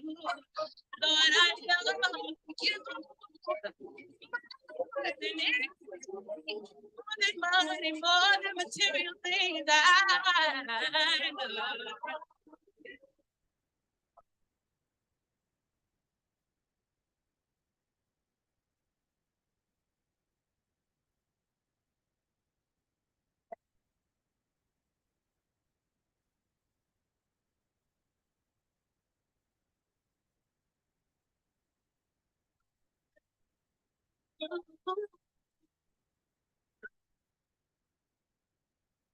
Oh, I love you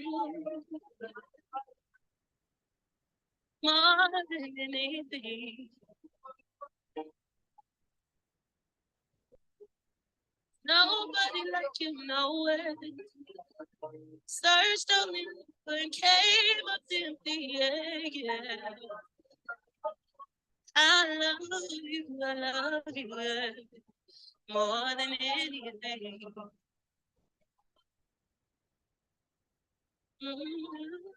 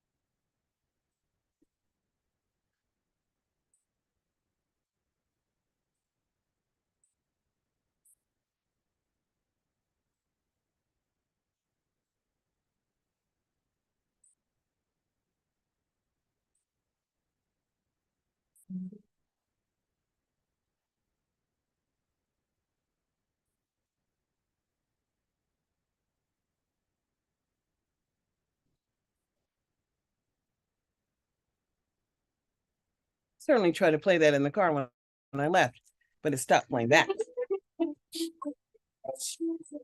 So good morning. And important for me to encourage you. When they changed the game on me, I was just simply doing average. That's right. On the anchor program. I need to stop it. And then I switched over here and they said, oh, stop the well, you share. weren't doing a podcast every day, so we're not going to give you the same benefits. You have to at least have 100 visitors. And when I got the 100 visitors, God damn it, they moved it up to 1,000. This is They what really they do. did. Just tinkle, tinkle. How do you stop tinkle. it? See, it's just not stopping. That's the problem. Because when I left here, what it did was it tried to connect to my car. And I was going to play that gospel music when I was over there. That's what I was doing. And then I should have known. I didn't know how it was connected because I wasn't connected to my Wi-Fi. I'm tired of this shit. Because I should be able to leave the computer doing what it was doing, and I didn't connect it to another device. And so I don't know what happened. But I'm sorry, y'all. Wasn't trying to do all that. But I'm in info right now because I'm going to go back live. Live somewhere.